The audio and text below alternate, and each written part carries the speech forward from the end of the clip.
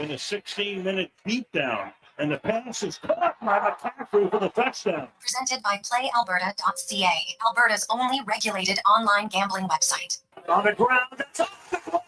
First baseman low. One run is in. Here comes Chisholm. 2 runs are in. And the New York Yankees now lead it 4-0.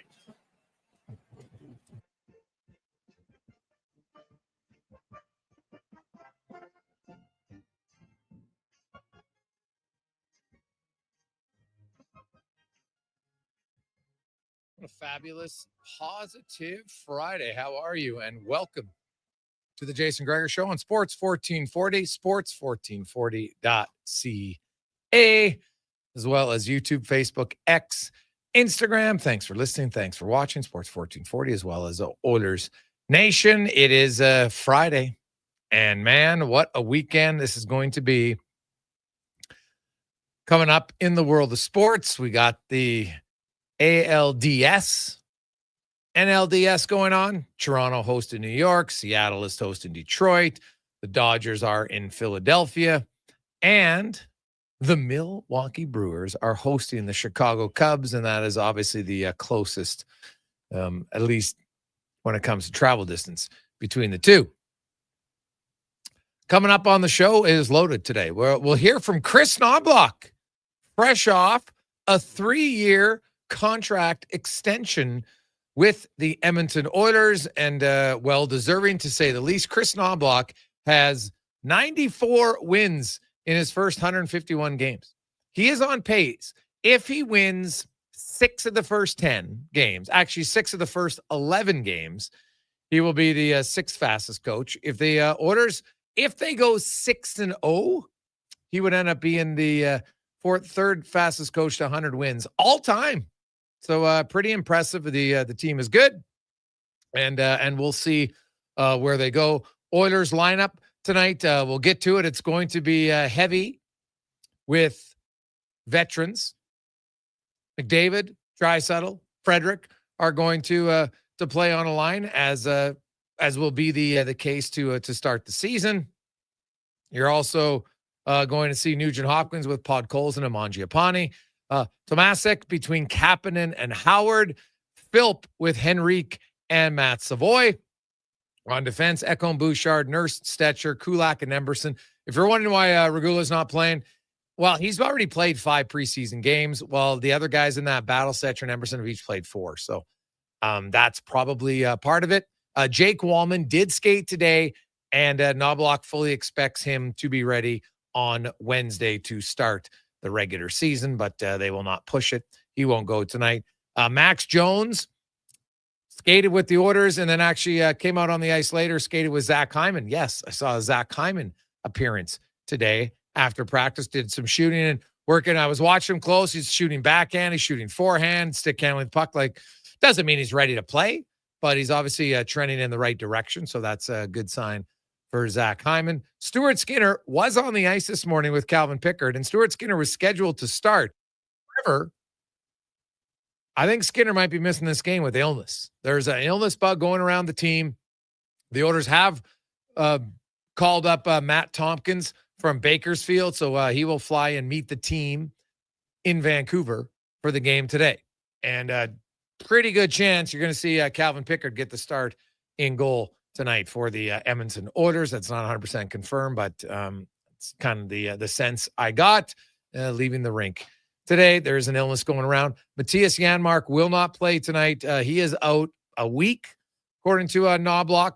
So he'll be banged up. Now, does that impact the Oilers roster? No. I know there are some people that are frustrated about Janmark, and I get in a way, but I didn't think they were going to put him on waivers, especially when you look at salary cap situation and everything else. They want to get as close to the cap as they can, and he being a $1.45 million player gets him a lot closer than guys who have $700,000 or $800K, right? Well, not 7. I guess there are some 775s. But after looking at the Oilers roster and everything else, here's kind of what I've deduced to I think is going to play out for the Oilers roster. So, obviously, there's some easy choices, right? Draisaitl, McDavid, Frederick are on the line. Mangiapane, Nugent Hopkins, Podkolzin, they're locks on the team. Kapanen, to me, is a lock on the team. Adam Henrique, He's a lock on the team. So there's 8 forwards. Matt Savoy, to me, is a lock because due to his performance bonuses, well, how he's played, but just on the off chance, because he doesn't require waivers, that they thought about sending him down. If he's not on the opening day roster, because he has $1 million in performance bonuses, then instead of being an $886,000 cap hit, when you recall him, he'd be a $1.886 cap hit. Well, they're not going to, that's $1 million. That's massive. So they're not going to do that. He's a lock on the roster. Tomasic is going to be here in opening night, but he won't be here on opening day roster. He doesn't have performance bonuses and he doesn't require waivers. The Oilers need to send down 3 players. So you can send him down and then recall him the minute you put Zach Hyman on LTIR the next day. So I think he's one. Max Jones, coach said he's going to be cleared. They expect him to be ready. So if that's the case, then I think Max Jones will be another guy. He'll be placed on waivers and then for the purpose of reassignment. So then that leaves one guy left, and that is out of Regula, Stetcher, Philp, Lazar. Right? I have Ike Howard on the roster as well. Now, there's a slight, and I say slight chance, if Jones doesn't clear and isn't ready, you could send Howard down. Now, he also has performance bonuses, but they're only $250K. So it's not ideal, but you could do it if you had to. I still think Ike Howard is going to be on the roster. To me, he's like virtually a lock unless something strange happens. So it really comes down to Lazar, Philp up front, Regula, and Stetcher. Now, I've had Emberson because he makes $1.3 million. He's kind of in the mix, I guess, maybe, because there's one caveat to consider for the Oilers. And when you look at that, sending guys down, they don't want to risk losing someone on waivers. Damon Hunt got claimed on waivers already. Minnesota claimed him on waivers from Columbus, right? Already. So it happens.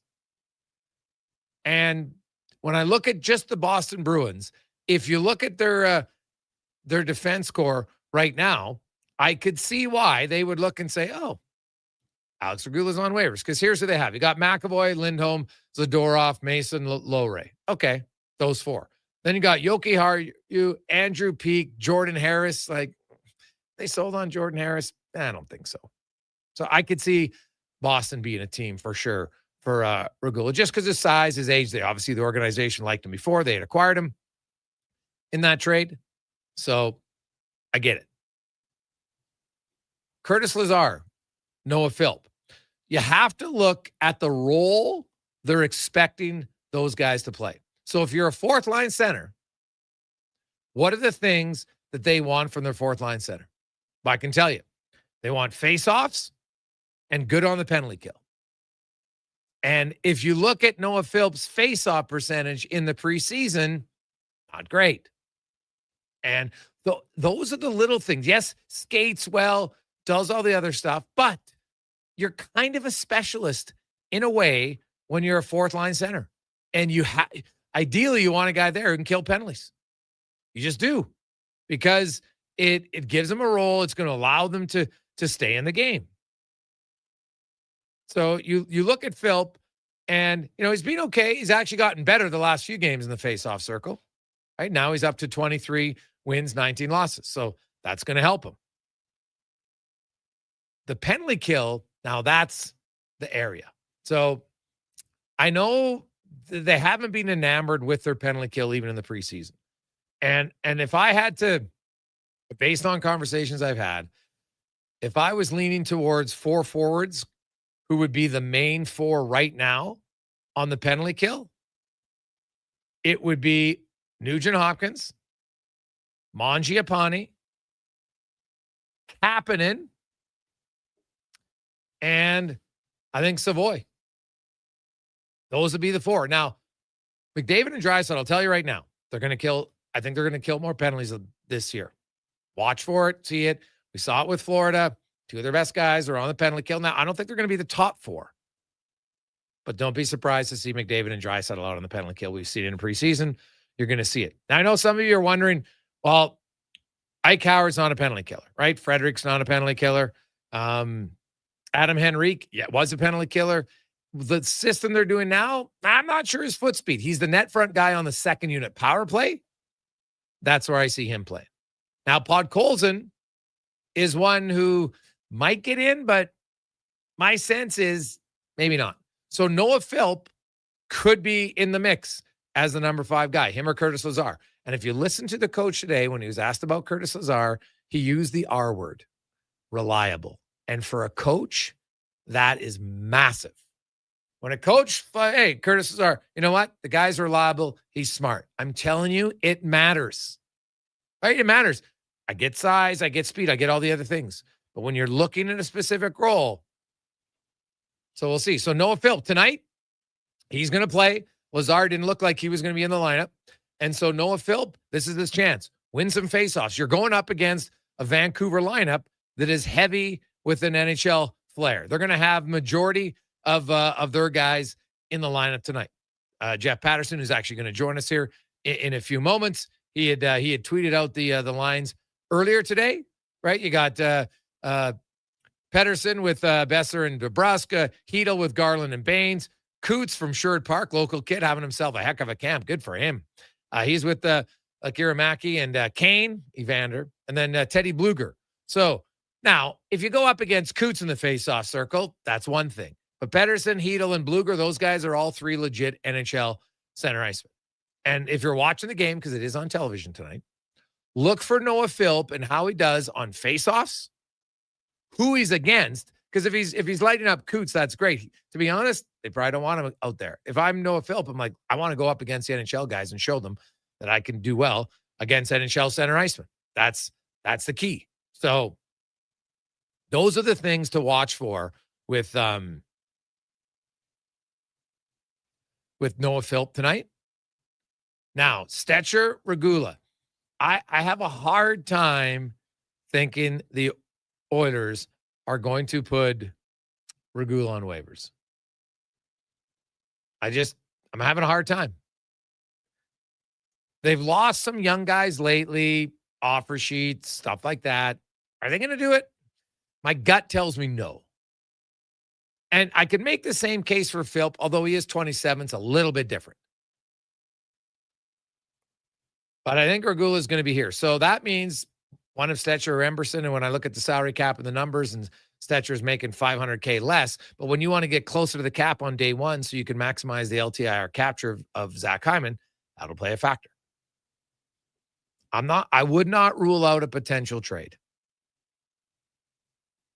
So I'm not saying it's, I've heard that one's cooking. I'm just saying I wouldn't rule it out that's the discussion that's going on right now amongst Stan Bowman and his staff. Just because you don't want to just lose a guy for nothing. It's not ideal. Maybe you can get a draft pick back, maybe get something else, who knows? But that's something to watch for between now and Monday or Sunday when the official roster needs to be put in for the Edmonton Oilers. 833-401-1440, 833-401-1440. Hey, Gregor, would you give Tompkins a start? No. No, not at all. He's not on my NHL roster. No, I am starting Calvin Pickard all day long tonight. So,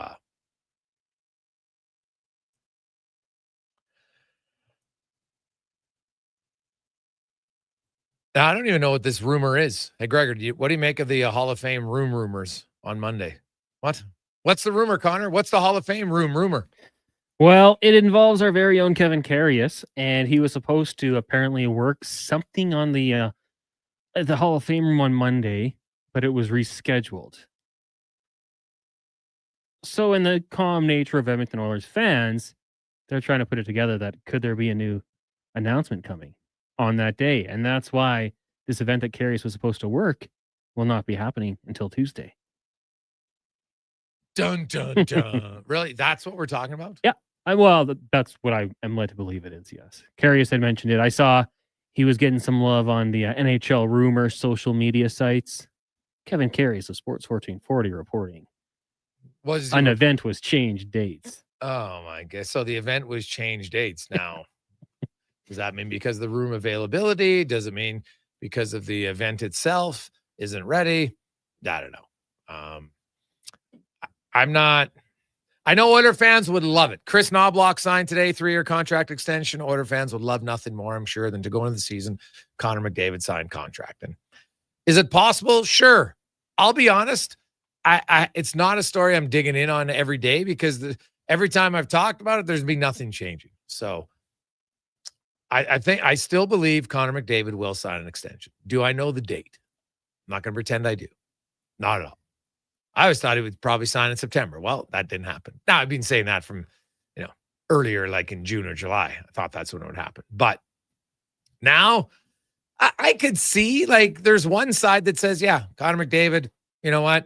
He had conversations, took his time, which he was totally allowed to do. And then he decided, guess what? I don't want to have this when the season begins, so I'll announce it Monday. Sure, I get the theory behind it. But then I also see the other side where he's like, why do I have to rush? I don't believe the contract will be as much of a distraction for Connor McDavid as it will be for the elevated heart rate of some Oilers fans, right? And that's fine. I get why Oilers fans are nervous about it. Even though you probably should be pretty confident, I guess until it's done, they're always saying the old Dumb and Dumber. So you're telling me there's a chance. So I guess there's a chance he could somehow decide not to sign her. I'd be a little bit surprised this year. Hey, Gregor, the Oilers are not doing a wall of honor this year. You know why they're taking a break? Yeah, they're looking at it and they want to revamp a little bit of the looking at it that, you get through some names pretty quick and then all of a sudden, because I think there was an initial surge. Okay, great. And then it's like, no, they want to ensure that it's really, truly a Hall of Fame Ring of Honor. It's not just a lot of people that, I think it was pretty good. And I have no problem with that. I think they're kind of revamping what the stipulations are for people. I would firmly expect that next year you will have an announcement and they'll be voting. Now, does somebody get in? That's the other question. But there will be the vote process again next year. So we'll see. 833-401-1440,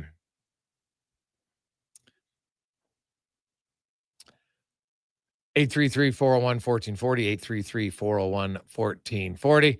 Hey, boys, there's lots of rumors about McDavid. Just go online. They're crazy from day to day. Gregor, you're smart to avoid it. Wow. If you're going to get caught up in every rumor about, because from one day it's, I think he's going to sign. The next, no, he's unhappy about this or that. Like, I don't know. Why would anyone say he's unhappy about the roster when the roster hasn't played any games? You don't know how good or bad it's going to be. So I probably suggest maybe for your own sanity, you can mute certain words. So maybe you want to mute McDavid contract for a while. It might be better for you. So who knows? Who knows? Coming up on the show today, we've got a great show. Jeff Patterson from Rink Wide in Vancouver. We'll be by Lori Ann Munzer in the Mind. Will join us. Dave Naylor. We'll talk some football, CFL and NFL. Tater in the 2-minute warning. Craig Button, TSN scout and analyst. We'll be by at 4:20. Spec, LT. We got Wanye Gretz. Lots of your texts. 833-401-1440. We do know all the matchups in MLB that we talked about. What about last night, Connor? That's why you play the games. And a lot of people, myself included, thought the Rams were going to walk, and they didn't. They walked to a loss against the 49ers. Yeah, I mean, we said it. Niners are a good coach team. Divisional matchup. I didn't think they'd win by any means, but I wasn't sure about that spread, 9.5 points. I think it dropped down to 8.5 eventually. But yeah, give the Niners credit. They're walking wounded. When they get healthy, Gregor, watch out for this team because they're only going to add a lot of weapons as the season goes on here, and they're playing some good ball. Kyron Williams, man. I wish there was minus 15 points in fantasy, Gregor, for a fumble like that because I'm playing him in 2 leagues and he crushed me. But what a fumble, and then the stop at the end of the game. I like that Coach McVay takes all the blame for it, shoulders it, but I think they just got to execute better. You got to be able to find a way to get that yard. Yeah. No. Well, what about the fumble at the 1 yard line? Geez, give him minus 20 fantasy points. Crucial situation, fumble. Then I wouldn't be losing by so much in 2 leagues. But yeah, it was a really entertaining game as well. I really enjoyed that one. Quick break. We'll return. It's the Gregor Show presented by PlayAlberta.ca. Bringing every project to life requires the right team. By joining the Japa Machinery Group service or sales teams, you can be part of setting a new industry standard. Celebrating a legacy of excellence with Japa. Learn more at japamachinery.com. Legacy Heating and Cooling is sounding the call. Don't struggle through winter with a furnace you can't trust. For maintenance before winter strikes, call Legacy. Call Legacy. For furnace tune-ups and repairs to give peace of mind. Call Legacy. Call Legacy. Or to scrap your old furnace for a brand new high-efficiency one. Call Legacy. Call Legacy. And with no payments, no interest for 1 year on your new furnace, it's gotta be Legacy Heating and Cooling. Buy more, save more, give more at The Brick. This week at The Brick, save up to 30% off furniture and up to 15% off major appliances. Your stellar night's sleep starts with select mattresses up to 40% off. Or score a Made in Canada mattress from just $159. Find store-wide savings on upholstery, major appliances, and big screen TVs, with a portion of proceeds donated to the Stollery. See in-store for details and exclusions. The Brick, saving you more. At Fountain Tire, we're fluent in saving you money. Fluent? Yes, we've mastered the language of deals. Like right now, you can save up to 25% off select tires and up to $125 off a set of 4 select Goodyear tires. Plus, $50 off $150 service when you buy those tires. All until October 18th. I'm sorry, I don't speak deals. Spend less, save more when you buy round black things from us. Oh, got it. Restrictions apply. Book your appointment online today. Fountain Tire. We're on this road together, Canada. Hi, Mike here from Northgate Chevrolet Buick GMC. It's not lost on me that this radio ad competes with a lot of other dealerships on the air. So what sets us apart? Honesty. At Northgate, we believe in giving you the very best price we can with the most value possible. We aren't giving away free trips or paying off your credit cards, but it is my promise you will get exactly what you paid for every time. Stop in and see us today, 13215 97th Street, or visit us online at northgategm.com. Whoa, who turned off all the lights? Experience the new charcoal menu at Booster Juice. Charcoal menu? Introducing the Eclipse Smoothie, Blackout Booster Mixer, and Midnight Booster Ball. Where's that voice coming from? Dark and delicious, made with activated charcoal. Can we please turn the lights back on? Sorry, I'm just excited about the new charcoal menu. Wow, that is good. Right? Available now, only at Booster Juice.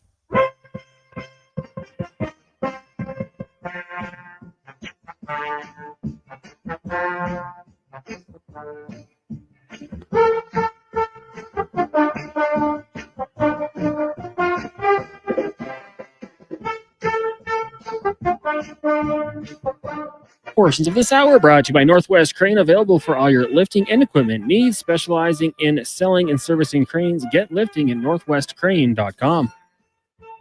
The Jason Gregor Show, the best of Edmonton sports talk and beyond. This is Sports 1440. Presented by PlayAlberta.ca, Alberta's only regulated online gambling website. Positive Friday rolls through. Jason Gregor, Connor Halley, Sports 1440, sports1440.ca, as well as YouTube, Facebook, Instagram, X. Thanks for listening. Thanks for watching the show. I know a reminder, tomorrow and Sunday, Jays playoffs right here on Sports 1440. So be sure if you're driving around, you want to listen to the game, well, you got it right here. So Jeff Patterson's going to be joining us momentarily as we go around the NHL, brought to you by McDonald's. And reminder, the veggie burger, try it this weekend. And then on Monday, it is back. One of your favorite games, Monopoly. Huge opportunity to win great prizes. Enjoy some of McD's favorites. So I can get it only at McDonald's. As Jeff Patterson from Rink Wide in Vancouver joins us, as the Oilers and the Canucks will both wrap up their preseason tonight. And both teams will be icing a pretty heavy NHL roster.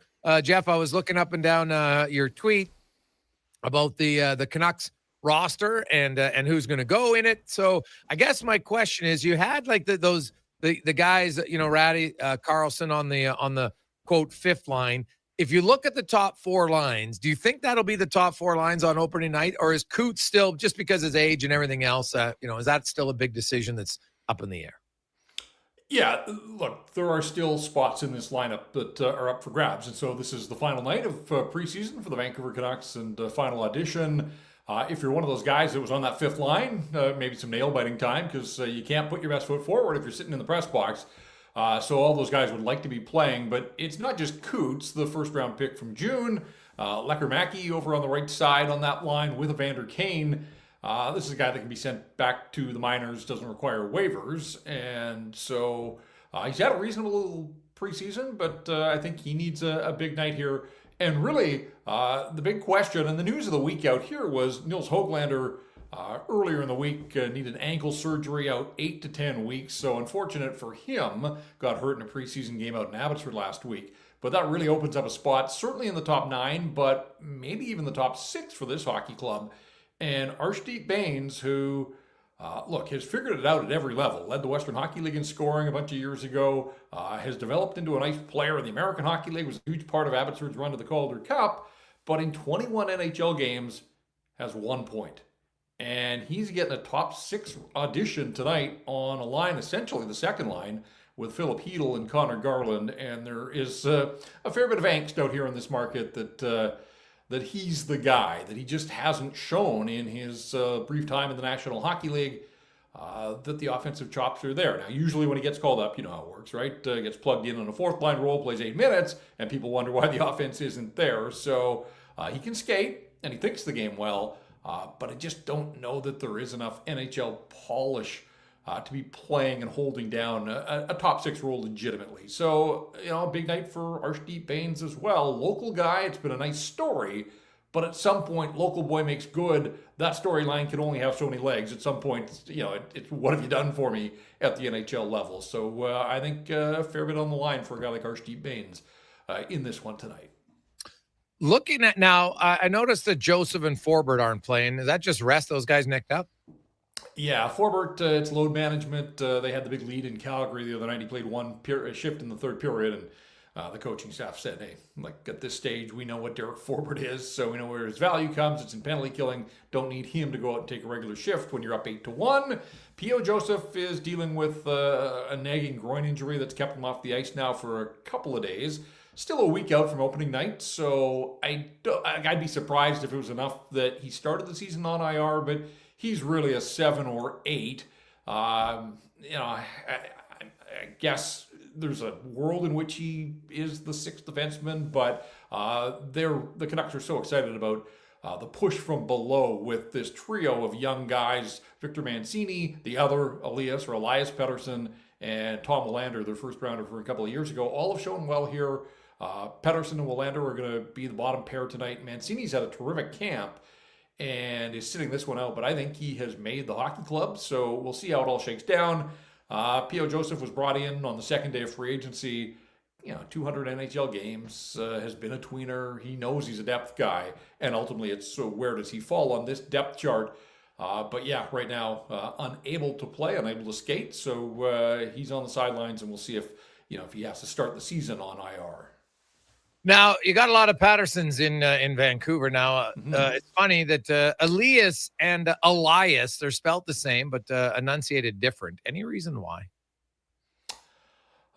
No, but it makes it easier for those of us. So, and that's first and foremost. In my world, it's what's easiest for the media. You're right, Marcus Pettersson was brought in. And of course, then to make matters a little more complicated, they drafted Riley Patterson last year. So somewhere down the line, you might have 3 Pattersons and a Patterson, and then another Patterson up in the press box watching and documenting it all. So we're taking over here, Gregor. Look out. That's all I got for you. It's all over. Yeah, you only have one T, though. You might just have to put another T in another cast. Just add some letters. Just make it up, right? Be like, oh no, totally. We're all all the same lineage.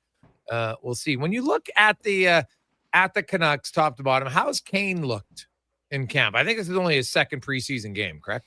Yeah. So my glib answer was I haven't really seen him. He played last week at home against the Kraken. I joked on our own show this morning that apparently he only plays Friday nights in the preseason. That's it, because he played last Friday against Seattle and here against his former team. I asked him, at this stage of his career, 2 preseason games, enough to be ready to go. And he kind of shot me daggers and said, I don't need to play any preseason games. And he's probably not wrong. But look, he didn't play much hockey last year. He's come to a new organization. So in terms of building some chemistry and that type of stuff, Adam Foote kind of curiously said yesterday that he wanted to play Evander in Calgary on Wednesday, but just didn't think that the Saddledome was a place for a former Oiler in the preseason. I don't know what he was insinuating, that it was going to become a Battle of Alberta even without the full Oilers involved. Anyways, in an 8-1 game, maybe it would have gone sideways. Who knows? But Evander was left behind. So he hasn't played a road game in the preseason, so it's been pretty cushy that way. And he's playing with these two young kids, and part of that is a little bit of muscle and heft and the protection factor. But in practices, he's been fine. At this stage, I think we all know what he is, and his value doesn't come from running his own teammates through the end boards in training camp and practices.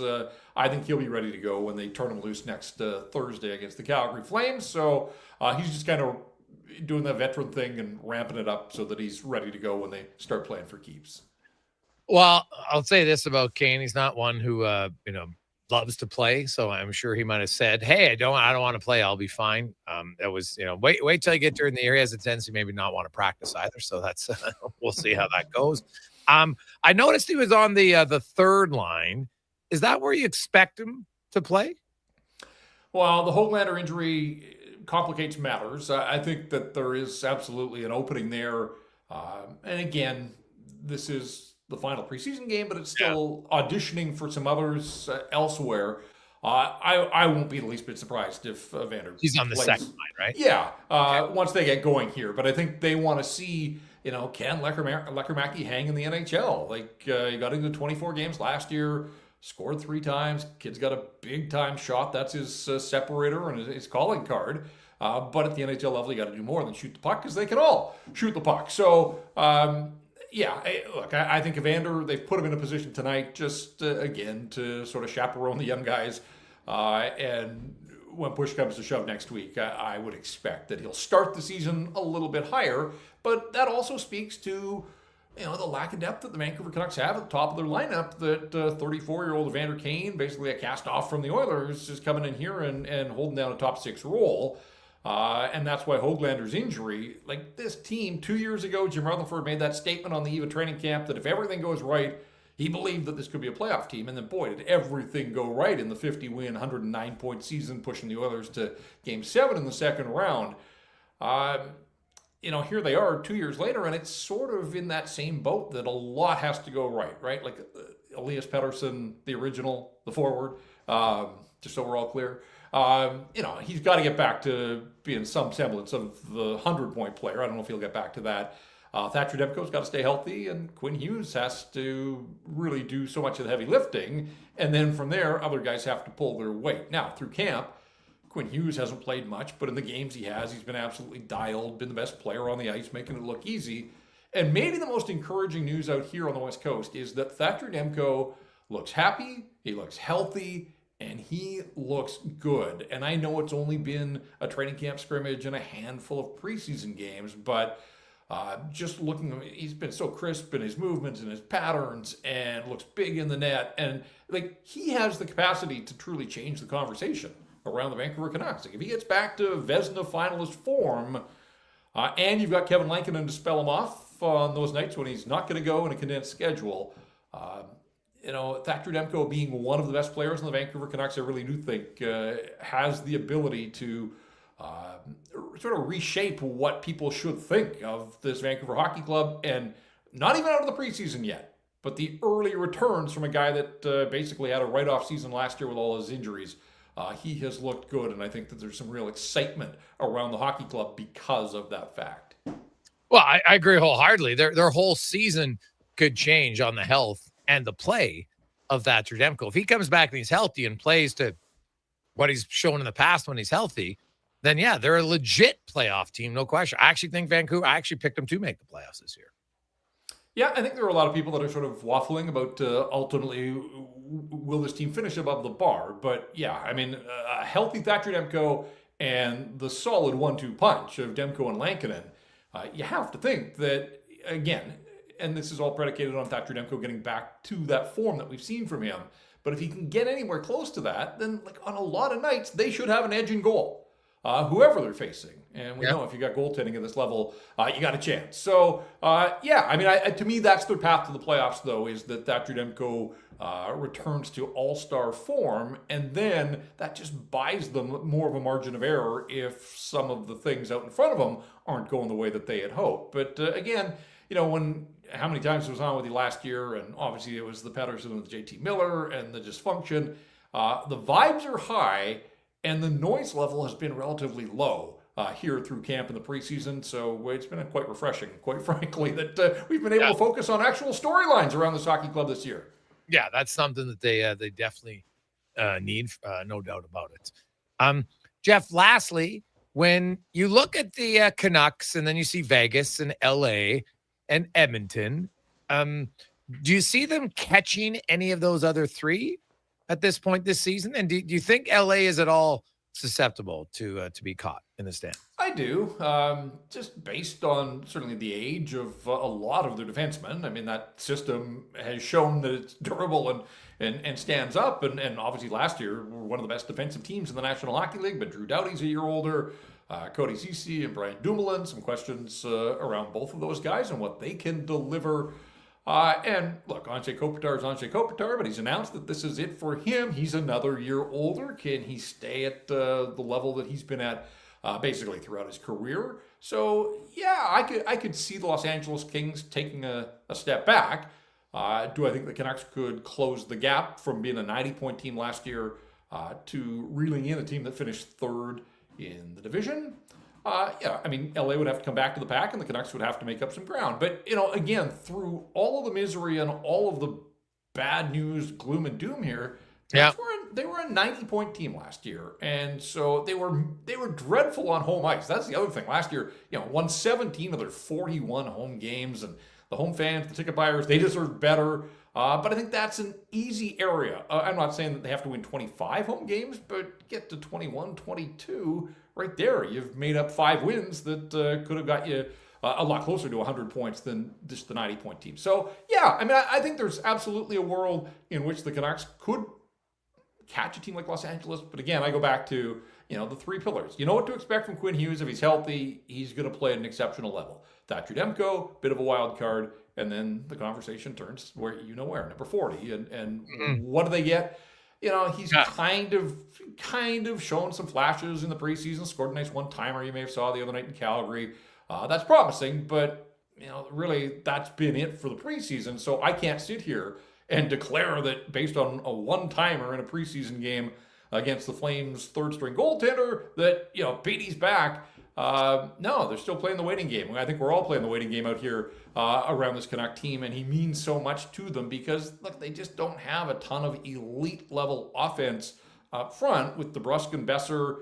They've been on his wings through camp here, proven veterans and guys that can get you 30, but they're not 50-goal scorers. And so they need Elias Pettersson to be dialed in from day one. And, he's been okay in camp, but a week from now, okay is not going to cut it when you're paying him close to $12 million.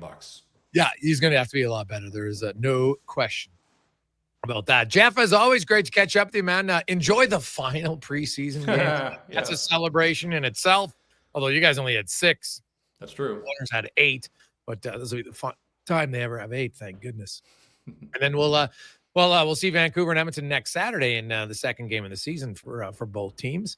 And they both open up the season against the Flames. The Oilers on Wednesday, the Canucks on Thursday. So should be fun, and we'll see how things play out. We'll talk to you again soon, my man. Always great, Gregor. Thanks for having me on. There you go. That's Jeff Patterson joining us from rinkside in Vancouver. So the Canucks and the Oilers pretty heavy-laden NHL rosters tonight. Stuart Skinner was scheduled to start, but the Oilers have recalled Matt Tompkins. I'm hearing Skinner maybe battling an illness, might not be going. So you could see Calvin Pickard get the start tonight. We'll take a quick break. We'll come back. We'll get in the mind and more on the Gregor Show presented by PlayAlberta.ca. The job isn't done until the last load is hauled, and having a semi-trailer out of commission is not an option. Whether replacing or adding to your convoy, Edmonton Trailer has a huge inventory of new and used semi-trailers, trusted by the gravel, logging, oil field, fluids, and freight industries. Find a trailer right for you online or at one of their 3 locations. For sales, service, parts, rental, and finance, when you're in it for the long haul, Edmonton Trailer. Legacy Heating and Cooling is the #1 heating and cooling company for people who want heating and cooling, because you'll save a bundle by bundling. Then you can use hot, cold, hot, cold. Come on, thermostat, do what you're told. Turn up the heat, turn up the cold, to the vent, start pushing out tornadoes. Bundle my furnace with some AC. Gonna get a new from Legacy! Oh yeah, save a bundle when you bundle your new furnace and AC from Legacy today. Plus no payments and no interest for 1 year. That's how you build your legacy. Legacy Heating and Cooling. Action Electrical's projects team takes the field, folks, ready to execute the entire play for new commercial builds. Absolutely. They're masters of design build, sketching strategy from initial blueprints to core electrical infrastructure. The team never misses on complex projects. Known for handling big league constructions and major renovations, ensuring flawless execution, hire the Action Electrical team to bring home a win for your project. Visit actionelectrical.net. Got a car you're ready to part with? Find out what it's worth. Fast, easy, and totally free at Go Auto. We're talking top dollar trade-ins, whether it's a little worn or still rocking that new car smell. Just a few clicks, and boom, you've got your value. Text value to 780-777-7777 to start. That's value to 780 all sevens. Why guess what it's worth? Let Go Auto show you the money. Groceries, mortgage payments, family holidays, a new car. That's what profit shares look like for Vision Credit Union members. Each year, we return about 75% of our profits, $35 million last year, to the people who bank with us. Because at Vision Credit Union, when you're an owner, you get your share. Why not get yours? Learn how at whatsyourshare.ca. That's whatsyourshare.ca.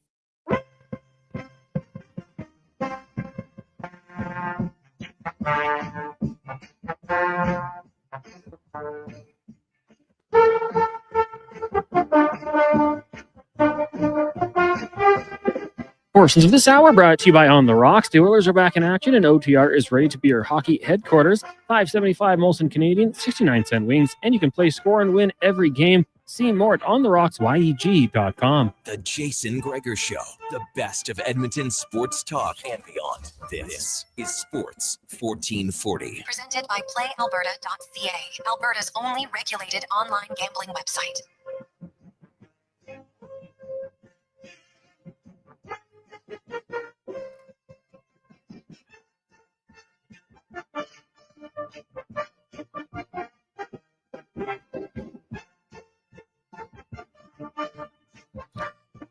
Positive Friday. Welcome back, Jason Gregor, Connor Halley, as we roll through. Positive Friday, getting set for baseball playoffs tomorrow. A quadruple header again on Saturday and Sunday in MLB. That is, I'm pretty sure it's, or no, maybe, do they have some teams playing not on Sunday, but then on Monday, so they don't have days off, cons? Check that schedule. But, that might be happening. So Sunday is just Jays, Yankees, Tigers, Mariners. okay, that's what I thought. Okay, so they'll play Saturday, Monday for some of them, just so they don't want to go a night dry in the playoffs. That makes sense. I totally understand it. So there you go. Now let's go in the mind, brought to you by Action Electrical. And did you know they are hiring second, third, and fourth year electricians? You've gained some experience. You want to gain more, and you want to work for a fantastic company with lots of opportunity to grow, because they can do one of the fastest growing electrical companies in the province. Go, just send your resume, careers@actionelectrical.net. Good luck. Good luck. Lori Ann Munzer, gold medalist, joins us. Also mental coach. Lori Ann, welcome back to the show. How you doing? Hey, doing awesome. Happy Friday. Yes. Same to you. We'll get into some other things first, but I want to talk about Magdalene Valadez became the first Canadian in history to win the UCI World Road Race Championship, but she had to pay her own way to get there. So I guess, first of all, explain how prestigious of a road event, how big of a victory is this? Oh, this is historic. Seriously, this is right parallel beside an Olympic cyclist that I know who won 21 years ago. The road racing happens every year, the World Championships. So everything that you're riding and training and racing for also comes down to the World Championships here. And no other Canadian has ever done this. She's the first. And then similar to like the rugby that we watched last weekend, she had to pay her own way. And I totally understand that, because sometimes the carding isn't there, the funding isn't there, the money's just not there, and you know you've got all the goods to make it happen. So guess what? You take it into your own hands. And unfortunately, that's part of sport in Canada. And holy moly, she did the impossible or the unthinkable, and she won. She broke away. She's been noted to be a really good hill climber in all of the disciplines, like mountain bike, road, also cyclocross. So very disciplined and able to ride in various situations. So for her to do this, this is setting a whole new precedent again. And I'm so excited for her. So how do you think it changes? What are some ways that they could get more funding? Oh, I was thinking about that afterwards, and it's just going, like, even though it's 21 years later since I won, she's done it. It's what could we do? And I had come up with a couple of different things. There's always like a national champion endowment fund where, you know, there's different ways, instead of scrambling every year, is building that out. But then again, it really is hard to, because it's like, well, who do you select? And, you know, who's on top, who's showing promise? What about doing something at a grassroots level, like maybe Ride with the Champions grassroots events, where part of the public can come and get to know our athletes, our champions, our up and coming, even some of us who are retired too, right? What about a medal match guarantee where you literally have public and private partnerships where you are coming in to fund and sponsor the athletes? And I also think too, Jason, that at a federation level, regardless if it's just cycling, it's all of the sports across our country, is start teaching athletes to think like business owners. What are some of the fundamentals? Because, you know, you're training so much, you're in school or maybe you're working, but what is the business aspect of it, of giving back to the community? How to make this so, you know, people don't go, well, it's just a hobby. It's something that you're good at and we only see every 4 years. Let's get, you know, an adopt an athlete program going, but also where the athletes are involved. Because I can tell you, an hour, half an hour, once a week, maybe a couple hours every week isn't a lot out of your training schedule. It actually does you a world of good, because it gets you out of being all consuming and in the sport. And that's the only thing you do. You get to learn new skills, or you get to meet new people, you get to network. And as an athlete in this digital day and age, that is part of what you have to do. And that's part of your role as an athlete. Yeah, no, I think it's fair, right? And totally true. And it is like, congratulations to her. Like, do you think winning something like this, that's got to, I think she's got to use that and be able to attract sponsors from it? Oh, absolutely. I hope that she, you know, takes a day or two off, sits down and go, how do I want this to unfold now? Because she literally has less than 365 days to really capitalize on it. And I hate to use that word, but you know what? You got to strike when the iron's hot, and it's like the interest is there. She's already going to inspire a generation of young up and coming riders, especially females, maybe even the older ones too, going, hey, you know what? You can always ride a bike, Jason. That's the cool part. But honestly, for her to get the sponsorship, the funding, the support behind her, maybe she has, you know, a few teammates that she'd like to build it around, that's going to be huge. And really the next 4 weeks is going to be instrumental.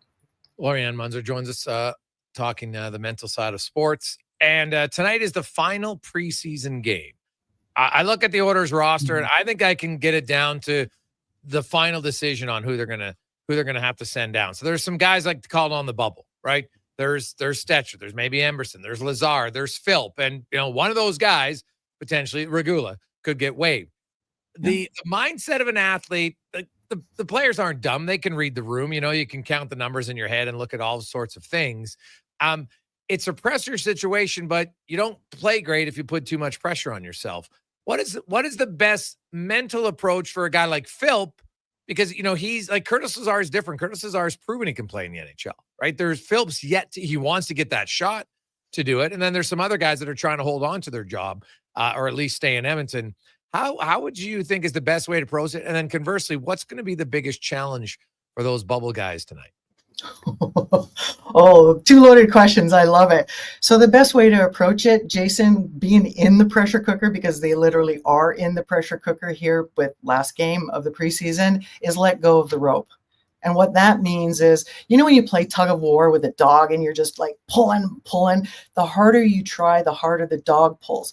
And then when you let go, literally, it's like the dog will follow you around, go, come on, like, let's play, let's go. And as an athlete, when you're thinking so much and so hard about, I got to be on for the shift, I got to make the right move, I got to be able to make sure I catch the puck, that I pass the puck, and that it doesn't go into the wrong hands, is the pressure there is so much, is just, you know what, you've done the drills, you've got the skills, get the head out of the pressure cooker and look, go in like a newbie with eyes open and just take it all in. Go and enjoy the moment and use your senses, like see things, hear things, smell things. Like the ice is going to smell different tonight, especially when they're getting hot seated and roasted, knowing, okay, I'm either going to make it or I'm not. And to be able to literally let it go and go, I've done all the work.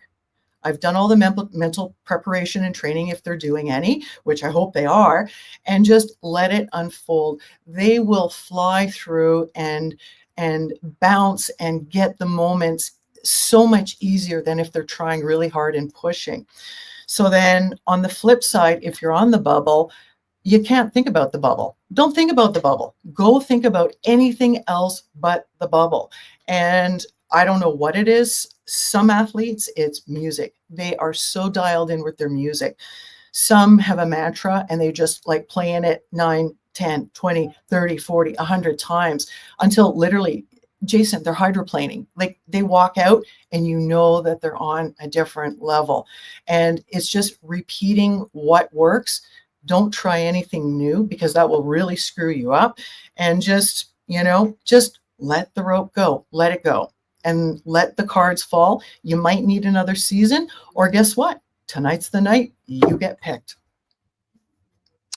Yeah, well, it's true. Well, they won't even know. That's the thing. They just got to go out and you got to play well, and it'll be interesting to see what they do. The other thing is, Lorianne, is kind of getting yourself ready to start. Like there's, the preseason starts at like a 5, then it slowly cramps up, and players, they all say, hey, I want to be ready when the regular season begins. And it's almost like it's hard to describe, but it's like goes 50%, then maybe like 70, then 80, and not necessarily that you're only trying at 50%, but just the pace of the game, everything else. And tonight, well, it's still not a regular season game because it technically means nothing in the standings. It does ratchet up. But when you look at kind of, when you were, and to me, any competitor does this, you don't go, full out all the time. You just can't. It doesn't make any sense to you, right? Like there is a little bit, not playing safe is probably the maybe the wrong way to say it, but I just don't see a lot of hits other than that Tampa, Florida game last night. That was kind of wild. And so who knows, maybe they'll ramp it up, but it's being pretty cautious. Even talked to Trent Frederick about it. And he's like, yeah, it's been kind of a quiet preseason. Then it'll probably maybe pick up. So mentally, this should actually be an easier game for everybody because it should be a little bit more of what they're accustomed to. That's an interesting concept. I look at the preseason like races that didn't really count. This is the time to try. If you've been working on something new, try it out. If you're trying different players together, that's the time to do it. The number one thing, Jason, is when the season starts, and I'm talking camp, is you should be ready every day to be able to bring out your best. And I know that I talk with other sportscasters, I talk with other coaches, and they're like, oh, that's not the way it goes. We've got 82 games.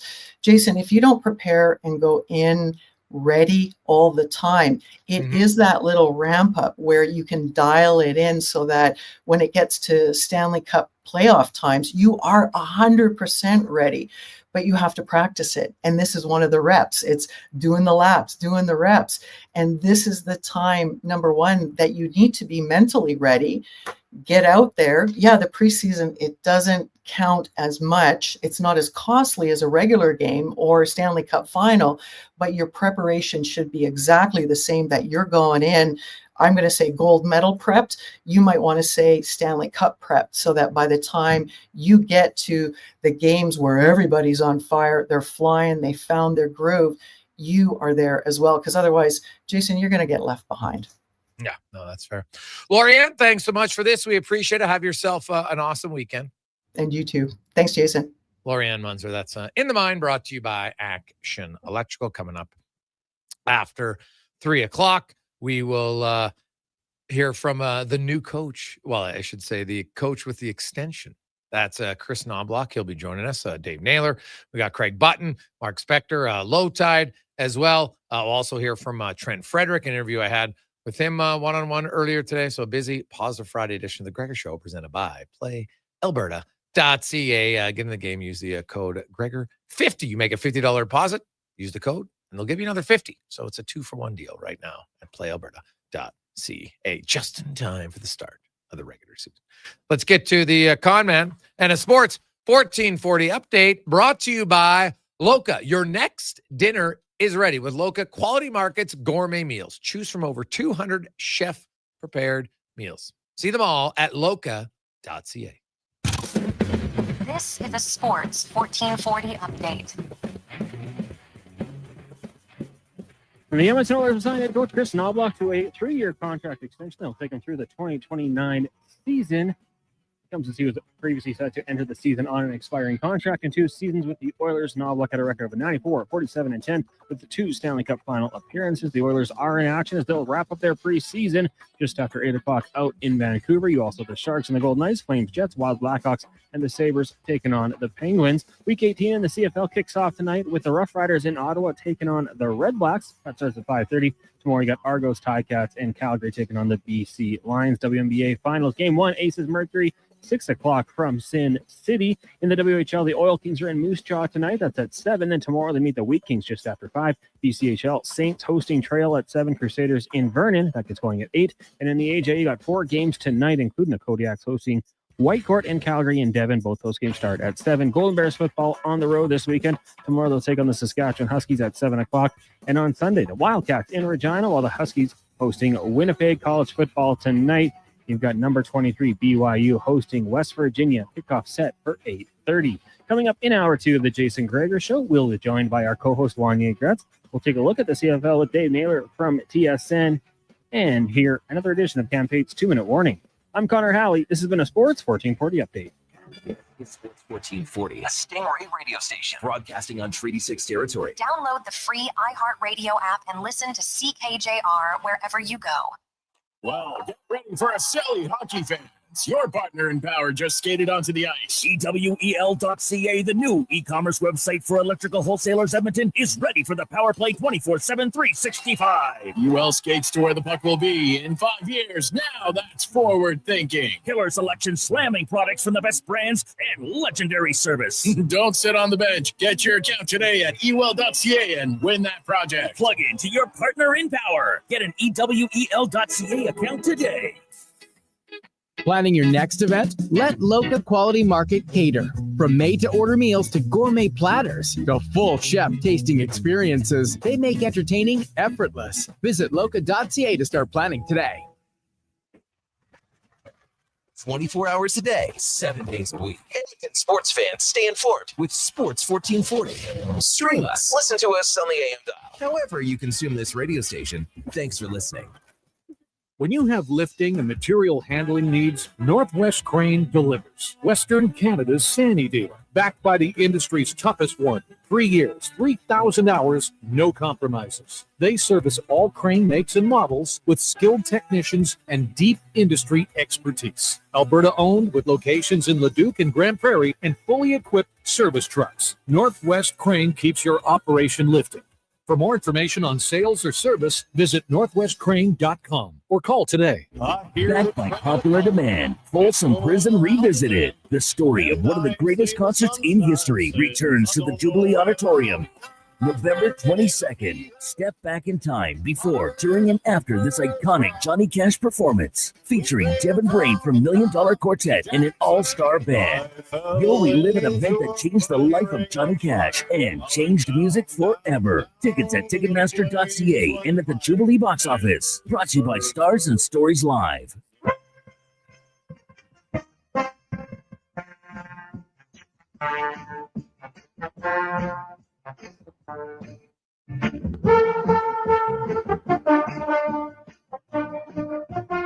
Portions of this hour brought to you by Cantork. What's the best way to beat the tariffs? Buy Canadian. Cantork's products are not only made in Canada, but right here in Edmonton. Save money, support Canada at Cantork.com. Hat tricks, touchdowns, and home runs. Get it all with the Jason Gregor Show on Sports 1440. Presented by PlayAlberta.ca, Alberta's only regulated online gambling website.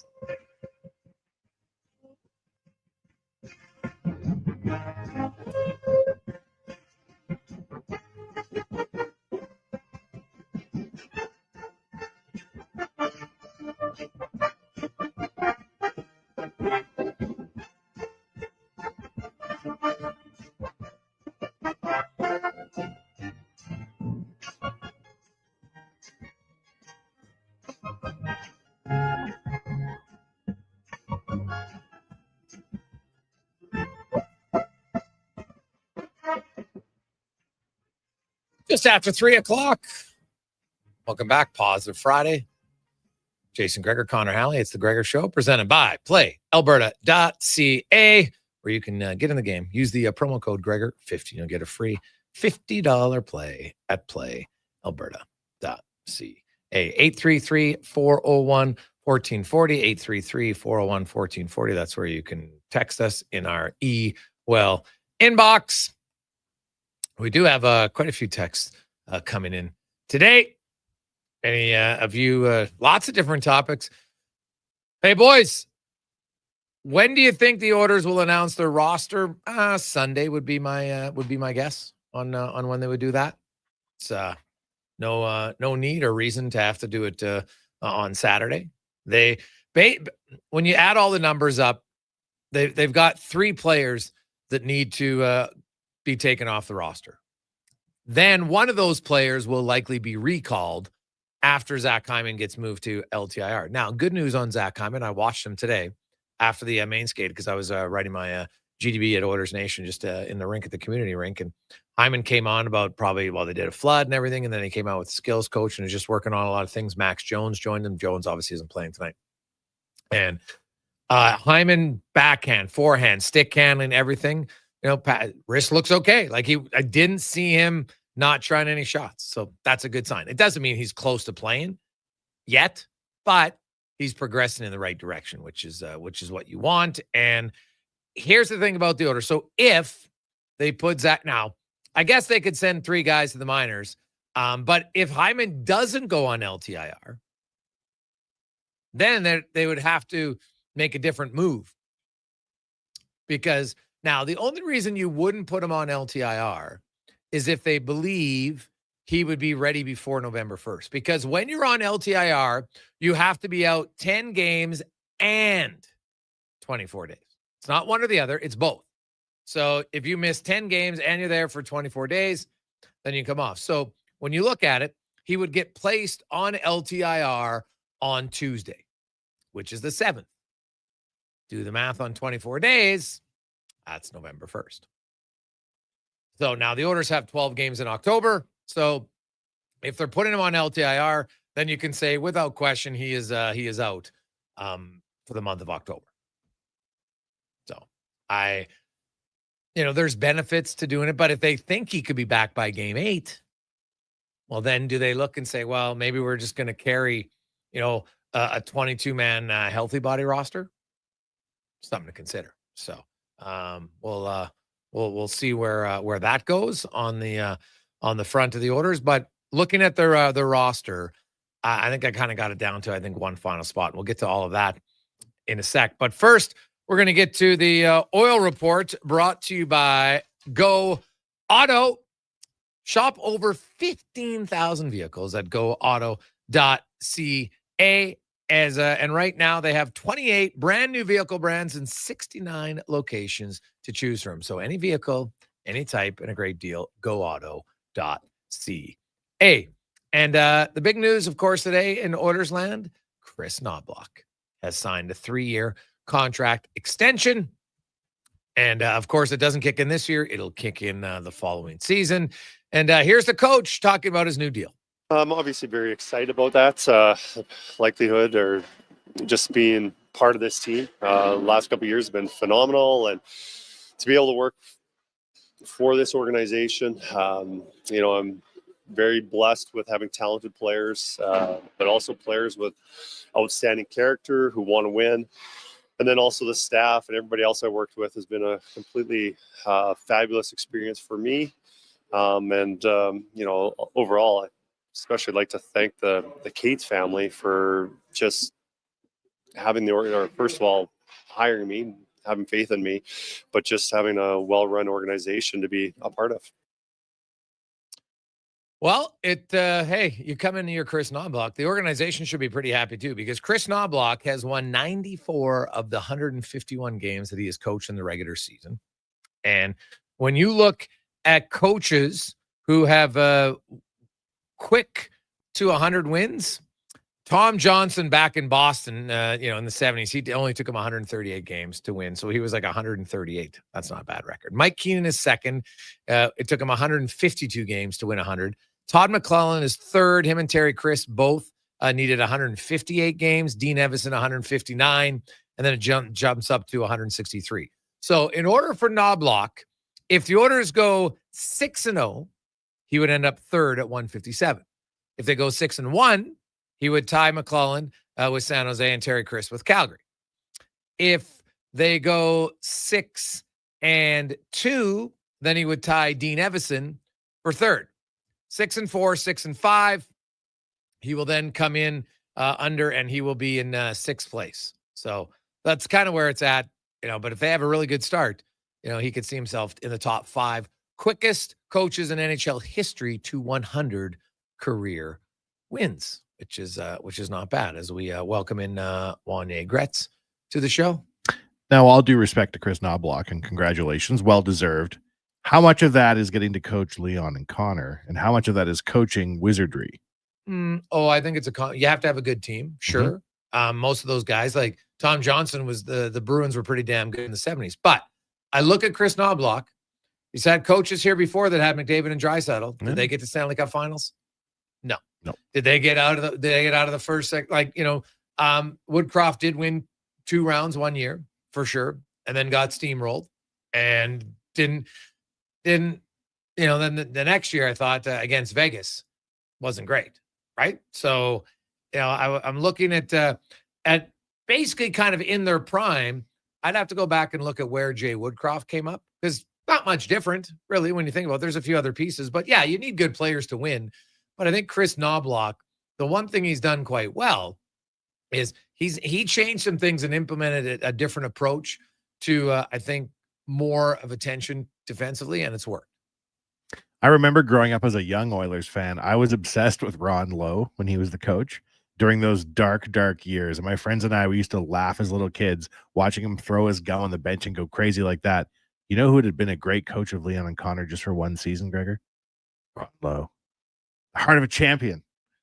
He'd give anything with those organizations and the teams he had to run in the 90s to have a Connor and a Leon on your roster.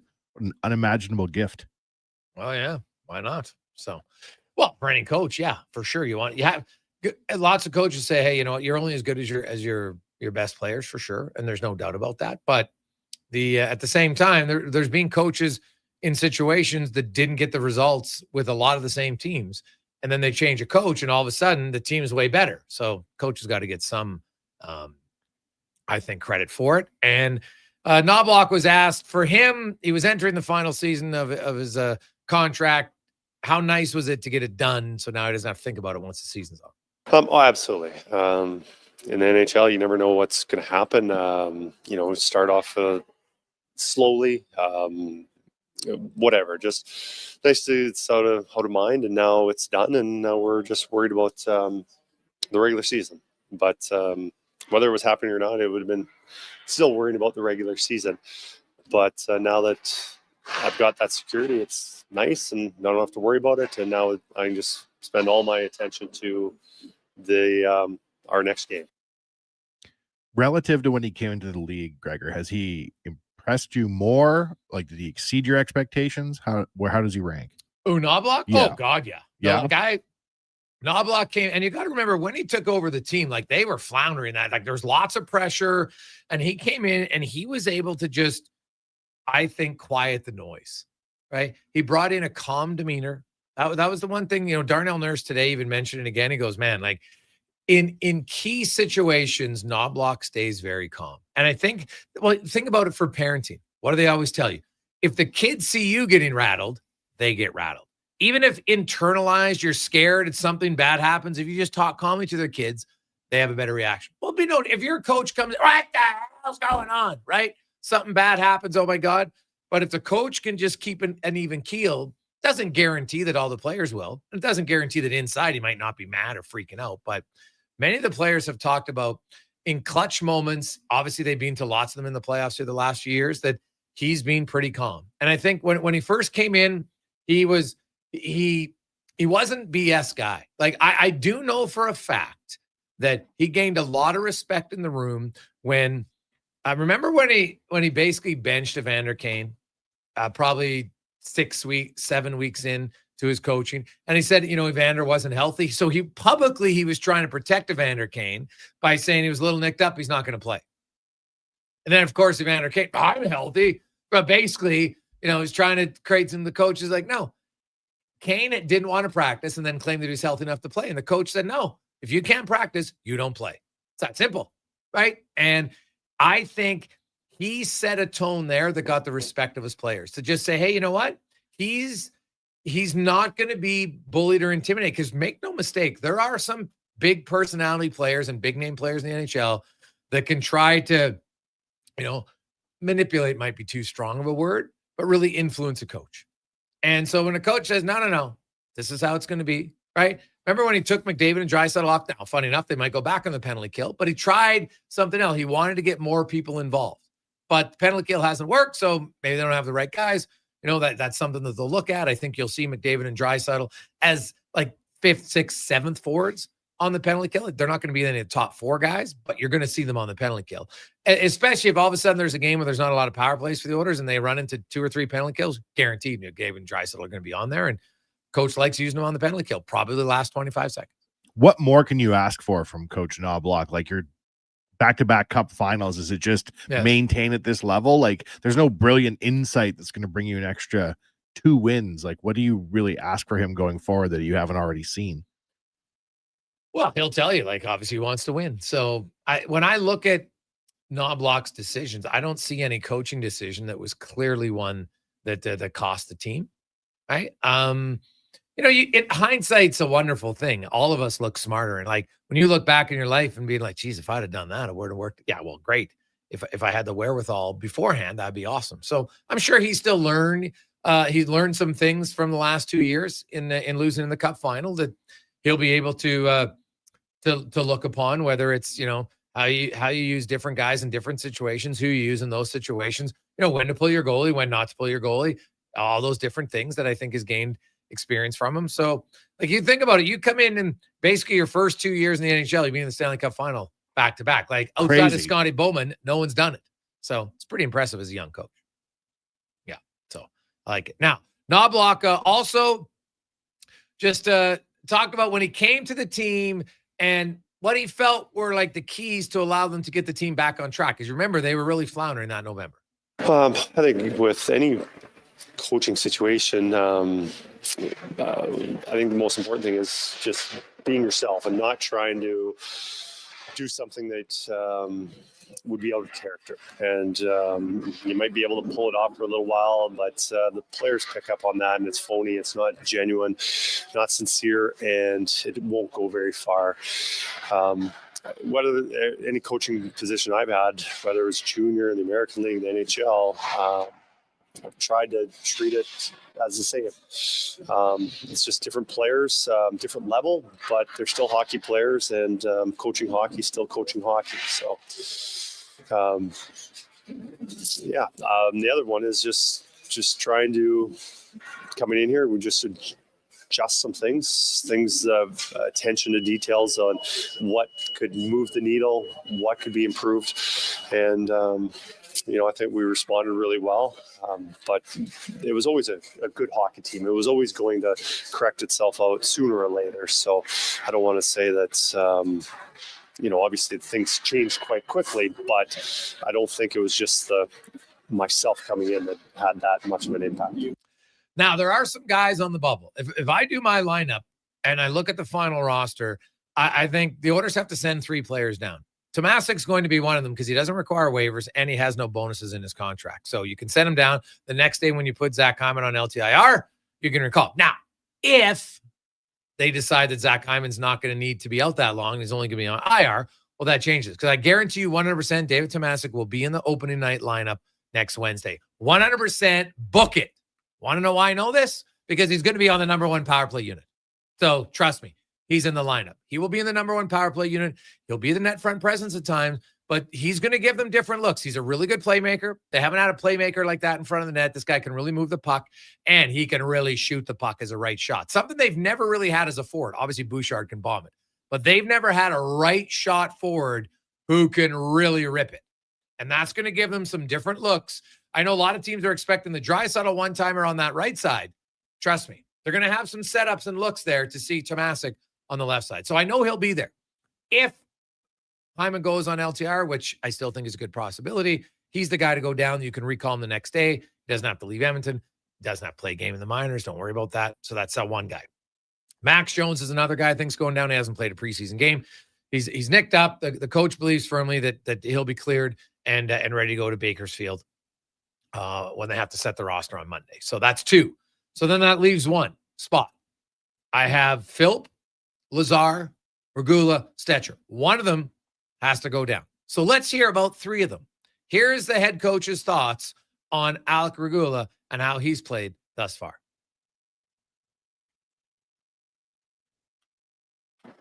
Alec Regula has been played really well. Obviously, we had a lot of faith in him to claim him off waivers, thought he could be a part of our future. And when he got here, found out his health status wasn't what we thought. It took a lot longer for his rehab.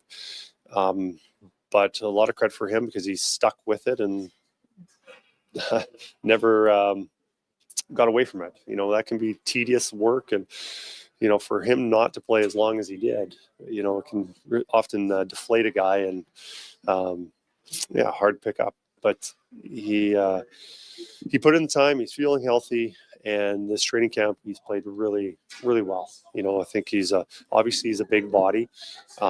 He uses his body, but he's not over physical where he's running out of position to finish checks. But when I say using his body, mostly using it on like puck possession, being able to hold pucks a little bit longer, and he's made numerous beautiful passes, getting pucks in the forwards' hands and allowing them to carry the puck out rather than just dump and chase. And, you look at our forwards that we have, it's nice to have defensemen that move the puck well. Last year training camp, we traded for Wallman because he had those attributes that we wanted, not a chip and chase kind of defenseman, and being able to make a pass, get into our forwards' hands and play that style of game. And Alec is very strong at that. He can really move the puck for a big man. There's no question about it. He doesn't now, unless there's an illness, the plan isn't for him to play tonight. He's already played 5 preseason games. Stetcher and Emerson have only played 4. I think that's part of it. I think there's some final evaluations here going on. For me, I'd be very surprised. Not shocked, but surprised if Regula is the guy who ends up on waivers. That big right shot who can move the puck. He's 6'4", he's 210, close to 220 actually. So I'd be surprised at this point if he's one of the guys. So that leaves a few others. What about Curtis Lazar? Here's Knoblauch on Lazar. Curtis is very dependable. We got him here as a fourth line centerman who can also play the either wing and kill penalties. And whether he's our 13th or 11th, 12th forward, that's kind of where we see him fitting in to start the season. So kind of, hey, 11, 12, 13th, that's where we see him. So does that mean he's on the roster? Maybe that's just a little bit of trigger, I know, but he's reliable. When a coach uses the R word, that's big praise. Coaches love players that are predictable and you know what they're going to. Now, their best on what you get might not be super shiny. It might not be super fast, but not going to have a lot of mistakes, going to win some faceoffs for us and can kill a penalty. And that's very important. And lastly, another guy on the bubble, Noah Philp.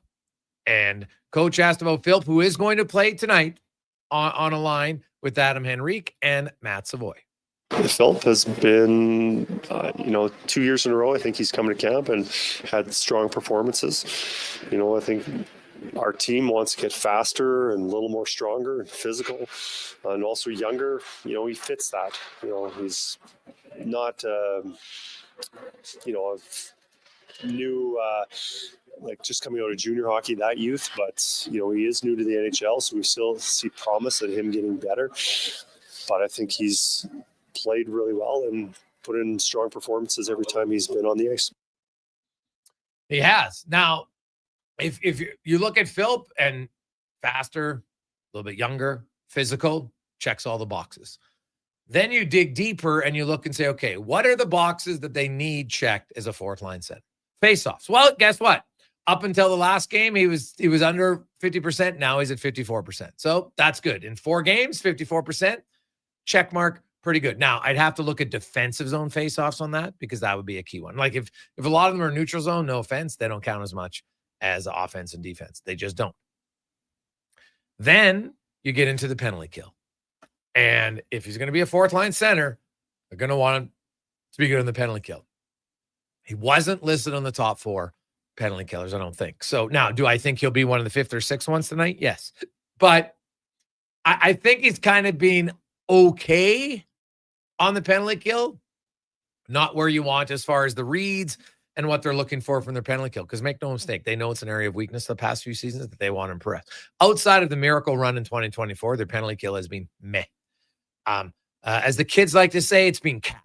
Okay, so that's where their penalty kill has been. I can't believe I just said that. If my son was listening, he'd love it. But people are like, "What the hell are you talking about?" Trust me, I'm trying to be a kid, but it's funny. He says it all the time, and I'm like, "What are you talking about?" But so there. That's when you watch the game tonight, and the game is on TV.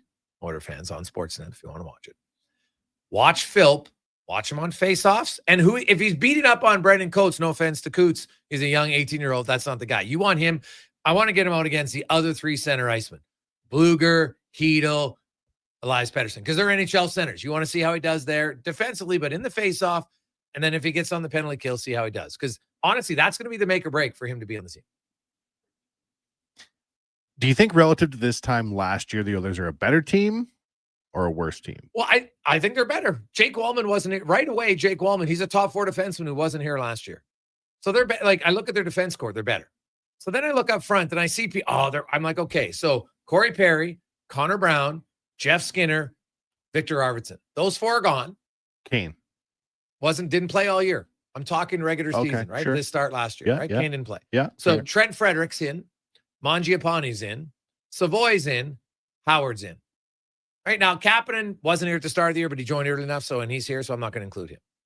So when I say Perry, Brown, Arvidsson, Skinner, Frederick, Mangiapane, Savoy, and Howard, what's the real big difference here? Are those 4 forwards drastic? Now, they're less experienced, for sure, but collectively they're younger. Collectively they're faster. Frederick's infinitely more physical than any of them, right? Because he can get there. Corey Perry's a gamer, no question about it, but you couldn't really play him in your top 6 5-on-5 because of his foot speed. The coach didn't like to do it. So Jeff Skinner wasn't a player that they thought was a top 6 guy. So when I look at the new players, I don't see how they're any worse off. Not necessarily clearly better, different, but I don't see it worse. But I do see the defense from the start of the year this year to the start of the year last year, the defense scores better just because of Jake Wallman. So that's how I see it. I think there's more upside because of the young guys, but I don't think that the 4 guys that left are heads and shoulders way better than the 4. Like Frederick and Mangiapane are proven NHLers. So then it's just, you got Howard and Savoy.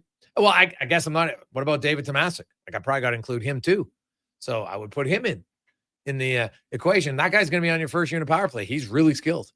It's a right shot that they didn't have who can score. How much has the average age of the Oilers come down?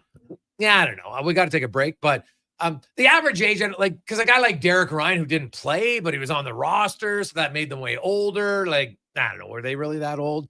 It's come down a bit, but probably not as much as you think, just because it's such a small group of players. So I guess I'd have to go do the math on it, but I'm going to say, like, I know last year, Oilers' oldest team, but then you look, they're like 31.3, and there's like 8 teams at 31.2. Like, what the hell are we talking about here? Like, it's not that much of a difference, right? I think people hear oldest team in the league, but they don't realize it's like 31.3, and you got half the league who's 30.5 and older. Like, is that was 8 months that much of a difference? I don't think so. Quick break. We'll return. It's the Gregor Show presented by PlayAlberta.ca. Experience more at the Edmonton Expo Center. Come for Canada's largest trade show, the biggest names in entertainment, exhilarating sporting events, and more. Stay for the experience, but it doesn't end there. Maximize your brand exposure with Edmonton Expo Center's new cutting-edge feature screens, spanning Western Canada's largest venue space. Captivate an annual audience of over 1 million visitors during iconic events like Pro Rodeo, Disney on Ice, Glow, K-Days, and so much more. To learn more, call 780-471-7380 or visit EdmontonExpoCenter.com today. Scott McGilvery here, HGTV host and renovation expert. The one upgrade I know homeowners will love: better, fresher Culligan water straight from the tap. Culligan's Aquessential reverse osmosis filtration system takes your water to the next level.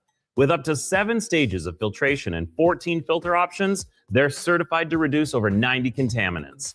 Your tap water is about to get a major upgrade. Safer water that tastes great. Get started with a free in-home water test at Culligan.com. Culligan, water you love. Day or night, tasting just so right. You can order Oodle Noodle at oodlenoodle.ca, delivering you the news almost right away. Remember, you can order Oodle Noodle at oodlenoodle.ca.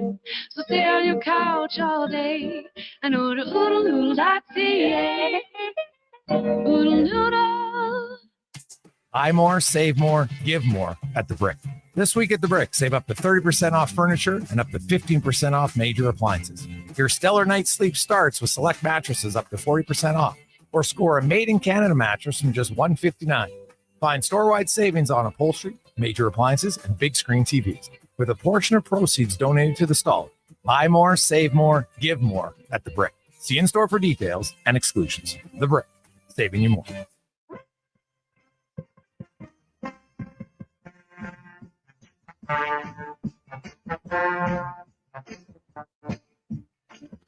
Portions of this hour brought to you by Japa Machinery. Japa is digging deep on their 50-year history of supporting Alberta's construction industry with their line of special edition blackout excavators. Visit japamachinery.com for all the details. The Jason Gregor Show, the best of Edmonton sports talk and beyond. This is Sports 1440. Presented by PlayAlberta.ca, Alberta's only regulated online gambling website.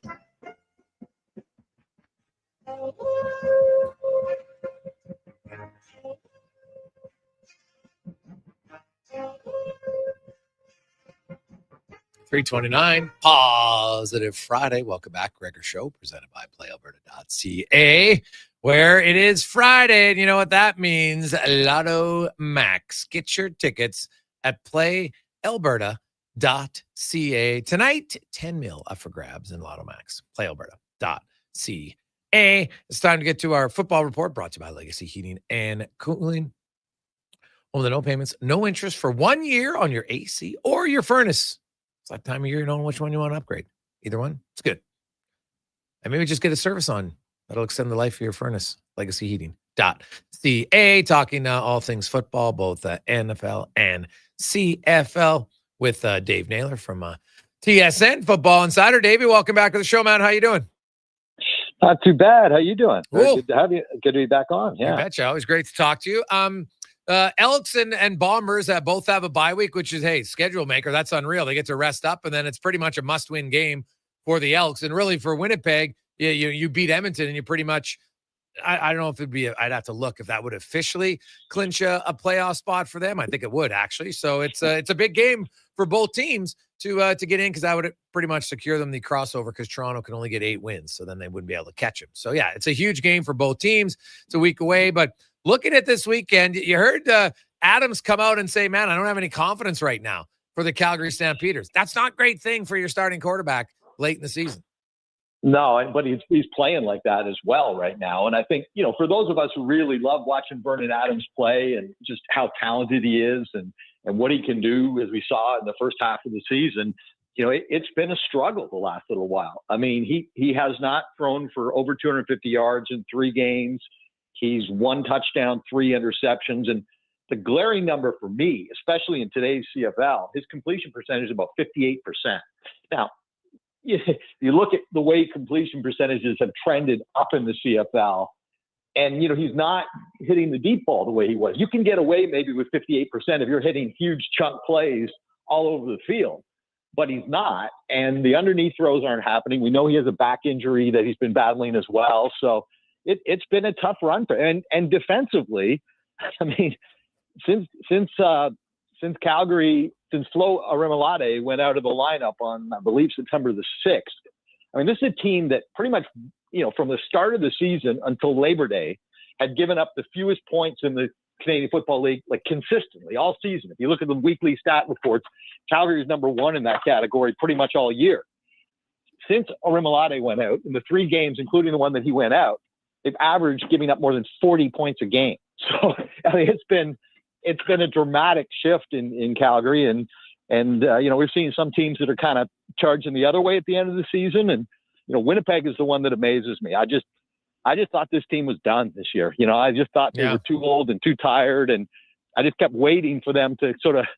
I described them to somebody. I said they're like a boxer who's kind of wobbling. You're just waiting for somebody to deliver the knockout punch, and now all of a sudden, I mean, I just thought. I was amazed what they looked like last week against Hamilton. I mean, they just looked rejuvenated and fresh and fast. I hadn't seen the Bombers look like that all season.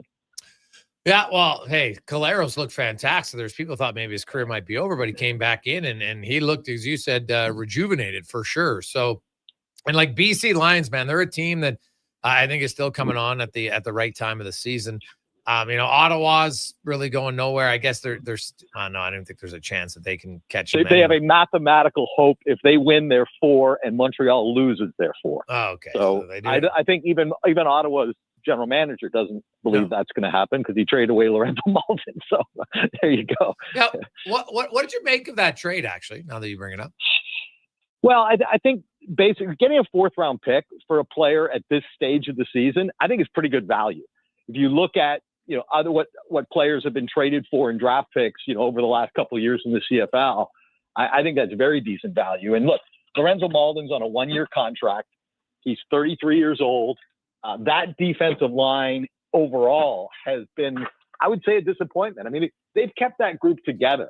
The Cleon Lang, Wakefield, Malden, that there's been a group of 4 defensive linemen. That's a position that turns over a lot in the CFL, but they've kept that group together for at least 3 seasons.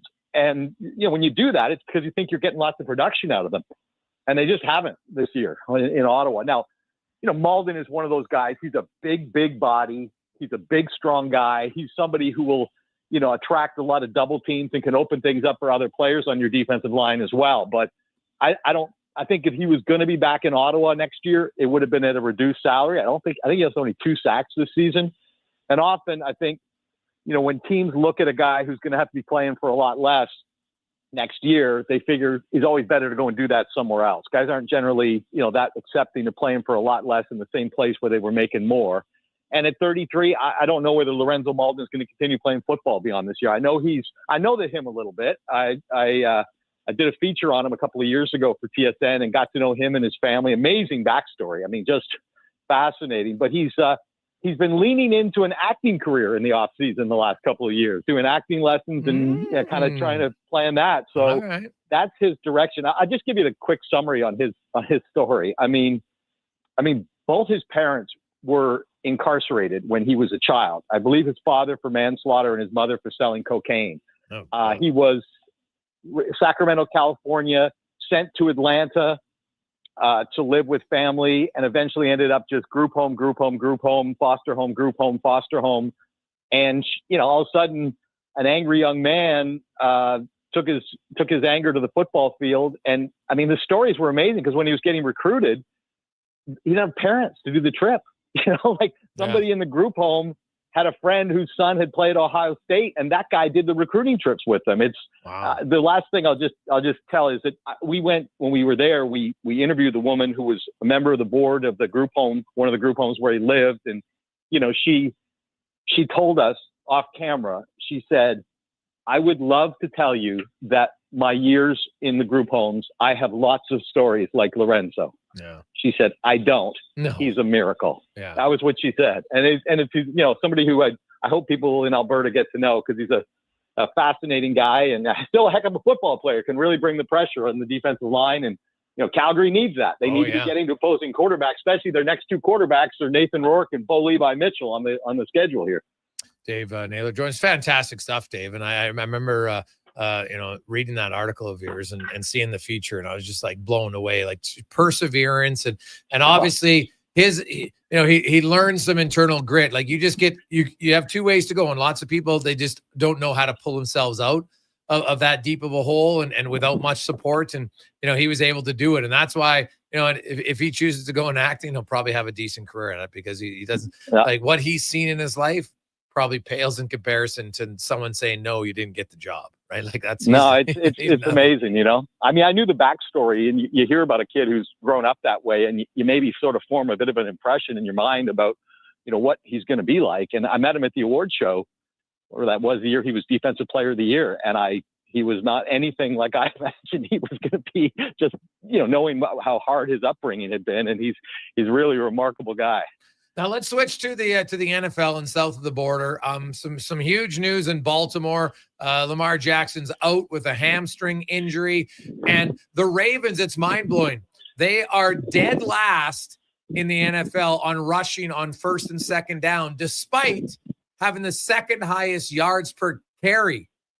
Why aren't they running the ball on first and second down? I don't understand it. It's bizarre. Look, and I was in Baltimore this summer. David Sanchez and I were down there for training camp, and we looked at that roster and just the feeling around there, and we both agree that this is the best team in the NFL on paper, certainly. I think my Super Bowl pick was Baltimore and Detroit. I picked Baltimore to beat the Bills on opening night. I mean, I really thought this was a team that had a lot going for it. I mean, they got half their defense are first round picks. Yeah. And that's the other part. The defense is getting lit up here, and they've had some injuries. And this is, I can't imagine, I'm just, because I cover the Bills, as you know, I cannot imagine what the tone and the mood would be in Buffalo if the Bills were 1-3 off of these expectations. So trying to imagine Baltimore at 1-3, and now with Lamar Jackson out.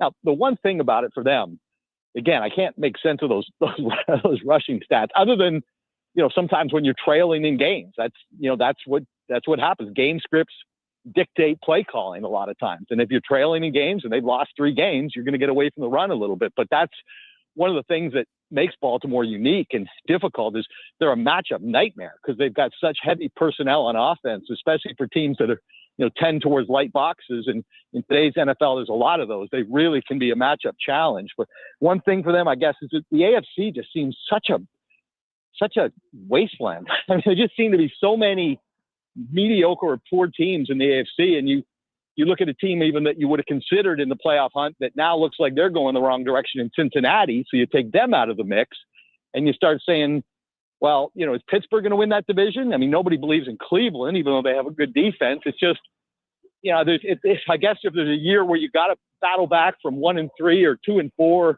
try to get into the AFC playoffs, this may be the one, because there's a lot of soft schedules in the AFC right now.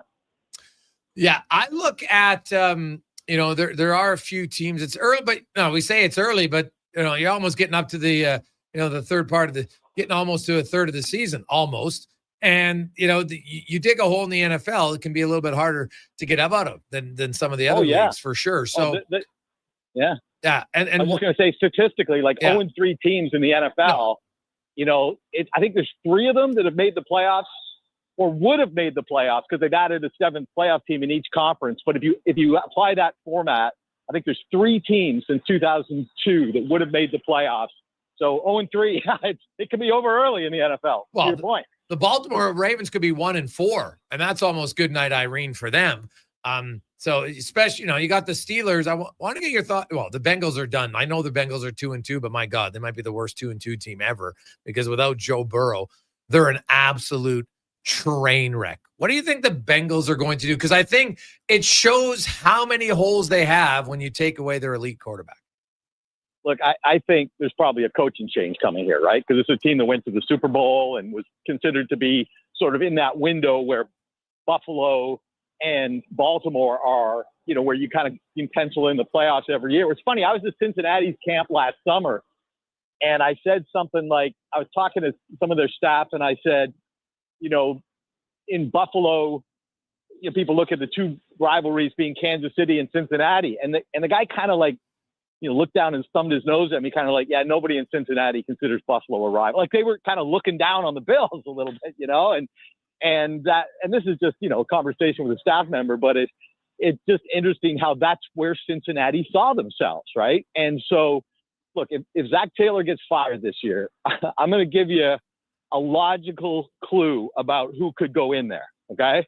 The Bills offensive coordinator, who took over this offense a season and a half ago, when they fired Ken Dorsey mid-season, is Joe Brady. Joe Brady interviewed, I believe, either interviewed or maybe pulled out of interviews for head coach a year ago. And you can understand why. With Buffalo, with that staff, with Josh Allen in his prime, you're kind of like Ben Johnson in Detroit. You're not just going to jump at the first time somebody offers you a head coaching opportunity or offers an interview and a head coaching opportunity. Joe Brady decided to stay in Buffalo this year. But given what the Bills are and the way this season is going already, that Joe Brady is going to be back in that interview cycle next offseason. Who was he the offensive coordinator for? Joe Burrow at LSU in his senior season. Yeah. Who else was on that team? Jamar Chase. Mm-hmm. Okay? So you can reunite Jamar Chase and Joe Brady with the offensive coordinator that made them one of the most explosive offenses in the history of college football. I don't think that's a big leap to think that if you and I are booking this interview for October 3rd next year, that Joe Brady will be the head coach of the Cincinnati Bengals. Ooh, all right. We heard it here first, Dave. I like it. A few other, what did you make of last night and the Rams, the 49ers, who are now 4-1, very good, very well-coached team. I don't think there's any debate on that. And you look at their young quarterback without Purdy, looked pretty damn good yesterday. He absolutely did. One of the things that's different for me about the NFL than the CFL is particularly the first 6 weeks of the CFL season. I see every single game. I see every single snap. So you're asking me about a team in week 5 or 6. I've watched every snap they play. And I keep that up through most of the season. In the NFL, of course, it's impossible. So you have a team that comes up in week 5, like the San Francisco 49ers last night, who I had not seen, this year, like for any great length of time. And again, a lot of NFL Sundays, I'm, traveling or at a stadium all day. So it restricts some of the things I see that way as well. But so I had not seen the Niners yet this year. And, look, I think it's interesting. All these first round pick quarterbacks that crash and burn and then move on and find traction, right? Yeah. Like, Geno Smith did it. Sam Darnold did it. Baker Mayfield did it. And all of a sudden last night, Mac Jones is doing it. And I'll tell you this, every good start that Mac Jones has is bad news for Curtis Rourke, because Curtis Rourke is on a medical redshirt year coming off the ACL. For people who may not remember who Curtis Rourke is, he's the younger brother of Nathan Rourke, started at the University of Indiana last year, played on a torn ACL, fell in the draft because of the injury, but he was a 7th round pick. And the Niners were, crowing about how they got a guy who wasn't really a 7th round pick. But he's probably going to have to battle Mac Jones for that backup job next season. So every time Mac Jones makes a quality start, that's going to make it that much harder, experience is such valued by NFL teams in their backup role. So that's something to consider for looking to next year. But no, Mac Jones was, and what it tells me is that, we've got this idea that, college players are more experienced and better coached, and offenses have changed and they're more like the pros. So guys should be week one starters, right? And you just look at what Green Bay did 2 quarterbacks in a row, right? They did it with Aaron Rodgers. Yep. They've done it with Jordan Love, and they're 2 for 2. Now, you might say those guys would have made it anyway, but it's just one of those things that, I remember from the days when I was covering, hockey, and when a 17, 18-year-old would get draft picked high, and the coach said to me one time, you never ruin them by making them wait, And I think it's the same with quarterbacks. You never ruin them by making them wait, but you can ruin them. And it just makes me look at, now we've got I mentioned 4, 5, 6 examples in the NFL right now of guys who with seasoning, with time, were, not far off what they were projected to be. In Baker Mayfield's case, he's maybe exceeded what he was projected to be, and he was a first overall pick. But all those teams rush these guys onto the field and, never get the benefit. And of course, then there's with it, their franchise takes a huge step back as well. Yeah, very true. Dave, as always, man, great stuff. I really appreciate it. Have an awesome weekend watching 3 and 4 down football. Appreciate your time. I will indeed. Yeah, always love joining you. Thanks, Dave. It's Dave Naylor from TSN. And interesting about the Bengals. And Josh Fenwick is feverishly writing that down. He's probably going to start tweeting about it very soon. We'll come back. We got the 2-minute warning. Craig Button, Spec, LT, Wanye, and more on the Gregor Show presented by PlayAlberta.ca. Get in the feel free to get involved. You can text us 833-401-1440 in our inbox, your partner in power since 1975. For all your electrical needs, EWEL.ca. Mr. Rooter meets a ghost. 1 plunge, 2, and 3. A toilet clogged with a ghost? Man, I love plumbing. You're free now. I will never find peace. The clog is fixed, yes, but I have never trusted the sump pump. No problemo. I can fix that. Now go to the light, you little scamp. Thank you, Mr. Rooter. To resolve your unfinished plumbing business, trust one plumber, Mr. Rooter. Hey, sports fans, we've got a clear choice for you. At Crystal Glass, we provide customers with the perfect glass for any job. From home to auto and even commercial, installation or repairs, we're your team. Call 310 Glass or visit crystalglass.ca. Crystal Glass. Yeah, can I get a... Yes. A common reaction from a veggie lover. Always scanning, searching, longing. But wait, what is this we see? The new McVeggie. Now at McDonald's. If you've got a smart speaker, get it to play Sports 1440. And it doesn't matter when you listen as we roll out the Sports Talk 24 hours a day, 7 days a week. Edmonton's home for sports radio is Sports 1440. Want some good news? St. Albert Dodge is holding the biggest sale of the year on their in-stock Ram 1500 Sports. Every single one on the lot is discounted by a whopping $14,000. Yeah, 14 grand. And St. Albert Dodge has the best selection in Alberta. Over 90 Ram 1500 Sports to choose from with great packages, including the Night Edition and GT models, all $14,000 off the ticket price. Get down there and see how easy it is to do business at St. Albert Dodge. Listen up, because you're not going to want to miss this. Right now is your chance to get in on Play Alberta's biggest offer ever. For a limited time only, new players can get up to a $1,000 casino bonus when they sign up. There's never been a better time to join the fun. Visit playalberta.ca today to get started with casino, sports, and lottery all in one app. Must be 18 plus to play. Remember, if you gamble, use your game sense. While the players gear up for the new season, make sure you gear up your snack game with Will Hawk Beef Jerky. Okay, this jumbo bag of beef jerky should last the preseason. Whoa. Will Hawk has more than just beef jerky. There's smoked sausage and pepperoni products, too. Well, how about we have jerky for Eastern opponents and pepperoni sticks when we face the Western teams? Now that sounds like a Will Hockey game plan. Will Hawk Beef Jerky, because you don't win games with salad. Only available in Leduc.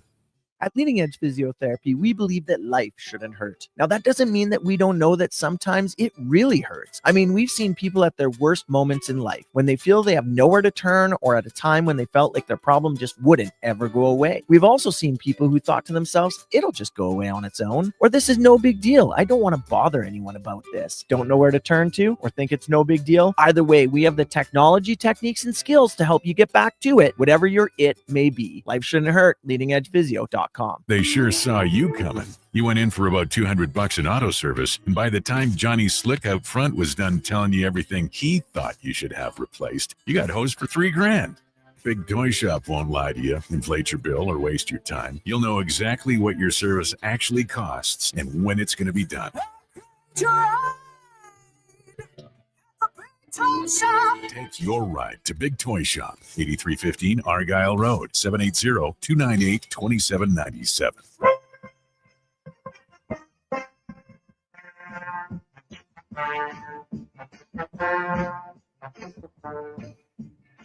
Portions of this hour brought to you by Papa John's. Enjoy a taste of Hawaii with Papa John's Aloha Trio. Try the classic Hawaiian, Super Hawaiian, or Hawaiian barbecue chicken pizzas for only $19.99 each at papajohns.ca or on the Papa John's app. Hat tricks, touchdowns, and home runs. Get it all with the Jason Gregor Show on Sports 1440. Presented by PlayAlberta.ca, Alberta's only regulated online gambling website.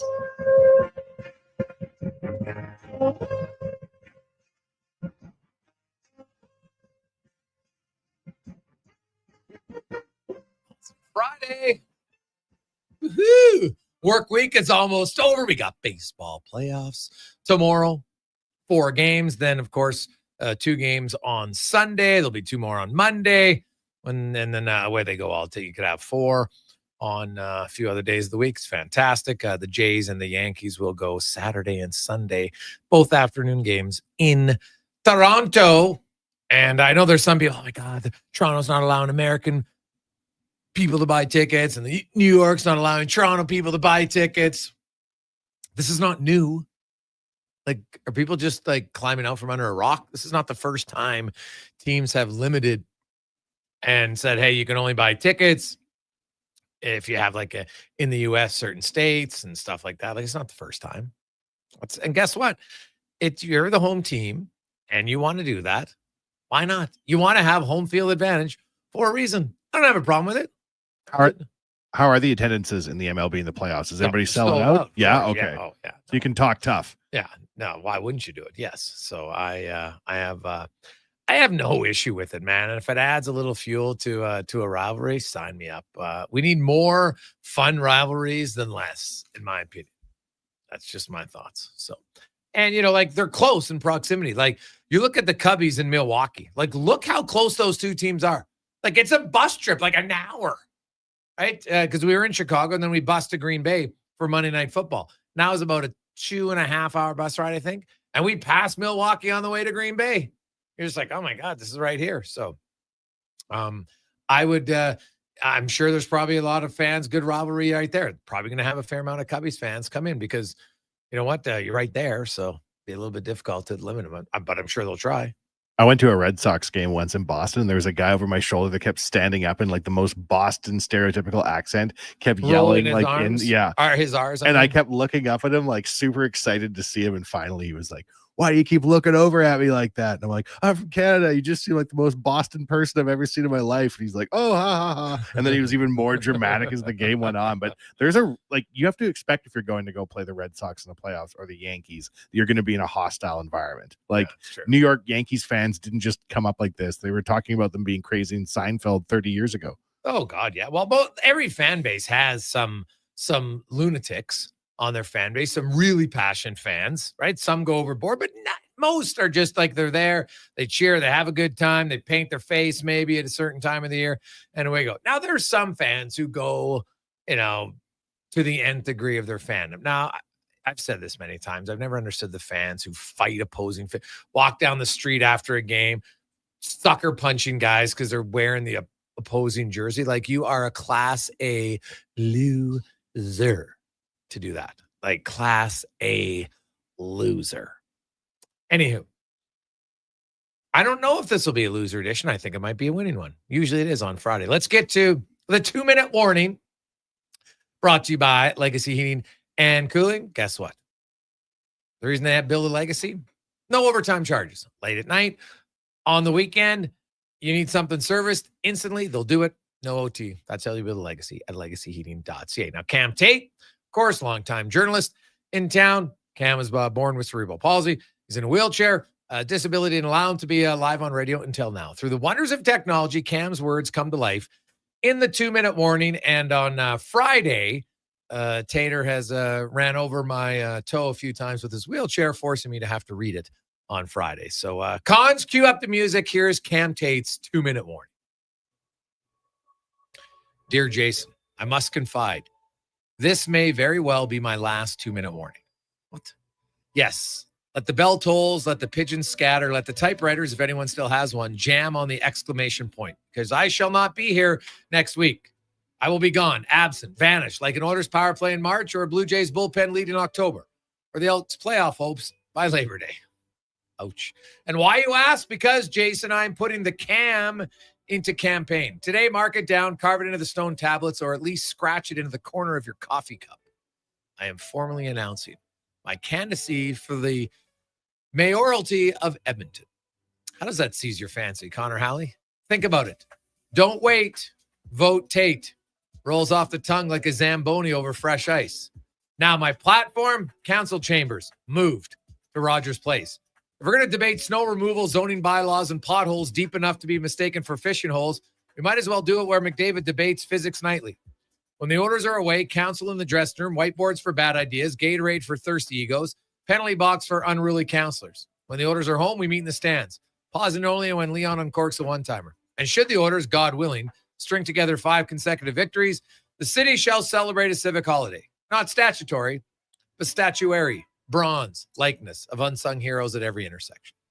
But it will not be merely hockey. Oh no, Commonwealth Stadium shall become Edmonton's town hall. If you wish to speak, you must first return a punt without fumbling. Remax Field will host committee meetings. Your motion only passes if it clears the left field fence. Golf courses, perfect for a public hearing. Par 3 if you're concise. Par 5 if you drone like a broken street sweeper. And community rinks, they'll double as service centers, building permits between periods, property taxes handled by the scorekeeper, and zoning appeals called down by the referees. God, that'd probably even faster than what they do now. Even DATS buses will serve as a campaign shuttles, provided you can get a seat. So, Jason, I will not be here next week, not out of dereliction, but out of civic duty. Fortune smiles. This microphone may be traded for the mayor's chain of office. Which reminds me, I must leave you now for City Hall before 5 o'clock to file my nomination papers and hope dearly that they take Visa. 2-minute warning, Cam Tate. His DATS line was pretty funny. Even DATS buses will serve as campaign shuttles, provided you can get a seat. Well, Tater would let anyone sit on his lap, I'll tell you that. He would like it very much so. So don't wait, vote for Tate. That would actually work. Be very simple. Right? One of the best lines you've had, Tater. Best lines you've had. I know the campaigns are up and running. We see the signs all over the place. Good luck to all those who are performing their or are going to try to perform their civic duty. Good luck. Not an easy task. Not for the faint of heart, I would think, to want to run for city council. Run for the party.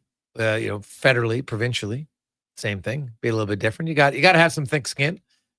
Sadly, nowadays, for some parties, they believe in just, let's just make up stories and lie, and then everybody's going to believe it. Because I'm a righty or I'm a lefty. God, it's the worst. I just want to say this quickly. Anybody who feels their own personality and identity is tied into where you vote, you've lost complete sense of reality. Just because you vote or lean right doesn't mean you have to blindly follow it all the time. Because you vote or lean left doesn't mean you have to blindly follow it all the time. We need some party in the middle, especially in our province. That would be wonderful. Just a little right of center.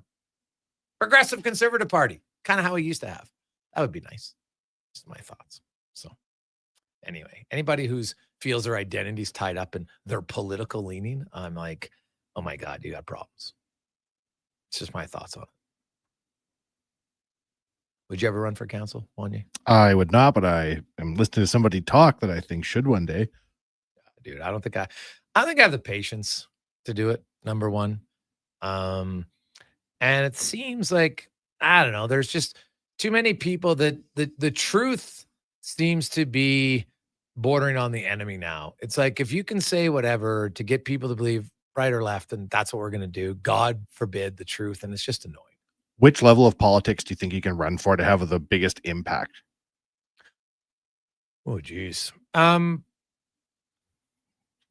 I guess it depends. I don't know. Like, I'd like to talk to an MLA in a riding, and how much impact or influence do they get to do? They have to automatically just because you're part of one party, does that mean you have to agree on everything the party does? Like, I don't think you have to. I don't think we have any discussions anymore. Like, does every MLA who's a conservative automatically agree with everyone on the other side of the country on every matter? I can't see how we do. So why do we all, well, no, God, we all got to just stand in line and agree on everything because that's our political party. Like, I don't know, that kind of bothers me. I just don't think that works. I think we have way less discussions now, and that's the problem. I'd be interested to ask politicians what's best. If you want to represent Edmontonians, are you better to run for city council? Are you ready to run provincially or federally?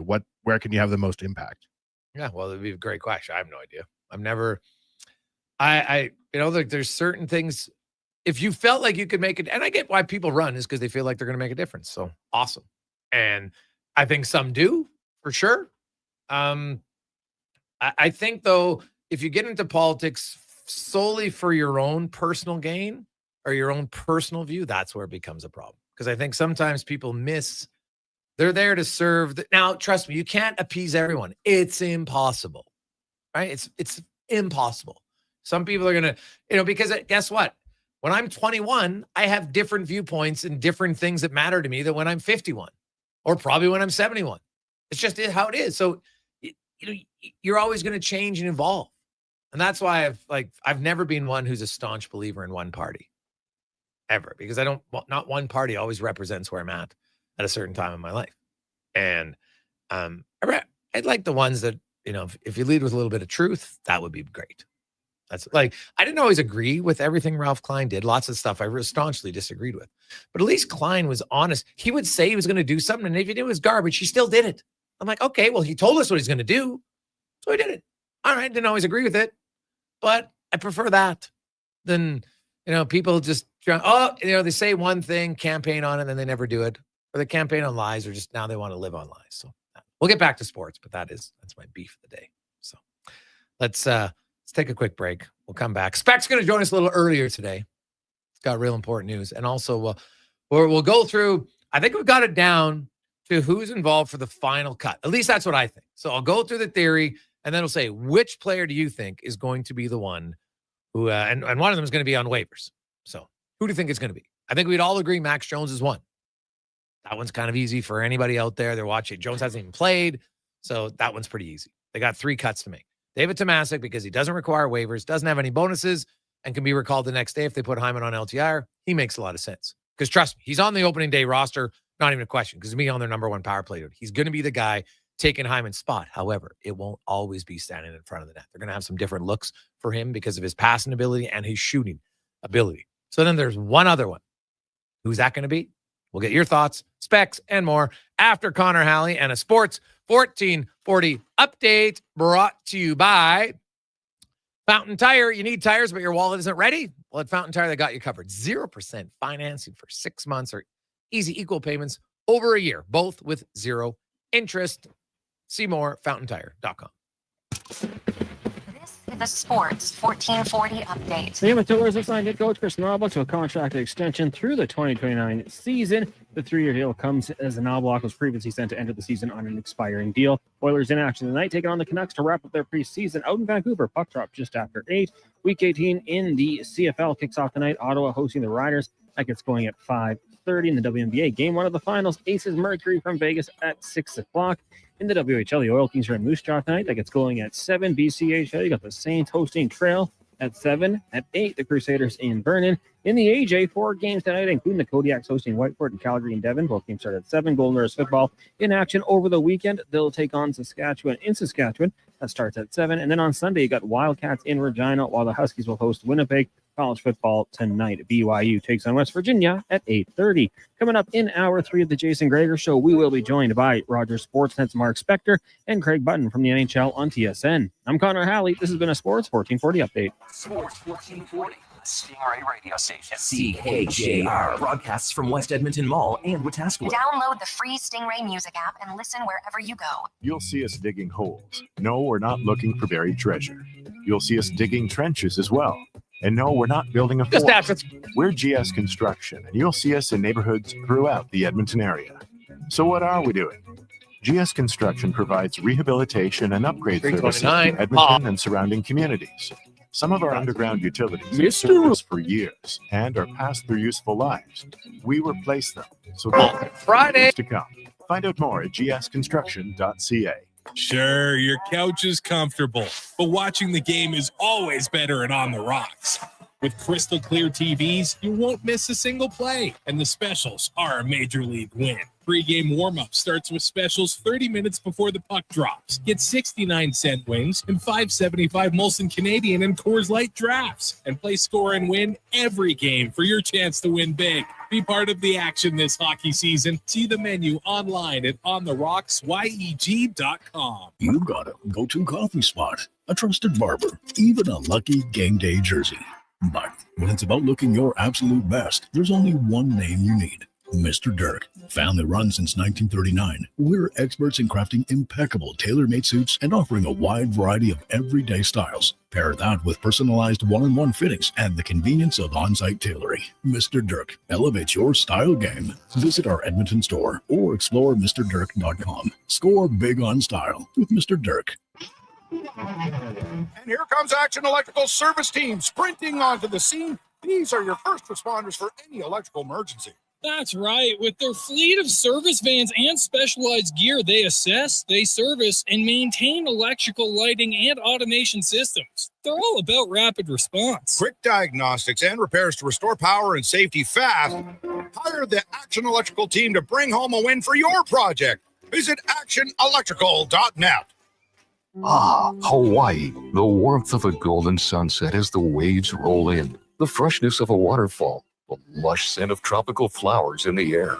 You don't need to travel to enjoy all Hawaii has to offer. You just need to order pizza. Bring Hawaii home with the Aloha Trio, available for a limited time at Papa John's. Try our classic Hawaiian, super Hawaiian, or Hawaiian barbecue chicken for just $19.99 each. Better ingredients, better pizza. Papa John's, proudly locally owned and operated. Looking for the perfect gift? Give the gift of great taste with a Loca Quality Market gift card. Redeemable at any Loca Quality Market or Loca operated restaurant. It's a treat for food lovers. Ready anytime. Grab yours today at loca.ca. Portions of this hour brought to you by Leading Edge Physio, from weekend warriors to professional athletes, kids playing soccer to grandparents in the garden, rotator cuff tears and tendonitis to post-surgical knees and hips. We fix your body. Life shouldn't hurt. LeadingEdgePhysio.com. The Jason Gregor Show, the best of Edmonton sports talk and beyond. This is Sports 1440. Presented by PlayAlberta.ca, Alberta's only regulated online gambling website.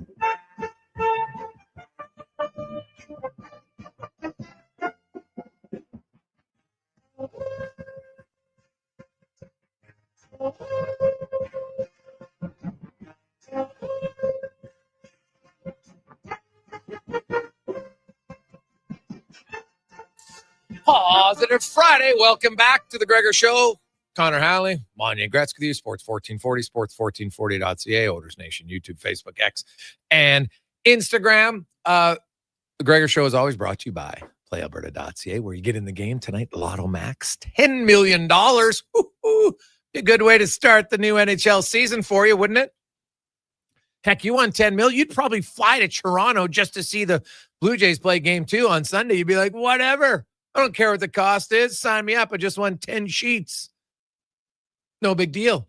Because, like, how much could you blow? Honestly, you had to be a plane ticket. Even if it's $1,000, $2,000, you get a hotel, $800, $900 a night, whatever. You're there for one night. Not going to be that expensive.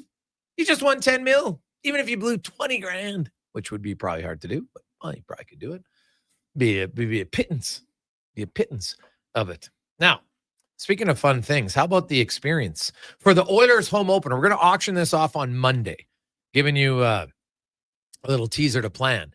So we're going to have 2 tickets in the lower bowl, great seats to the Oilers season opener.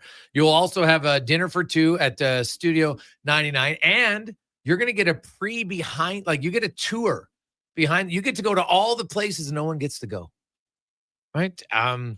By one of the high members of the Edmonton Oilers. I'm not going to tell you who it is. That's part of the surprise. And you also get underground heating parking for the game. So your parking stall, your dinner for 2, the tickets to the game, and the pregame arena tour. You get to go to all the little places I got to go on that tour a few years ago, and I've been like, it's my job. I'm at the rink all the time, and I'm like, I didn't know this was here. I didn't know, like, there was lots of little cool things about it. So it was quite enjoyable. So we'll auction that off on Monday. So plan ahead. If you're thinking about, man, I want to go to the home opener against the Flames on Wednesday night, well, we'll be doing that on Monday during our show. Now, let's get to the spec report brought to you by GS Construction, your underground infrastructure specialists. They need pipelines, install new sewer, wastewater systems, while also rehabilitating existing infrastructure to prevent critical issues. That is GS Construction, as Mark Spector from Rogers Sportsnet joins us. Spec, how you doing? Doing great, man. I heard you ranting on the way into the last segment. Good to hear. Someone cares out there. Yeah, well, yeah, fires me up. But anyway, so Spec, I was looking at the order roster. I think I've got it down to here's who I have. When I look at a lot of different reasons of why certain guys are automatically going to be on the roster. So like we can really go through the easy ones pretty quickly. Okay, McDavid, Draisaitl, Frederick, yes. Nugent Hopkins, Mangiapane, Podkolzin, yes. Those guys are in. You've got I have Matt Savoy as a lock because of his performance bonuses. If you send him down, and even if it's only for a day, you recall him instead of being an $886,000 player. He's a 1.886 player, so he's a lock. Kapanen's a lock. Henrique's a lock. Ekholm, Bouchard, Nurse, Wallman, Kulak, locks. Skinner and Pickard. So that leaves some guys like Howard, I think, is close to a lock, but there's a slight chance. Depending on the health of Jones and maybe. Oh, the other guy I forgot, Janmark's a lock because he's hurt. Plus, he was going to be there anyway. They want to get close to the cap. So really it comes down to Jones, Philp, Lazar, Stetcher, Emberson, Regula.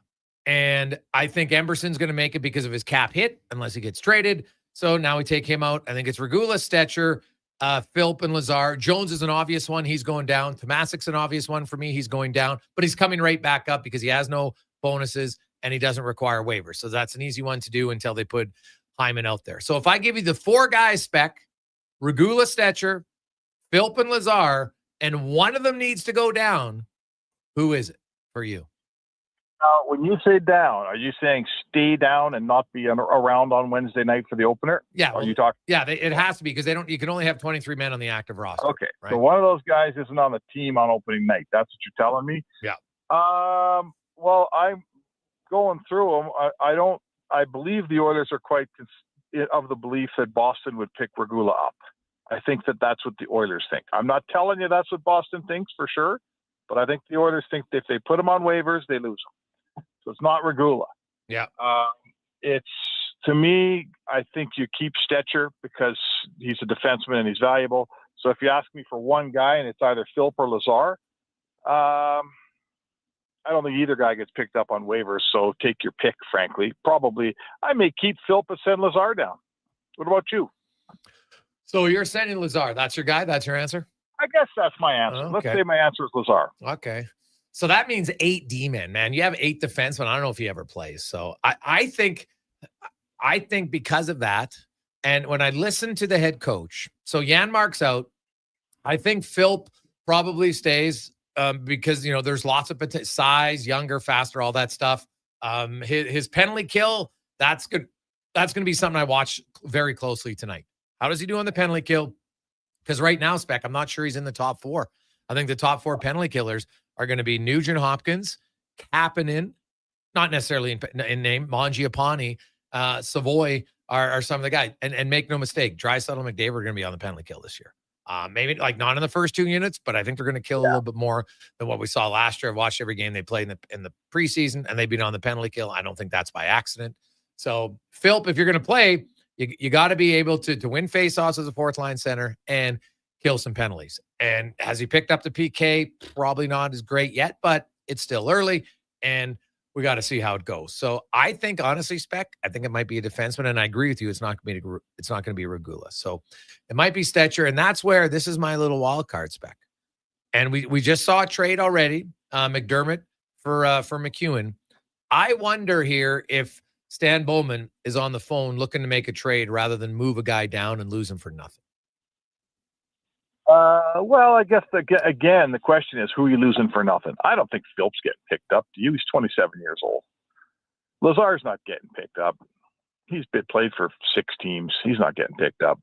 You send both those guys down if you want. I would question if Stetcher's getting picked up. I like Stetcher a lot as a number 7 here. I think he's a perfect guy for the role. Veteran, proven he can do it. Doesn't get freaked out not playing for 2 weeks and walking in your lineup. He is the perfect number 7. I'd rather have him as my number 7 than Regula. Regula needs to play. Yeah. Right? But if I don't think I can get into Bakersfield, that is an issue. But Regula needs to play. I don't like Regula sitting in the press box. That's not helping him one bit. Do you think Emberson's an automatic to play ahead of him? I don't know. That's a good question. Yeah, I don't think he is, Spec. Honestly, like, who got to play with Nurse? Regula. It wasn't Emberson. So... Yeah, well, that you could have something there. So, I guess if you tell me that my 6 and 7 are Regula Emberson, and then I don't mind flipping them in and out a little bit, I don't mind that as much. I just feel like Regula has to play because he missed last season. Like he needs to play. I totally agree with you. Right. That he does, and I think they'll get him in here and kind of see how it goes. But I think. Like there's not many 6'4", 220-pound right shot defensemen available at 24 years of age who can move the puck like he does, right? Like his big body, you look at him and you're like, oh, he's going to be a banger. He's not a banger, but he moves the puck well, which is the orders are like you can get in the way when you're 6'4". Like Mikko Mikkola wasn't a banger, but he gets in the way. You know what I mean? Skates pretty well. Chip and chase, right? Yeah. Guys chip and chase, and they put it past you. They try to squeeze by on the boards, and when you're big, you can kind of take their lane up without interfering with them. And that's what I've noticed. Regula, guys have a hard time getting past him, and he knows what he's doing. He is interfering with them, but he's doing it smartly, and he's not getting called for it. So, listen, a guy that hasn't played for as long as this guy hasn't, and he's been this good in camp, like I'm here to tell you, if he plays every day, he should be 20% better by December. Should be 20% better, unless somehow the league catches up to him and he's maxed out and he tires or something like that. But I absolutely want to see this guy play and see if he doesn't keep getting better, because he should keep getting better. So, listen, Stetcher's a veteran. You're not going to catch me saying bad things about Troy Stetcher ever, because I got so much respect for a guy his size that's done what he's done in the league. But it's a business, and if he's the guy that goes down, he's the guy that goes down. Yeah, it will be fascinating to see. It sounds like, Spec, the illness bug has spread, and Stuart Skinner, who was on the ice this morning, but they recalled Matt Tompkins, and Stu walked by me, and it didn't like, I'm not going to sit here and be a doctor, but like I watched him in practice. He seemed to be kind of, laboring at times. I think guys were getting it out. You know how it is. Sometimes you get that flu bug, you feel good, and then all of a sudden you exert some energy, and then you're like, oh God, this feels brutal. You got nothing. Yeah, I got nothing. So I think Stu Skinner might not be going tonight to Vancouver. Okay, if he's the one that stays home, I know they called Tompkins up, so I knew it was either Pickard or Skinner that was sick. So, hey, listen, you'd like to get Skinner one more game, but I'll tell you what, there's no point in doing. There's no point in sending Stu Skinner out in Vancouver to play probably I haven't seen the lineup, but I think it would be a good one. Oh, no, it's Maine. Yeah, it's Maine guys, yeah. Yeah, what the worst thing you could do is send them out suffering from the flu at 70 or 60% and have them get shelled and then say, okay, season starts Wednesday. Like, that's just bad for business. So if Skinner's sick, then leave him home. Let him get healthy. Let him get ready for Wednesday. Yeah, no, that's totally fair. You look at Kris Knoblauch, 3-year contract extension today, Spec. Yeah. I think it's well earned. He's got a chance here. He's going to be in the top 10 for sure. Might be top 5. He's probably going to be top 6 at the lowest for quickest to 100 wins in a coaching career. He has 94 in 151 games. The Oilers go, if he gets 6 wins in their first 11 games, he'll be 6th. If he gets 6 in their first 9 games, he will end up being, well, I guess in their first 8 games, then he would end up being 4th. So pretty good. Really good. And listen, he's a good coach. There's always, everyone gets a little luck in life. He jumped on this train at the perfect moment. You know, he really did. Like Jim Matheson, my colleague, often says, I'm not sure I'd be in the Hall of Fame if I'd have been covering the Washington Capitals all these years. But he covered the great Edmonton Oilers. He was in the right place at the right time. I think he'd be in the Hall anyhow. But Kris Knoblauch jumps on this team last year when they are absolutely ready. Like, they needed to get straightened out. They were firing Woodcroft. They were in a bad spot. And he got a hold of that team and got their attention and got one in the right direction. And now he's the coach of one of the top 2 teams in the National Hockey League. And he's got a lot to do with it. For sure he does. But we've watched a lot of coaches come through this town, Jason, that didn't have any bullets. And they didn't last very long because they didn't have much of a chance here. He's got a hell of a lineup, but he knows what to do with it. And he gets a nice 3-year deal, and good for him. I thought his comments today about how someone asked him, how did you get the team's attention? He said, hey, be yourself. Don't be phony. Players figure it out. I heard the clip you used it. He used the word phony. And we've had a couple of guys come through town over the many years that were a little phony, and he's right. Everyone figures you out pretty quick, and it doesn't do you any service. He's a regular, normal guy from Imperial, Saskatchewan. And there's not a lot of BS around Kris Knoblauch, huh? No. And, well, you heard Darnell Nurse talk about how the thing for him was just his calmness in really key moments. And that seemed to resonate with their group. And I could see it. They got some high-strung guys. Not in like you can be an ultra-competitive room. You need that one voice that just comes in, stays calm, the waters are murky. And I know like Duncan Keith was huge for this team. Like you need other pieces where you learn from, at different times about that. And I agree. Hey, does he have some good players on the team? No question. But he's changed their philosophy on how they play defense. It's infinitely better than his predecessors were. He's gotten the most out of the lineup, whereas I think other coaches during McDavid tenure did not get the most out of the lineup very often. Well, that's fair. Like I always think of the moment, if you want to think of the hairiest moment for this team, I guess it's going to be a Game 7, but I think the hairiest moment that I can recall for this version of the Oilers was Game 7 in Vancouver when there's 8 minutes left and McLeod fans on that pass, and who fired it home? The little American guy, Garland. Yeah, that was in Game 5, right? No, that was in Game 7, man.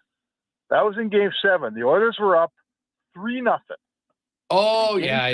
Right. And McLeod, McLeod makes a mistake in his own zone, fans in the puck, boom, it's 3-1.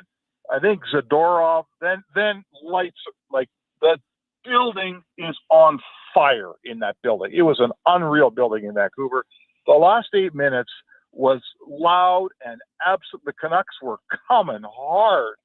And that Oilers bench, I was watching them with my binoculars, and I was kind of keeping an eye on them. And, everyone's trying to look real calm. And I'm telling you right now, nobody's calm, okay? Oh, yeah. It was like heart rate through the roof time. And you know what? I think it was Zadorov scored the second goal with about 3.5 minutes left or something, and they had to survive it, man. And that was a moment where the team settled back in, and in the last 3.5 minutes, after it was made 3-2, my recollection anyway was it wasn't a fire drill in their own end. It wasn't craziness. They won their faceoffs. They got the puck out. There's a famous story of Coffey saying to Bouchard, I need you on this one. Are you ready? Bouchard says, let me out there. I'll take it. They win the draw to him. He gets the puck out. That, to me, is from the coaching staff on down. That was a really, really hairy moment, or 8 minutes. And Knoblauch's personality kind of shone through that team. They handled it with grace and aplomb, and they didn't panic. And they made it to the next series just barely. Yeah, well, I was thinking Game 5 because that's when Vancouver, I think, won with like 30 seconds left in the game, if I'm not mistaken. And Was it? I can't. What was the one where they scored late and then Bouchard scored even later? Ooh, I don't know what. Remember that one? Yeah. That might have been game 4, right? Because Edmonton was down 2-1, right? I think it was. It was a hell of a series. Yeah. I wish they'd play again, and they might this year. Who knows? Oh, well, are you saying? You never know, man. Are you saying the Canucks make the playoffs? I actually picked How the about, Canucks. how about a 1-4? How about a 1-4? That would work. Or a 2-3. Yeah. Well, 1-4 is not allowed because it's stupid wild card, but only if they have the exact point totals. Like, come on, don't get me fired up on the wild card crossover when it's 4-4. Like one of the worst rules going. That makes absolutely no sense to me. But hey, I do have a fun. I was watching. I'm looking at Major League Baseball playoff. Do you think when the NHL expands to 36 teams, which is probably coming in the next few years, Spec, do you think the NHL should look at revamping? And you know how I look in the NFL and I look at Major League Baseball, when they go, the West and the East, it's on both sides, right? Like you've got the AFC East, NFC West, right? So you have West and East in both sides, whereas we just have all the Western time zone teams are in one side, all the Central, and then the Eastern. Would you cut it in half, right? Kind of in the middle of the country. So you have like an AFC and an NFC. In a way, I'm just using that as an example. So you have the Western teams aren't just in one, like they're in their own, but they're each on each side of the conference. It's the same in baseball with the American League, right? Yes. The National League. Yes. So no, and here's why. You know who else does it hockey's way? Basketball. Because in football, every 2 weeks you make a road trip somewhere. So who cares if you got to go all the way across the country all the time? In baseball, you make a road trip somewhere, but you go and you sit there for 3-4 days and play baseball, several games in a row. In hockey and in basketball, you're playing Tuesday, Thursday, Saturday, Monday, Wednesday, Friday, every second day. I don't think that it works to make the Oilers play a whole bunch of games extra on the Eastern time zone. I don't think that works. And where are they going to add I guess my question to you is, where are these last 4 teams coming from? I mean, how many of them are going to be in the western side of the continent, do you think? Yeah. Well, it'll probably be 34 first before they get to 36, but it's only a matter of time, Spec. There's too much money out there for them to not do it. You do Houston, and that's your western team. Well, look who's already promoting to get back in the league. Arizona. It's a major market. I think that's one. There's always been talk about Kansas City. They got that great arena there. So there's, Toronto could easily, they build another rink there. They could easily host another NHL team. Love that. Right. I love that. They're all, I wrote a piece like over 20 years ago now saying the next expansion site should be Toronto. And no one listened to me then, and no one listens to me now, Jason. Yeah. But that's been the next expansion site for a quarter century, and they still won't do it. Yeah. Spec, this just coming down. The Jays and the Yankees, all the game times have been announced. It'll be Saturday, Sunday at 2:08 Edmonton time. So 4:08 Eastern both days. Then Tuesday in New York, the first one's going to be at 6:08 Edmonton time. On the Wednesday, if necessary, it'll be at 5:08. And then game 5, if necessary, in Toronto next Friday night at 6:08 Edmonton time. So. Great times for us. Perfect. Yeah. Right. Cool. It's longer ball games, but if they start at 6, no problem. I'm pumped, man. I'm happy it's the Yankees. It's, you should beat the best on your way to the top. Playoff ball in Yankee Stadium. There's just something special about watching it on TV and seeing it. And if you can beat the Yankees in Yankee Stadium, dude, you can beat anybody anywhere. So let's go. Would you start Trey Savage at home in game 2 or on the road for game 3? Yeah, I'd start him at home. So then you're going to save Shane Bieber for game 3. I mean, that's a separate question, I guess. If I feel like I want, can my game 2 guy could start twice, right? So, well, no, not in this series. I don't think your game 2 guy can start twice because your game 2 guy is Sunday, Friday. Like, I guess he could. Your game 1 guy could go Saturday, Friday for sure. Crossman's going with game 1, so yes. I get him twice. My game 2 guy, if I don't think I can get him twice, then I'm starting Savage at home, and I'm starting Bieber on the road because putting a kid I think this will be his 3rd big league start. 4th. To start 4th playoff game in Yankee Stadium, that's asking a lot of him. that's asking. He's going to be freaking out as much or enough without putting him in Yankee Stadium against that crowd. No. I start him at home for sure. What about you? Oh, well, I wonder if they wait. You don't have to announce your starter. Like, I wonder if it depends. If I lose game 1, I want Shane Bieber in game 2. Yeah, there's that too. Yeah. There's that too. So, yep. Hey, listen, this is the fun. Like, it's awesome, man. And the pitching staffs, like, I was focused on Cubs Padres. The score in those 3 games, Jason, was like 3-1, 3-0, 3-1. It was bullpen baseball, and both teams had wicked bullpens. And finally, yesterday, the Padres started to falter because every guy pitched 3 days in a row. Yeah. So, now we get in, what do they say? Pitching and defense, right? Mm-hmm.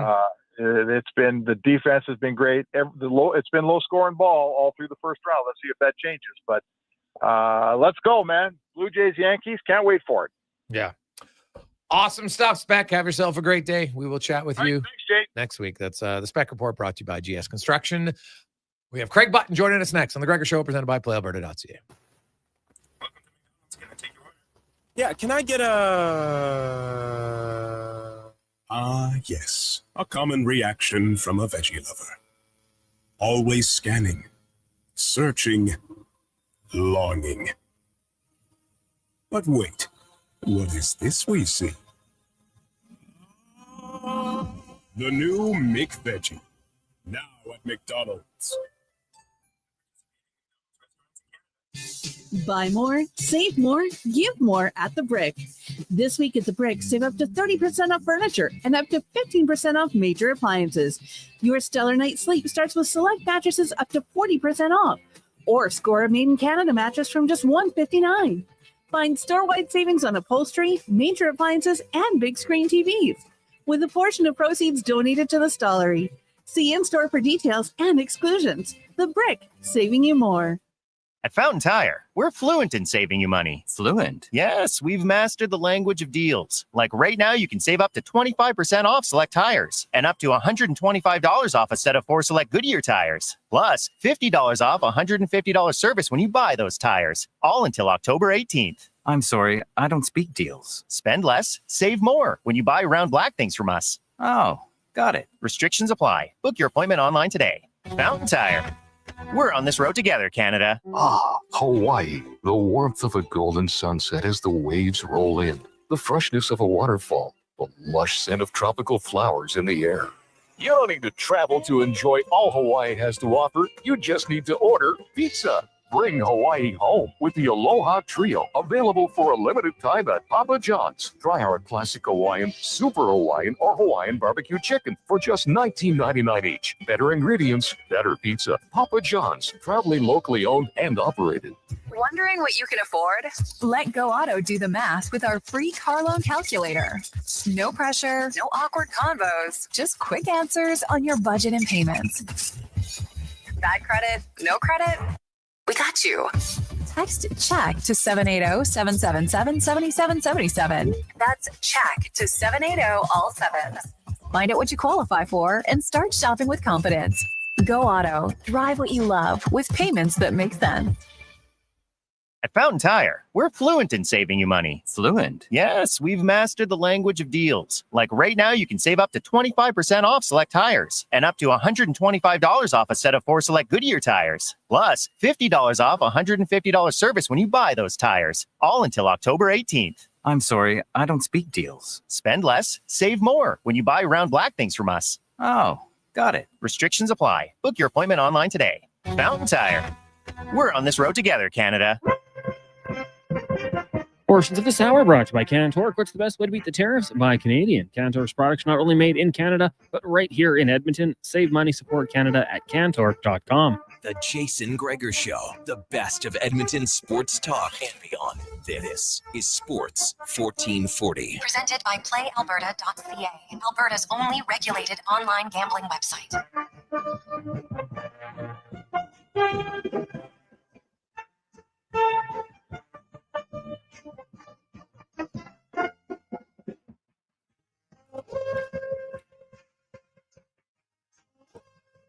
Positive Friday. How are you? Your work week is almost over. And of quick shout out to, I know all the teachers because they're facing a little bit of uncertainty now, their final day of work. And obviously, you know what? You stand up for your beliefs and what you want to do and, you know, without a paycheck. So, it's a lot easy sometimes to want to do stuff without putting any skin in the game, but they're obviously putting a lot of skin in the game, fighting for the education of a lot of the kids. It's one thing I don't understand. Oh, teachers don't care about the kids. What? That's why they're doing it, because they care about the kids. And right now, the learning conditions, they don't feel, and they're in there, they don't feel they're good enough. So good for them. Hopefully it doesn't last too long. Although I know the young kids are like, this is unbelievable. You're like, I can tell you, his 11-year-old, he's just so fun. Dad, this is my last day of school. Like, at least they can't come back for at least 3 days, Dad. So some kid told him that. Well, his parents, mom's a teacher. Oh, that's the earliest it could be is 3 days. So he goes, at least I get 3 days off. So the life of an 11-year-old, they don't look at the, and you know what? I'm like, hey, buddy, I get it. So they'll be having some fun. I'm sure many of your kids likely feeling the same way. Maybe not the grade 12ers, though. They're probably like, I might want to graduate. So we'll see. Now, let's talk a little hockey as we get to our big guest of the day, brought to you by the Spruce Grove Saints. Exciting BCHL action tonight down at the brand new Thompson Family Arena in Spruce Grove. Unbelievable facility. Get your tickets at sgsaints.ca. Great facility, great action. Check it out. Tonight, as we're joined by Craig Button. Once again, we welcome back to the show. He was generous enough to grace us with another season of talking hockey and pickleball, amongst other things. Butts, how you doing? I am good, and really, I'm the one that's grateful for you having me back. I always enjoy Fridays chatting with you, Jason. Always a pleasure. Oh, buddy, it's awesome. Craig, you've been in that GM chair before, you know, head scout as well. So here we are. We're down to the final preseason game. Are most decisions really made up? Can a guy change someone's mind in that last game?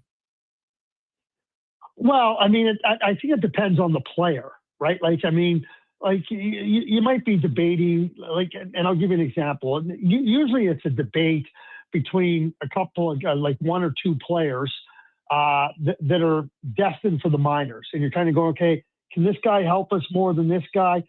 To me, and I always believed in the Brian Burke philosophy. You know, the coach has got to feel comfortable with the players that they're going to put out on the ice. Now, let's just use a 23-man roster. So if we're looking at a 23-man roster, I always thought I wasn't going to get arguing with the coaches on the 12, 13, 14 forward or the 6, 7 defenseman. Like, they're the ones that have to feel comfortable with the players that they were going to deploy in those spots. And I think that what you're trying to do is, you know, when you say, can something change? Something can change where a player goes, or a coach says, hey, I see that. I mean, because conversations are going on over the course of the preseason and training camp. Who fits better? How can we handle this situation? Let's put them in those situations. So on those, what I would call on those micro decisions, yeah, something can change. Now, if somebody's come into camp and, you know, they're clearly shown they're not ready, or they're like a young player, and you're kind of sitting there going, geez, well, he had a good game. Like, you know, if you're breaking it down to one game for a player to show that he can or can't, I think you've wasted a lot of time in training camp. That's totally fair. There's lots of conversations. Obviously, the salary cap comes into play. Then you've got waiver eligibility, and we always say, oh, this guy, oh, he'll get claimed for sure on waivers, and then they don't. Like, how much intel can you get? And when you look at a guy that geez, maybe we'll lose this guy, maybe we won't. How much does that come into play? Well, I think what you have to do is look at history. I mean, there are two things that happen every time at this time of the year. Everybody frets about who could we lose. We hear about this in the public sphere. Oh, we're going to lose this guy. And then you look at history.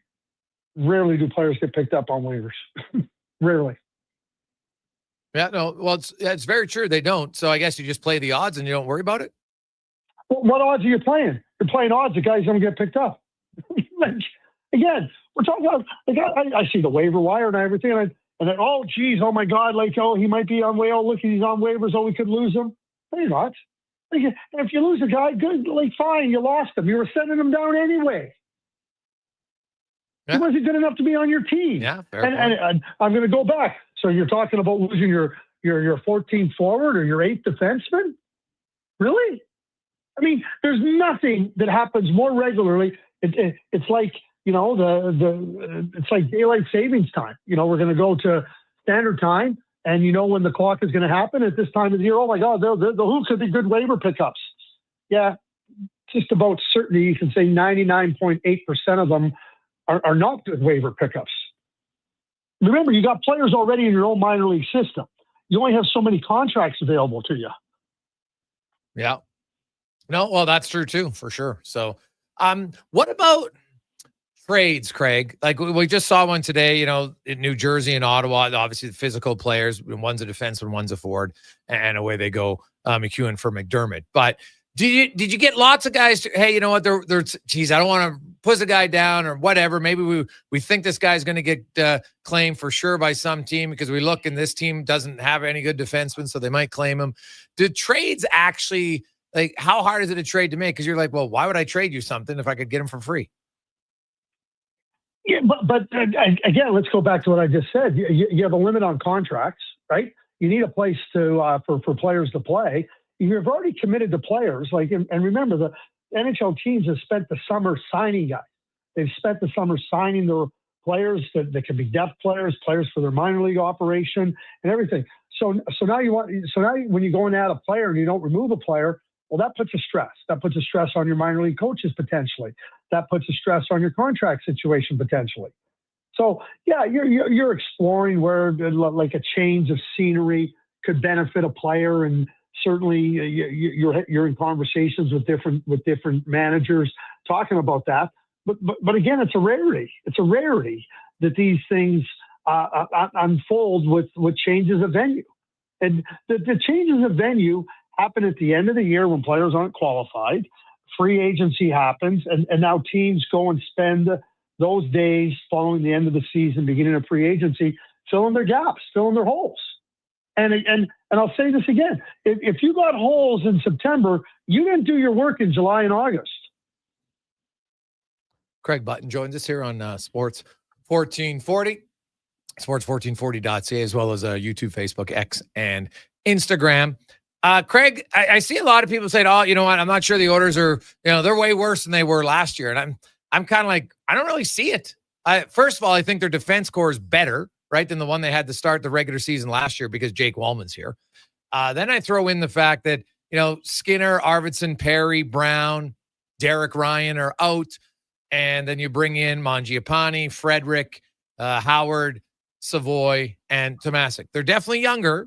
They're a little bit more inexperienced. That, no doubt. But I'm not sure they're any worse off. What about you?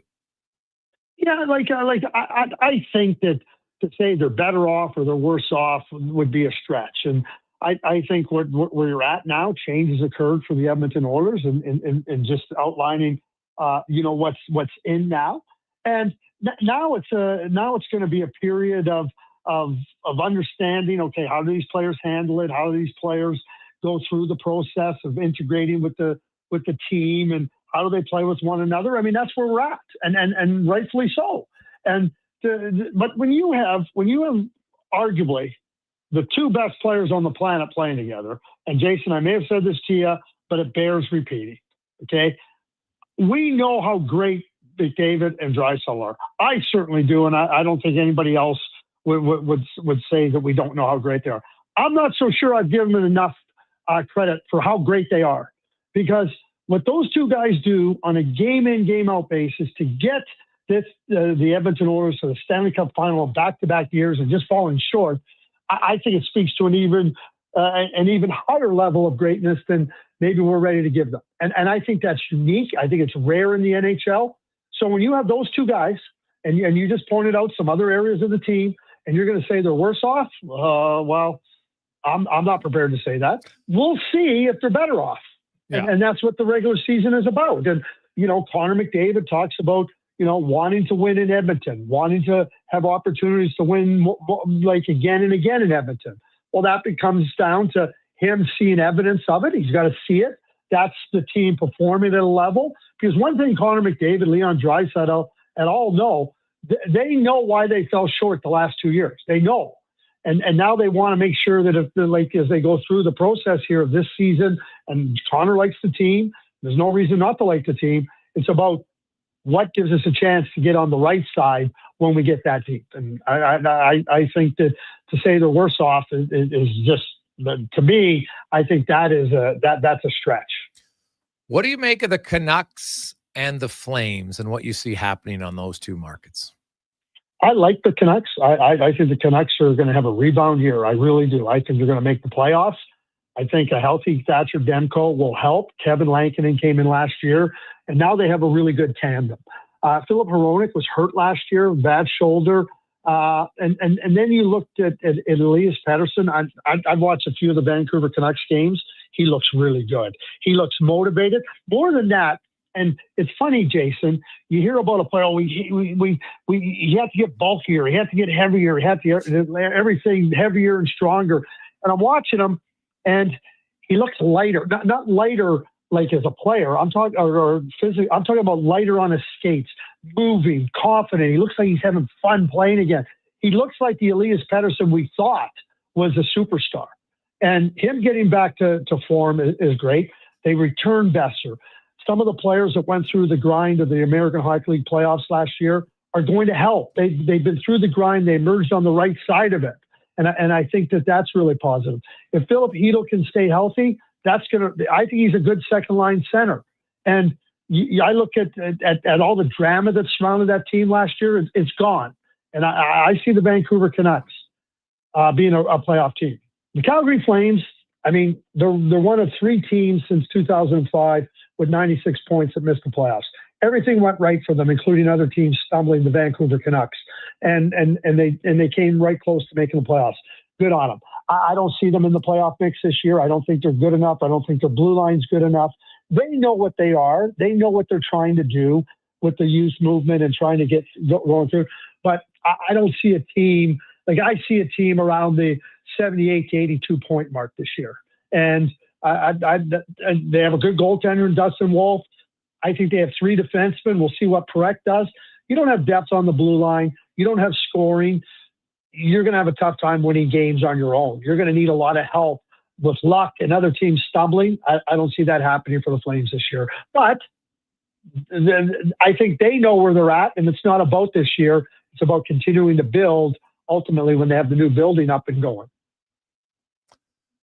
Well, yeah, the new building I definitely think is going to help any organization, no question, right? The players like the amenities, right? And then if you can build a winning team, for sure. I think Calgary's in tough, Craig, because like obviously they're hoping that the 2 guys from Philly and based on preseason, Frost and Farabee look like they've gotten a lot more comfortable, and so they're hoping they can bring some more offense than they provided, because they didn't provide much offense, let's be honest, last year after being traded. But so if that comes up, to me, it's going to be tough. Like I know I thought he squeezed the most juice he could get out of that team, and I think it's going to be hard to manufacture that again.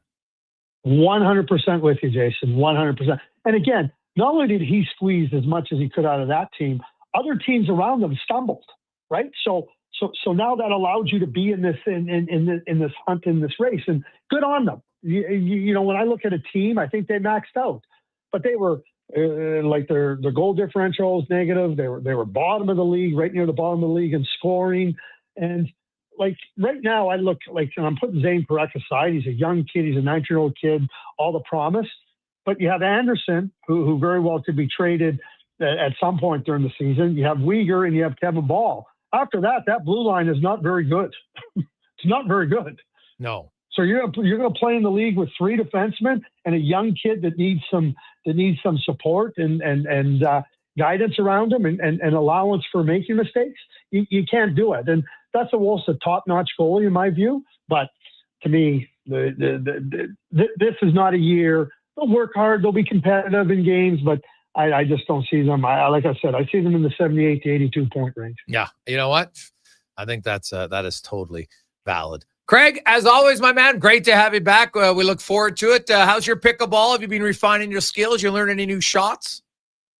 You know what? I've been trying to work more on my net play, trying to and doing working in the drops into the kitchen and that type of thing. So that's where I've been trying to do a little bit more work on my touch around the net. Indoor season has begun.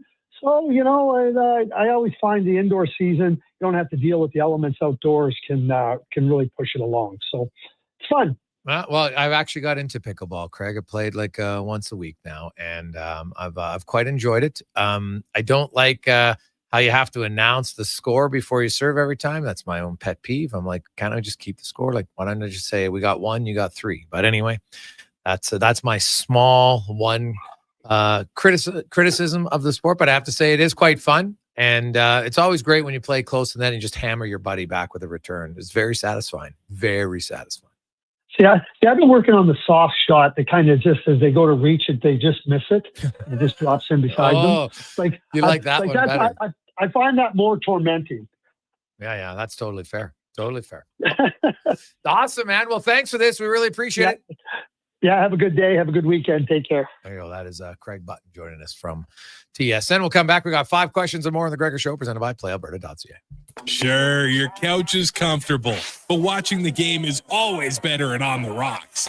With crystal clear TVs, you won't miss a single play, and the specials are a major league win. Pre-game warm-up starts with specials 30 minutes before the puck drops. Get 69-cent wings and $5.75 Molson Canadian and Coors Light drafts, and play score and win every game for your chance to win big. Be part of the action this hockey season. See the menu online at ontherocksYEG.com. Whoa, who turned off all the lights? Experience the new charcoal menu at Booster Juice. Charcoal menu? Introducing the Eclipse Smoothie, Blackout Booster Mixer, and Midnight Booster Ball. Where's that voice coming from? Dark and delicious, made with activated charcoal. Can we please turn the lights back on? Sorry, I'm just excited about the new charcoal menu. Wow, that is good. Right? Available now, only at Booster Juice. I'm Colin Livingston, president of Cantork. Since 2016, we've been at the forefront of hydraulic torque wrenches in Canada. I'm delighted to share our latest venture, in-house production for quicker turnaround, superior quality, and heightened versatility. Experience excellence at Cantork.com. Hey, Sports 1440 is your front row seat to the wild world of sports. Local legends, national headlines, and everything in between. Your game, your station. This is Sports 1440. Legacy Heating and Cooling is sounding the call. Don't struggle through winter with a furnace you can't trust. For maintenance before winter strikes, call Legacy. Call Legacy. For furnace tune-ups and repairs to give peace of mind. Call Legacy. Call Legacy. Or to scrap your old furnace for a brand new high-efficiency one. Call Legacy. Call Legacy. And with no payments, no interest for 1 year on your new furnace, it's gotta be Legacy Heating and Cooling. Japa Machinery Group knows that XCMG may not roll off the tongue, but Japa's team will help keep your construction jobs rolling on time and on budget with heavy equipment sales and rentals. Visit japamachinery.com to find out more. Buy more, save more, give more at The Brick. This week at The Brick, save up to 30% off furniture and up to 15% off major appliances. Your stellar night's sleep starts with select mattresses up to 40% off, or score a made-in-Canada mattress from just $159. Find store-wide savings on upholstery, major appliances, and big screen TVs, with a portion of proceeds donated to the stall. Buy more, save more, give more at The Brick. See in-store for details and exclusions. The Brick, saving you more. Farm, ranch, acreage, or lake lot. They're here to help at Bashaw Concrete Products. Family owned and operated for 60 years. They continue to provide the best products and service, period. Call now for your free quote on the highest quality ready mix and gravel, a new septic tank, or an outhouse pad and tank, plus precast cattle water pads, garage sumps, and more. Call 780-372-3854 for prompt delivery. Bashaw Concrete Products, 780-372-3854. BashawConcrete.com. When it comes to choosing a hair clinic, the difference is in the doctor. I'm Dr. Vance Elliott. Transforming how you feel about yourself is a very personal experience, and I'll work directly with you every step of the way. Physicians come from all over the world to learn from Dr. Elliott. When your personal goal is to help other people achieve theirs, you must deeply understand the latest treatments. Want to feel confident and comfortable? The difference is in the doctor. I'm Dr. Vance Elliott at drvanceelliott.com. Portions of this hour brought to you by Northwest Crane, available for all your lifting and equipment needs, specializing in selling and servicing cranes. Get lifting at northwestcrane.com. From puck drop to kickoff, it's the Jason Gregor Show on Sports 1440. Presented by PlayAlberta.ca, Alberta's only regulated online gambling website.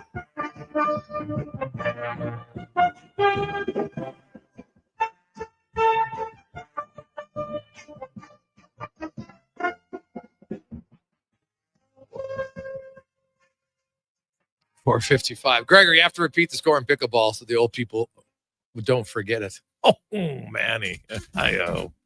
Welcome back. It's a Positive Friday edition of the Gregor Show presented by PlayAlberta.ca. Hey, man, I know one thing. Pickleballers, they're pretty serious.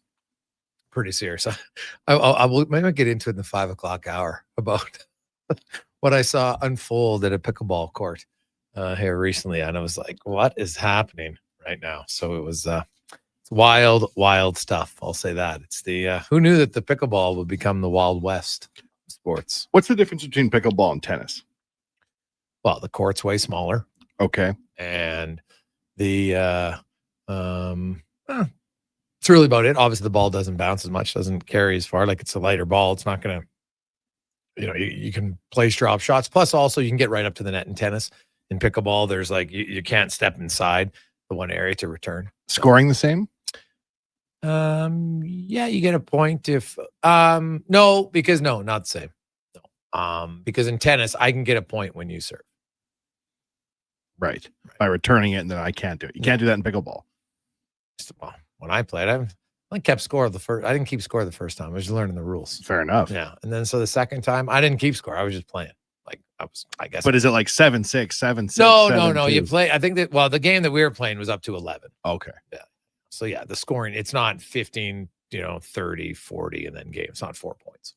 So it could be up to. I'm sure I don't know what singles is. I've never played singles. I have no idea. I am like the most beginner. I'm not even going to call myself a pickleballer. I don't have a pickleball racket. Someone lends me one. Like, come on here. I don't have any pickleball balls. Like, I don't even know what they're called. So it's we go out there. The people in the neighborhood have started to play. So you have like a little matches, kind of round robin. It's kind of just fun exercise. I was surprised that we played for an hour. I was like, all right, you got to move a little bit. So I didn't mind it. I think Craig Button was impressed when you said goodbye to him on the summer break. You said good luck with the pickleball, and then when he came back, you were a pickleballer. Yeah, you got it. Wow, not a pickleballer. I've played it twice. Let's not stretch the truth here. Let's get to 5 questions brought to you by The Brick. And the more you buy, the more you save. Right now, 30% off furniture, mattresses up to 40% off. Get a better sleep, so you have all the energy to watch the sports. The Brick and thebrick.com. It's time for 5 questions on the Jason Gregor Show. All right, guys. Question number 1 today.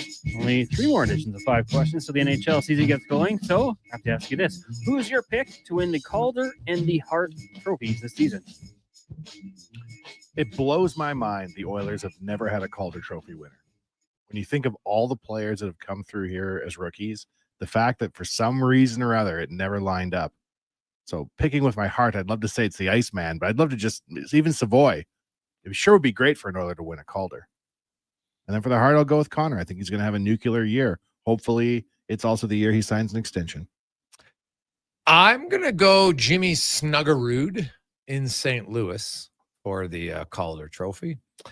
And the Hart Trophy, yeah, McDavid hasn't won it in a few years. I know at Daily Face-Off we had to put out our picks, and I think McDavid hasn't won it, and there'll be lots of attention around him. Everybody's going to be watching because, it doesn't have a contract, and he said he wants to shoot more. So I will go with McDavid. Question number 2, league-wide. Who do you think will have a breakout campaign this year?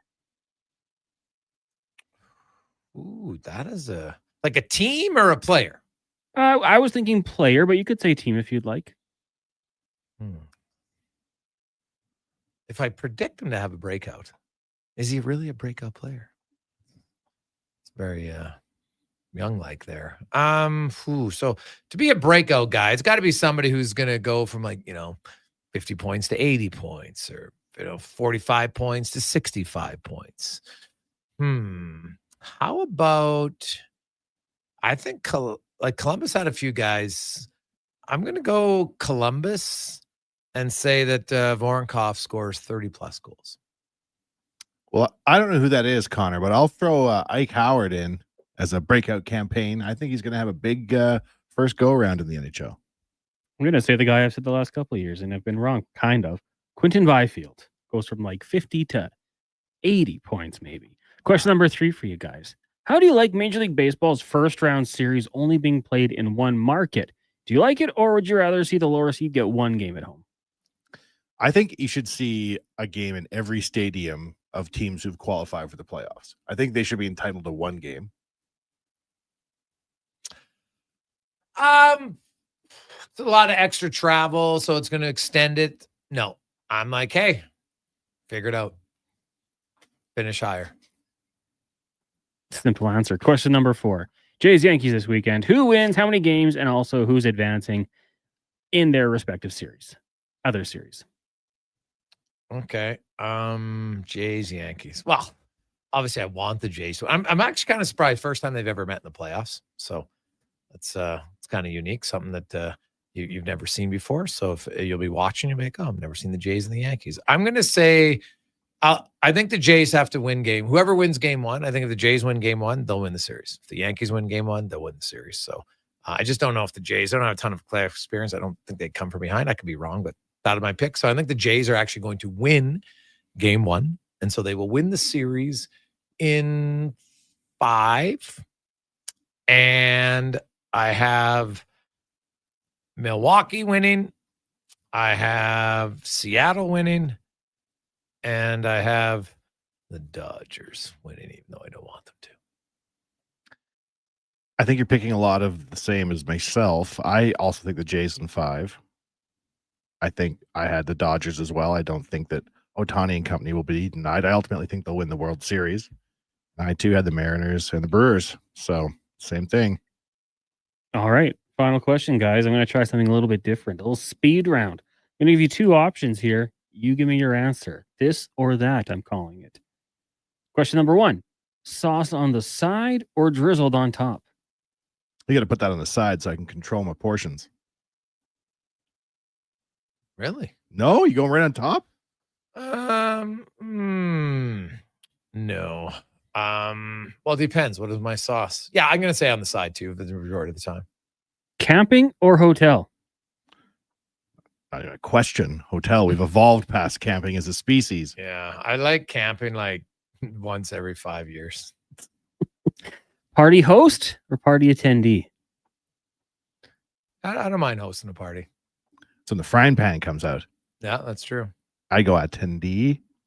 Yeah, but do you even attend parties? You never show up. No, yeah. Yeah. Yeah. Board game or video game?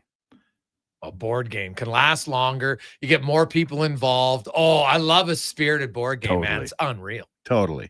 And final one. Would you rather have talking animals or talking babies? Aren't talking babies just kids? Well, they can talk. I'm talking like a year and under. To me, like a talking animal is like a Magic Wonderland thing, whereas like a talking baby's like, oh, eventually this is going to happen. I'm going to say talking babies because I think if you get to talking animals, it would ruin it. Because is there anything like you could make an argument like to find a dog that's like that is the most unconditional love you can get, right? The dog, like imagine if the dog all of a sudden talked, right? They're going to talk back to you. Like, no, I'm not ruining it. I'm not ruining it. So now I know there's other animals. So, you know, I guess, but seriously, do you like, you want the beaver talking to you? Right? Like, come on. So no, I guess I'll say talking babies only because, you know, we see them, they start to talk and you think it's cute. So I don't know, maybe be cuter. Like the good thing was they might not cry as much if they spoke to you and be like, hey, you know, clean my diaper, dumbass. Right? It would probably be easier. I don't really want to know what the birds are saying, Connor. I don't really care. It's probably not that like. What about the birds and the bees? Well, the bees are just saying buzz. What about what the birds and the bees are saying? That could be riveting stuff. Cool. That's it. You want to hear talking babies, don't you, Connor? Because you're in the frame of life where you're trying to interpret what your son is saying. Absolutely. And also they're contained to your like their houses for the most part. Like if you had to hear every animal talk, yeah, it'd be insane. It's true. You couldn't turn them off. Squirrels, am I really that interested in their insights on the day? Hey, is Benny crawling yet, by the way? Yeah. No? Yeah. Is he pulling himself up on chairs? He's getting into that one, yeah. He's really starting to now sit up in his crib, so he won't sleep. We'll look at him, and he's just sitting there, looking at the wall. Oh, yeah, but eventually he goes to sleep. Eventually, yeah. Yeah, well, that's all good. Yeah. Just let him don't get sucked in. Just stay away. Let him figure it out. Self-soothing is like the greatest thing to teach. He copes. He figures it out. He does figure it out.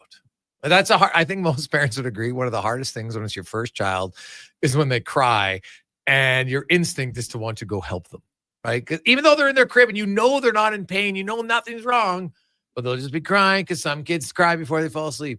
And then once you get it the first time, see it after, like that's why I think kids, second, third born, like sometimes maybe they're not as high strung as their relative because, it's just different. Parents are a little bit more relaxed second time around. There's something in the human genome that when a baby's crying and it's yours, you're just like running down the hallway. It's very bizarre.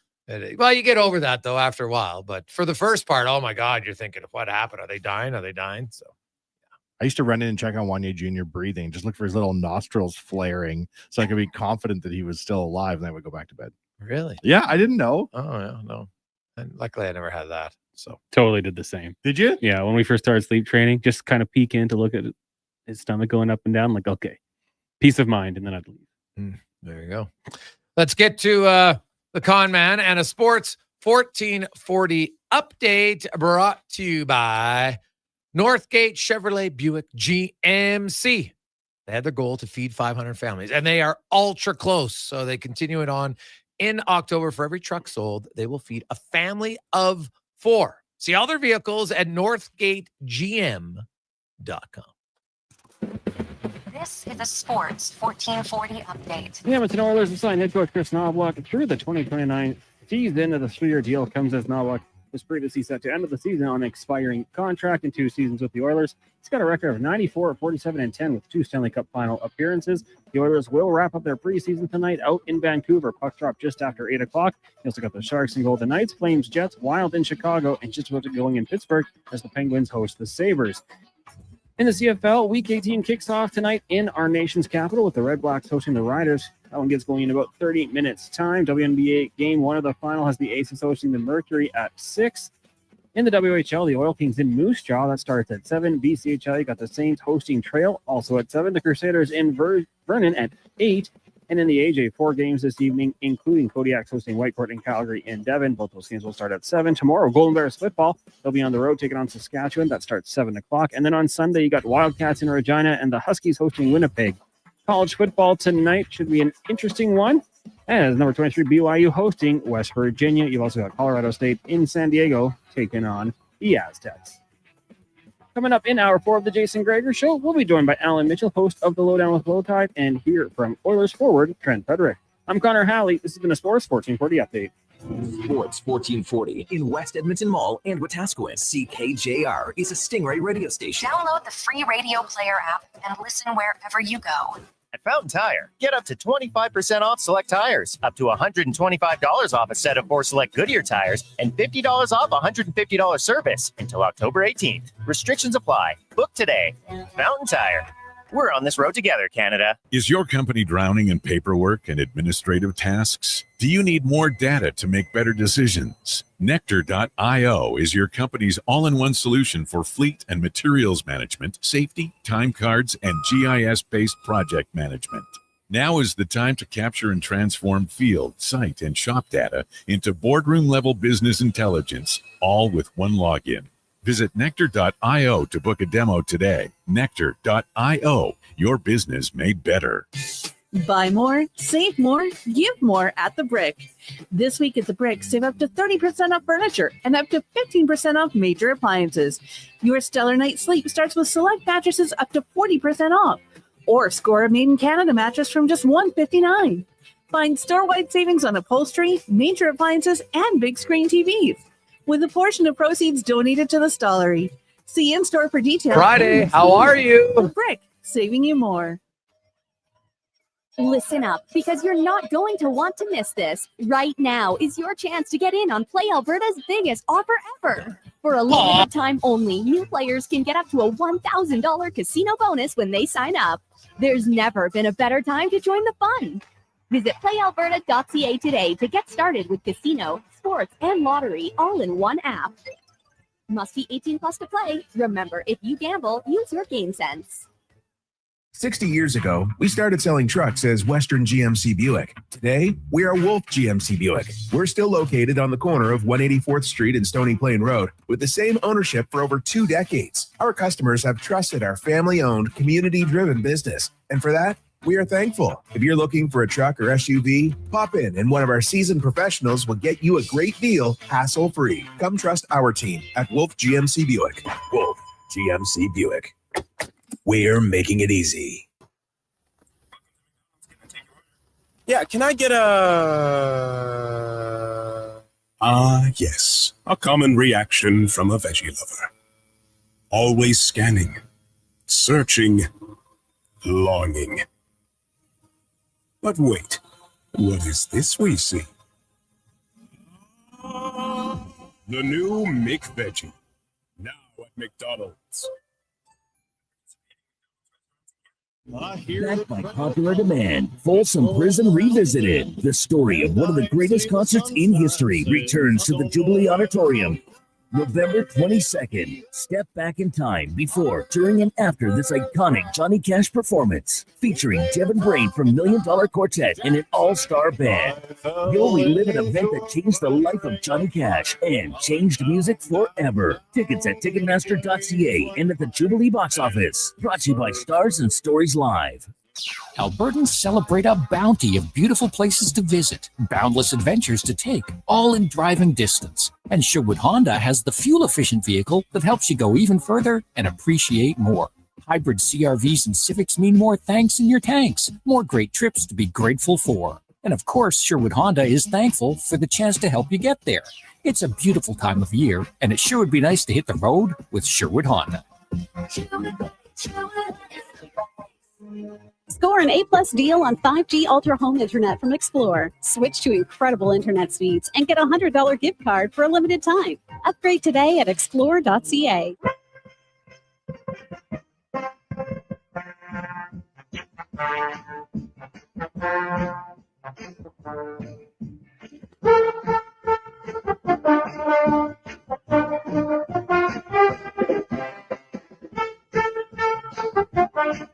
Portions of this hour brought to you by Crystal Glass, your clear choice for residential windows, locally manufactured and installed. Crystal Glass provides a beautiful product and incredible customer services for all of your residential needs. Call 310 Glass or visit crystalglass.ca for a quote. The Jason Gregor Show, the best of Edmonton sports talk and beyond. This is Sports 1440. Presented by PlayAlberta.ca, Alberta's only regulated online gambling website.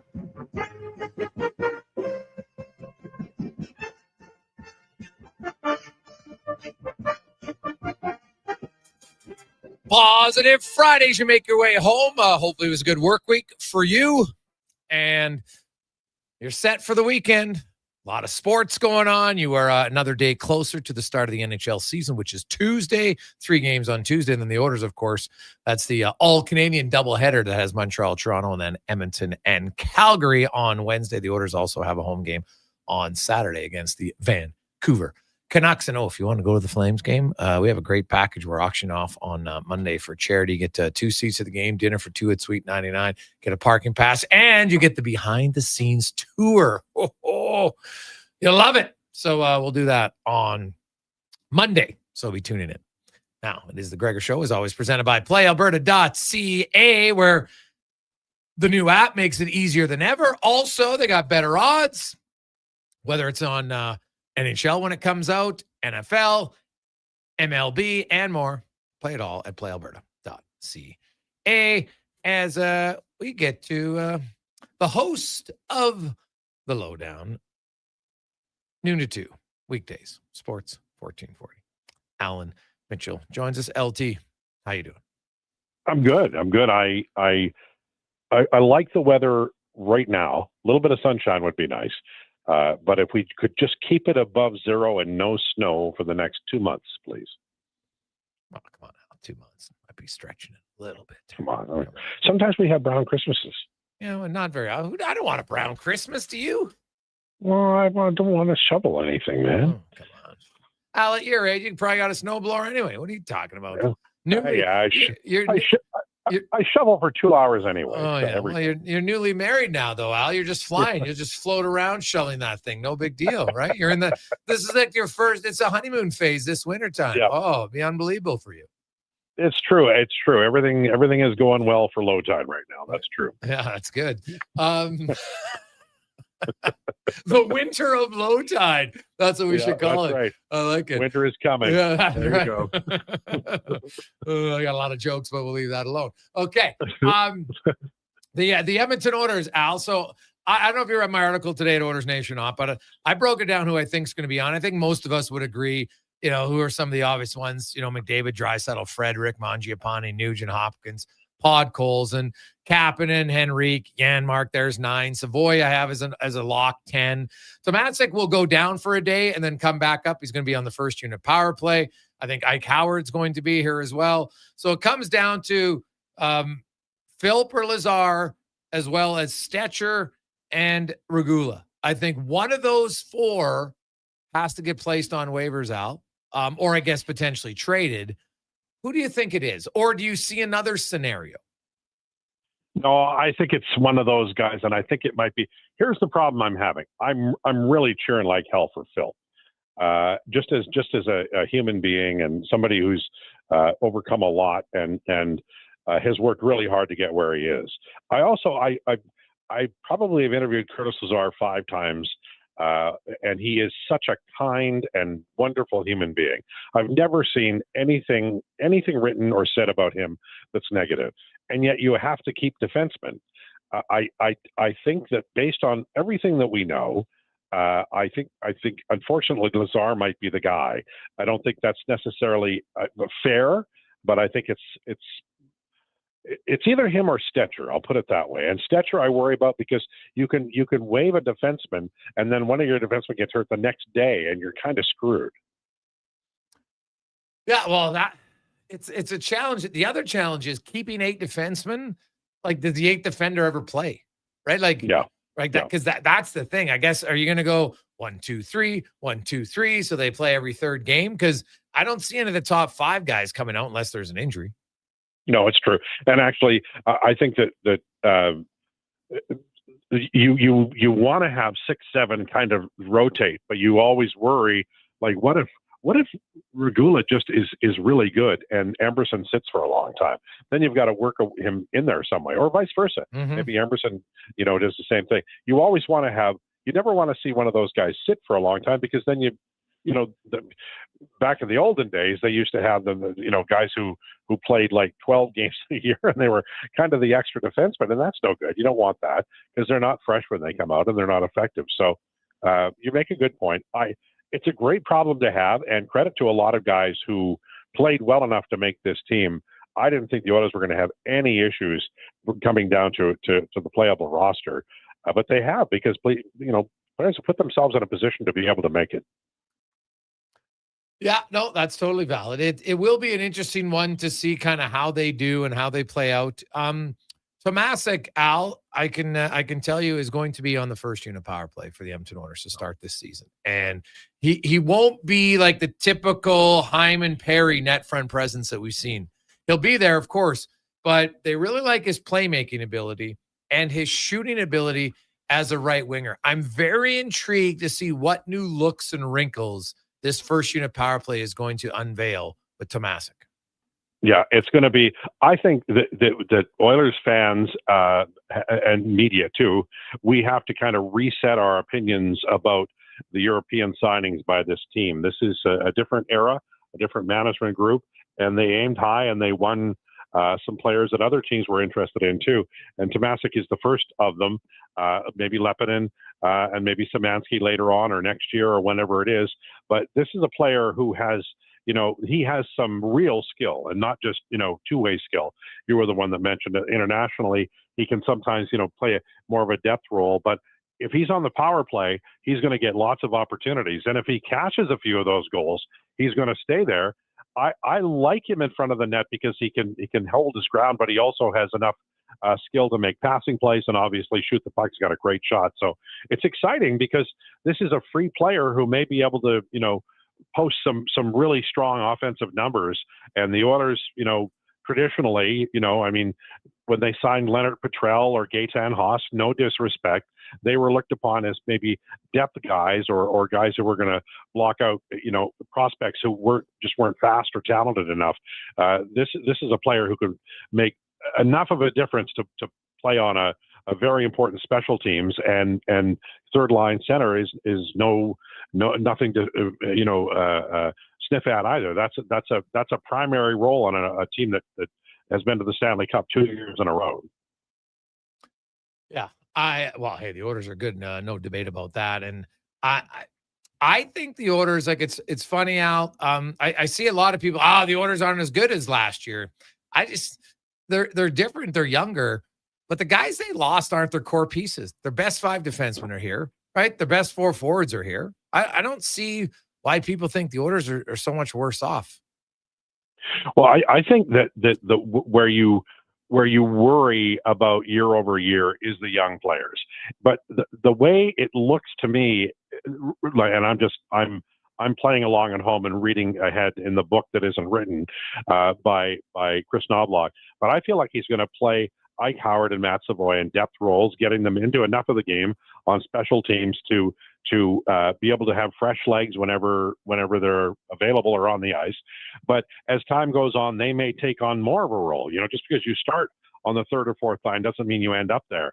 So I think that there's a really big upside for this team that hasn't been there for a few years. These are really, like, these guys got drafted in the first round. Savoy in the top 10, they're actual, prospects with upside. So I think the names aren't as famous this year, and you're counting on some unknowns like Tomasic at 29. Who knows? But he looks good.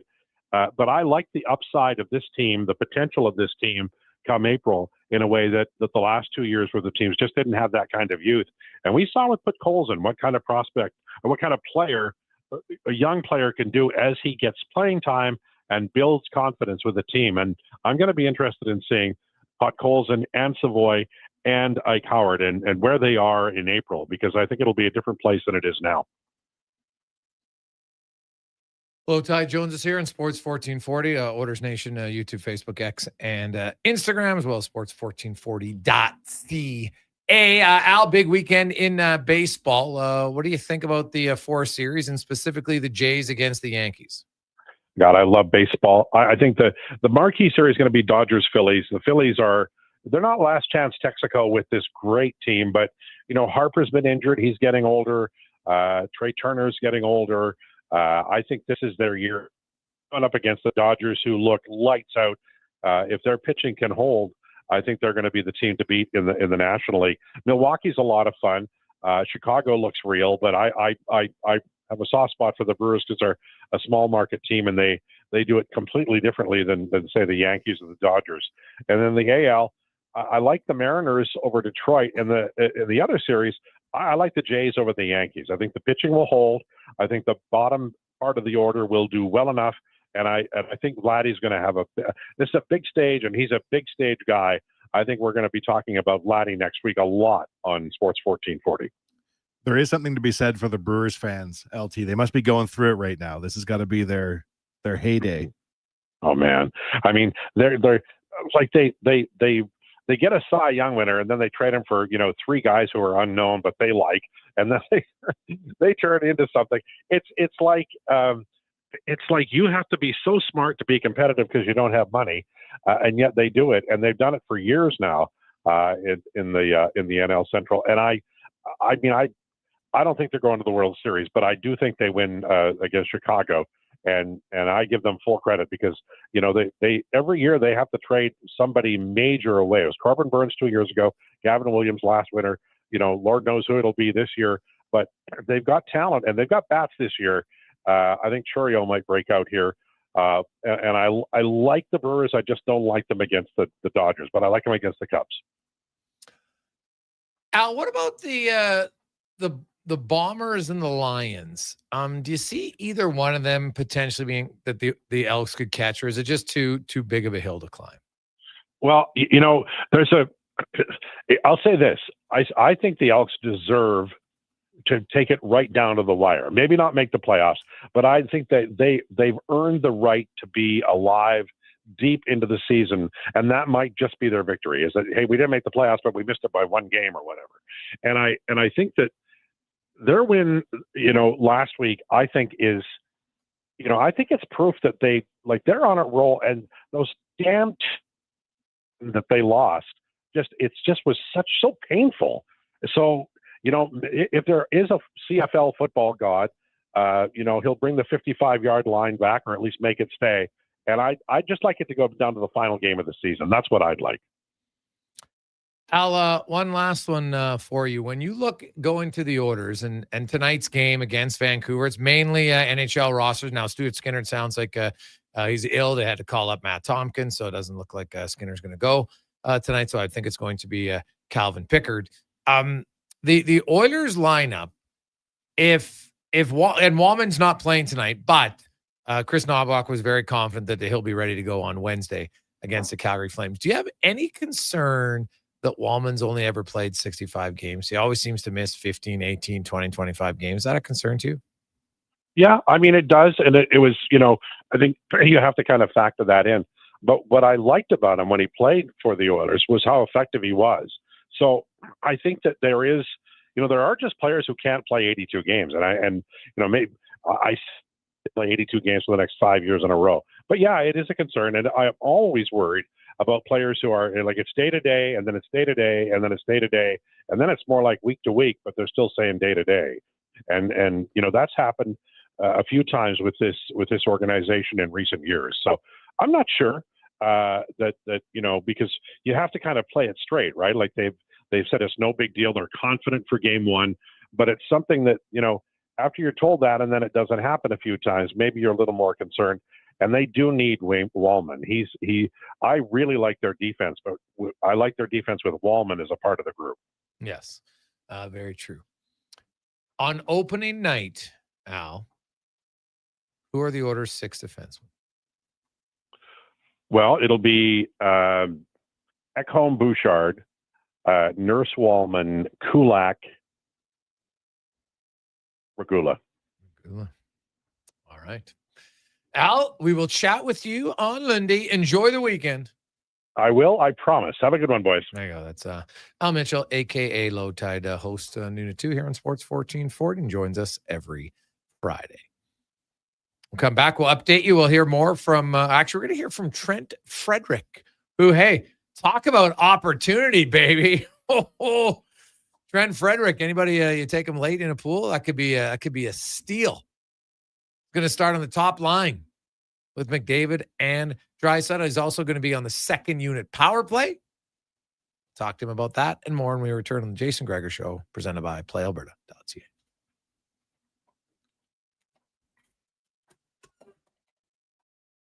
Sure, your couch is comfortable, but watching the game is always better and on the rocks. With crystal clear TVs, you won't miss a single play, and the specials are a major league win. Pre-game warm-up starts with specials 30 minutes before the puck drops. Get 69-cent wings and $5.75 Molson Canadian and Coors Light drafts, and play score and win every game for your chance to win big. Be part of the action this hockey season. See the menu online at ontherocksYEG.com. The job isn't done until the last load is hauled, and having a semi-trailer out of commission is not an option. Whether replacing or adding to your convoy, Edmonton Trailer has a huge inventory of new and used semi-trailers, trusted by the gravel, logging, oil field, fluids, and freight industries. Find a trailer right for you online or at one of their 3 locations. For sales, service, parts, rental, and finance, when you're in it for the long haul, Edmonton Trailer. Is your company Hawaii? The warmth of a golden sunset as the waves roll in, the freshness of a waterfall, the lush scent of tropical flowers in the air. You don't need to travel to enjoy all Hawaii has to offer. You just need to order pizza. Bring Hawaii home with the Aloha Trio, available for a limited time at Papa John's. Try our classic Hawaiian, Super Hawaiian, or Hawaiian barbecue chicken for just $19.99 each. Better ingredients, better pizza. Papa John's, proudly locally owned and operated. When you have lifting and material handling needs, Northwest Crane delivers. Western Canada's Sandy dealer, backed by the industry's toughest one. 3 years, 3,000 hours, no compromises. They service all crane makes and models with skilled technicians and deep industry expertise. Alberta owned with locations in Leduc and Grand Prairie and fully equipped service trucks. Northwest Crane keeps your operation lifting. For more information on sales or service, visit northwestcrane.com or call today. Buy more, save more, give more at The Brick. This week at The Brick, save up to 30% off furniture and up to 15% off major appliances. Your stellar night's sleep starts with select mattresses up to 40% off, or score a made-in-Canada mattress from just $159. Find store-wide savings on upholstery, major appliances, and big screen TVs, with a portion of proceeds donated to the stall. Buy more, save more, give more at The Brick. See in-store for details and exclusions. The Brick, saving you more. Don't let scary high prices haunt you this October. At Nisku Ford, we treat you like family, which means no tricks, just treats. Come find a frighteningly good deal on a brand new Ford. All October, finance and lease rates are as low as 0%. Or maybe you prefer rebates as high as $10,000. The Nisku Ford family will always dig deeper to find the best deal for your family. The coffee's on. Drive into Nisku Ford or visit niskuford.ca today. Above expectations. As members of the Federation of Alberta Gas Co-ops, Alberta's rural natural gas utilities are here to fuel your life affordably, reliably, and safely. Across the province, natural gas keeps Albertans warm and connected every day. It's local, dependable, and it's ours. For more information on the Federation of Alberta Gas Co-ops and its members, or to learn more about how natural gas fuels your community, please visit us at fedgas.com. That's fedgas.com.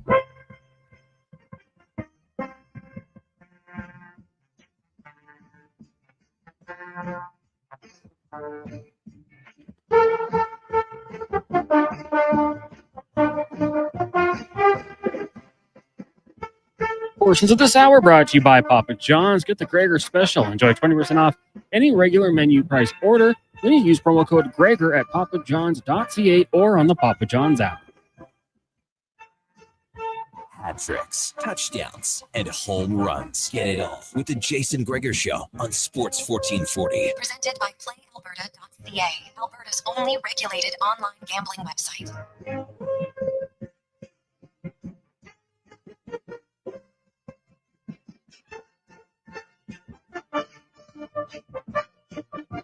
Hope you have a big, exciting plan for the weekend. Lots going on right now. Hey, maybe you're going shopping for a Halloween costume. Or maybe you diehards, like you make your own. I've always been jealous of those who come up and make their own Halloween costume. Never was good at that. Most were pretty simple, pretty standard. Now, I've had a few made for me.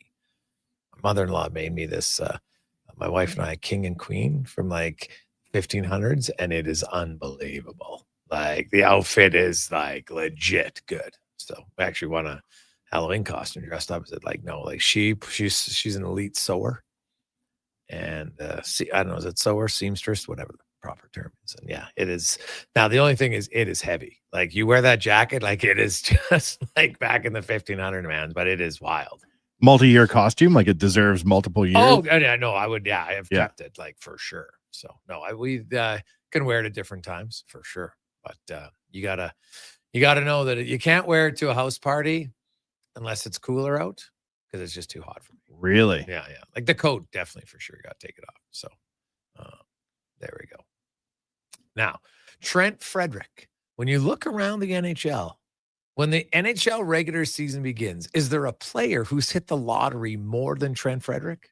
I don't think so. He's playing with McDavid and Draisaitl on the right wing.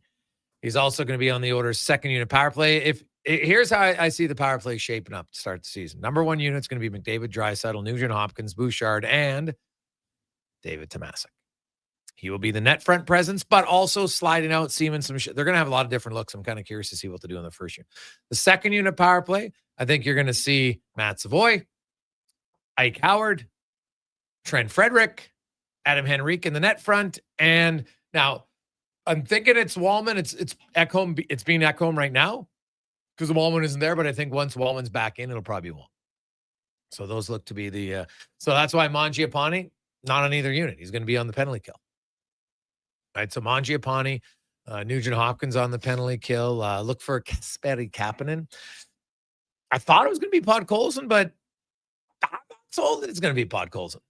Right now, obviously, unfortunately, he missed a lot of time due to his father's passing. So maybe that's part of it. But so we'll see on there. But Trent Frederick, second unit PP, first line. Pretty good start to the season for him. Savoy and the Iceman, the same line. This is going down. I am pumped for opening night. It'll be, I'm curious. Like I think we might see a minute 20 to 40 kind of split for the first and second unit this year. I think they're going to try to get their second unit a little bit more involved than they have in the past. And then with that little slight reduction in the power plays here and there, don't be surprised to see McDavid and Draisaitl out of the penalty kill a little bit more this season as well.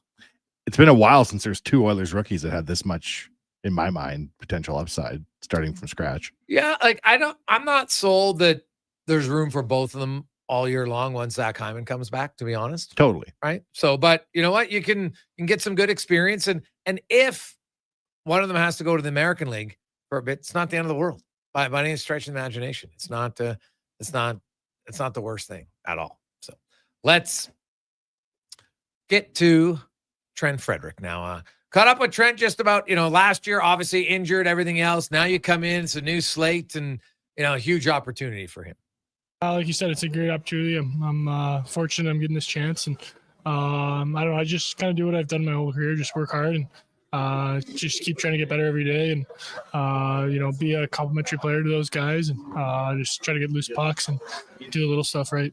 We look at a lot of the guys who've had success in the past, Hyman, Maroon, Cassian, bigger bodies who kind of just play a straight line game. They don't necessarily change it. So on the outside, it seems like it could be a good fit, but what are some of the things you feel you have to maybe be more aware of when you play with those two guys compared to maybe playing with guys in the third line? Yeah, I mean, they're definitely more creative and, they're making plays that I probably am not used to, getting. So just always kind of being alert. They're making passes that normally you don't expect to get. So I think just the 2 games I play with them, that's a big thing I've noticed is, it'll be on your tape before you know it. And you just got to always be, you're always ready out there. But, there's just times you don't expect them to make a play like that.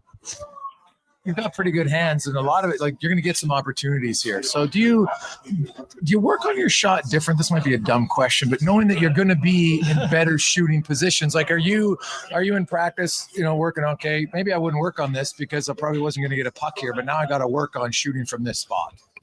Yeah, I mean, the Oilers are a great organization. They actually had a shooting coach here for a while, so I got to work with him, just different types of shots. But I think a lot of it's going to be around the net. Just kind of getting free and battling with that guy. I think that's going to be a lot of the chances I get. But you're probably right. I'll probably get some more chances to fire the puck. And I think that's one of the things I am very confident about is shooting the puck. How do you use preseason? What are the things that you want to be sharp about your game, ready for puck drop next Wednesday? Yeah, so it's going to be my 5th game now. I would say just ramping up. It's like no matter what you do in the summer, it's always different than the game, getting in different game shape. Like, definitely feel better. The last 2 games, I did my first 2 games. And I guess stuff to work on, like this game, I'm trying to be more physical. Maybe the first couple of games have been just in general, they're not as physical of games. And going to work on that. And just little stuff like, in the game, you're going to get awkward touches and just making plays like that. When you're on your game, you can be very good at being physical, agitating the opposition. Do you feel better? Are you just naturally more in the game if you're playing like a little bit of a shift disturber? Yeah, I mean, the more it's just like for me, yeah, like when you're in the game, and I feel like as kids, that's just like how it was too. When you're playing against your brother, you're way better when stuff gets a little rough, and I don't know why, you just have another level, I think. This group has talked a lot about wanting to get off to a good start. I know it's your first training camp with this team. Obviously, you were there last season, but just the importance of getting off to a good start. I know you can only control what you do for yourself, but how can the group ensure that you actually put that talk of a good start into action? I think that's kind of what we've been doing this whole time. We've done some good, team stuff together, coming together. I thought the practices have been great. Obviously, a lot of guys have got to play, 3 to 5, 6 games. So I think that's, key to have a good start. And I know when I was in Boston, the big thing was having a good start because we had a stat. It was like, I think after October or something like that, I'm going to blank on the stat, but we used to always talk about it. If you have a good start, there's a good chance that you're going to be in the playoffs. So. Yeah, if you're there usually by American Thanksgiving, something about 80% of your team. Thanksgiving, if you're in the playoffs, there's a good chance you're going to be in. So, I don't know how much you knew about him because he was banged up at times, wasn't in the organization lots, but did you know anything about Regula, and what's been your impressions on him in camp this year? So Reggie was in Boston. I didn't know him too well. But I've got to know him a lot. Last year, we were in the hotel together. And, we both were injured, so we were became good, best buddies at the time. Spent a lot of time together. And I don't know. He's impressed. I didn't know he was this good, to be dead honest. I think he's been unbelievable, to be honest. So I think the first time I watched him, I was like, damn, Reggie, looks really good for for not playing for a long time. And then I'm like, oh, Reggie's just good. It doesn't matter how long he's taken off. So yeah, he's been impressive. Being a bigger body forward, can you talk about the difference of just when you go up against a bigger defender, just the more challenges, they're just in your way more. They're longer. Yeah. He's a bigger body, and how that just can naturally help guys if you got the skill set of a smaller guy. Yeah, I actually like big D-men. They're not usually not as quick, and I'd rather just battle than have a little guy kind of coming underneath. So I actually do like playing against I kind of like the big D-men's going against them. And like you said, usually, if you can have a little more skill, you can, go a longer way. And lastly, I don't know if you're a guy who sets personal goals or not, but obviously, you had 2 really good years, 17, 18 goals, mainly 5-on-5, which is pretty good production in today's NHL. When coach talked to you about it, I'm sure you looked even in the offseason to the potential that you could have been a top 6 guy to start here this season. Does it change your personal goals? Do you have higher expectations of yourself this year than maybe in the past? Last year I did the whole goal thing. I wrote everything down, everything I wanted to hit, and then I would kind of have check marks of when I wanted to hit. My season was terrible, so I'm not doing it again this year. I honestly was I tried to get into all that. And really be aware of it's what gets you to X amount of goals you want, and shots and then the hits and all that stuff. And I didn't really like the year I had, so I'm actually staying away from it. I'm just going to take it day by day again. Friend Frederick wrote down his goals, didn't work out for him. So I get it. You know what? If something works, a lot of people want to stick with it.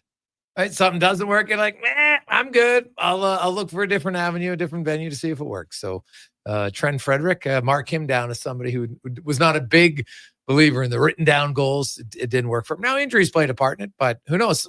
Maybe he's seen it all the time, right? Got to get this many hits. You're putting undue pressure on yourself. Who knows? Things worked out pretty well for him. We just finished saying he got a 8-year contract. He's playing with Connor and Leon. Maybe you didn't write all your goals down, but things seem to be working out okay. That's a very good point. She said, well, might have not gotten everything you wanted, but still worked out pretty good. Looking pretty good. Not bad. When you talk to Trent, do you see a glimmer of why the Oilers would have signed somebody who arrived injured and we didn't see much from him to an 8-year contract? Is there an aura about him where you're like, oh, this is the kind of guy that you maybe haven't seen a lot, but we're going to sign him to this super long deal? Well, I look at Frederick, and it is a long deal for sure. And I don't love longer term deals for players. I've said that many times.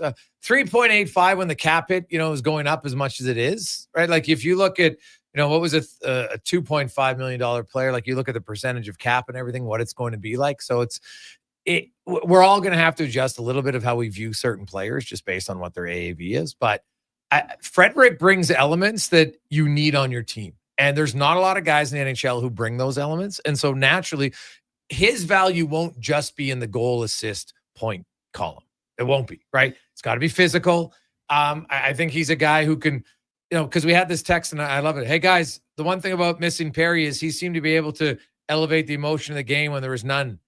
Do we have anyone who can do that? It's a great point, Frank. And that falls on Trent Frederick.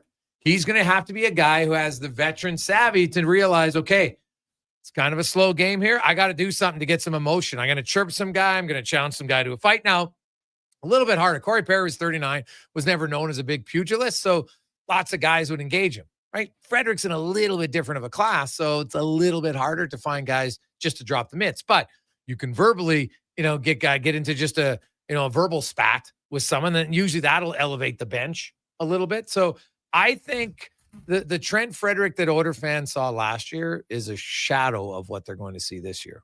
As long as he stays healthy, I think Trent Frederick, people will like him. He can play like a jerk. He's big. He's physical. He's a decent skater. I think he's probably got a little bit of underrated skill. And I think with the decent, I'm not saying he's going to be a huge time scorer, but would it surprise me if Trent Frederick popped 25 goals if he played in the top 6 all year long? It wouldn't. He scored 17 and 18 playing the third lines. So it wouldn't surprise me at all. Take a quick break. We'll come back. Wanye's World and More on the Gregor Show, presented by PlayAlberta.ca. Get in the game. Use the Gregor code Gregor50. You make a $50 deposit, and they'll match it. You'll get another 50. Gregor50. PlayAlberta.ca. Whether you're a craft beer connoisseur or more of a wine aficionado, there's always something new to discover at Sherbrooke Liquor, a unique, family-owned, independent liquor store. The selection, incredible. The non-alcohol section is also very impressive. Sherbrooke Liquor, expert, knowledgeable staff with a passion for unique finds. More than just a liquor store, we're a community. Alberta's best, the one and only Sherbrooke Liquor. Wine, spirits, and oodles of beer. Visit SherbrookeLiquor.com. Whoa, who turned off all the lights? Experience the new charcoal menu at Booster Juice. Charcoal menu? Introducing the Eclipse Smoothie, Blackout Booster Mixer, and Midnight Booster Ball. Where's that voice coming from? Dark and delicious, made with activated charcoal. Can we please turn the lights back on? Sorry, I'm just excited about the new charcoal menu. Wow, that is good. Right? Available now, only at Booster Juice.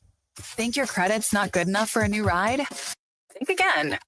Go Auto's car loan calculator is here to help.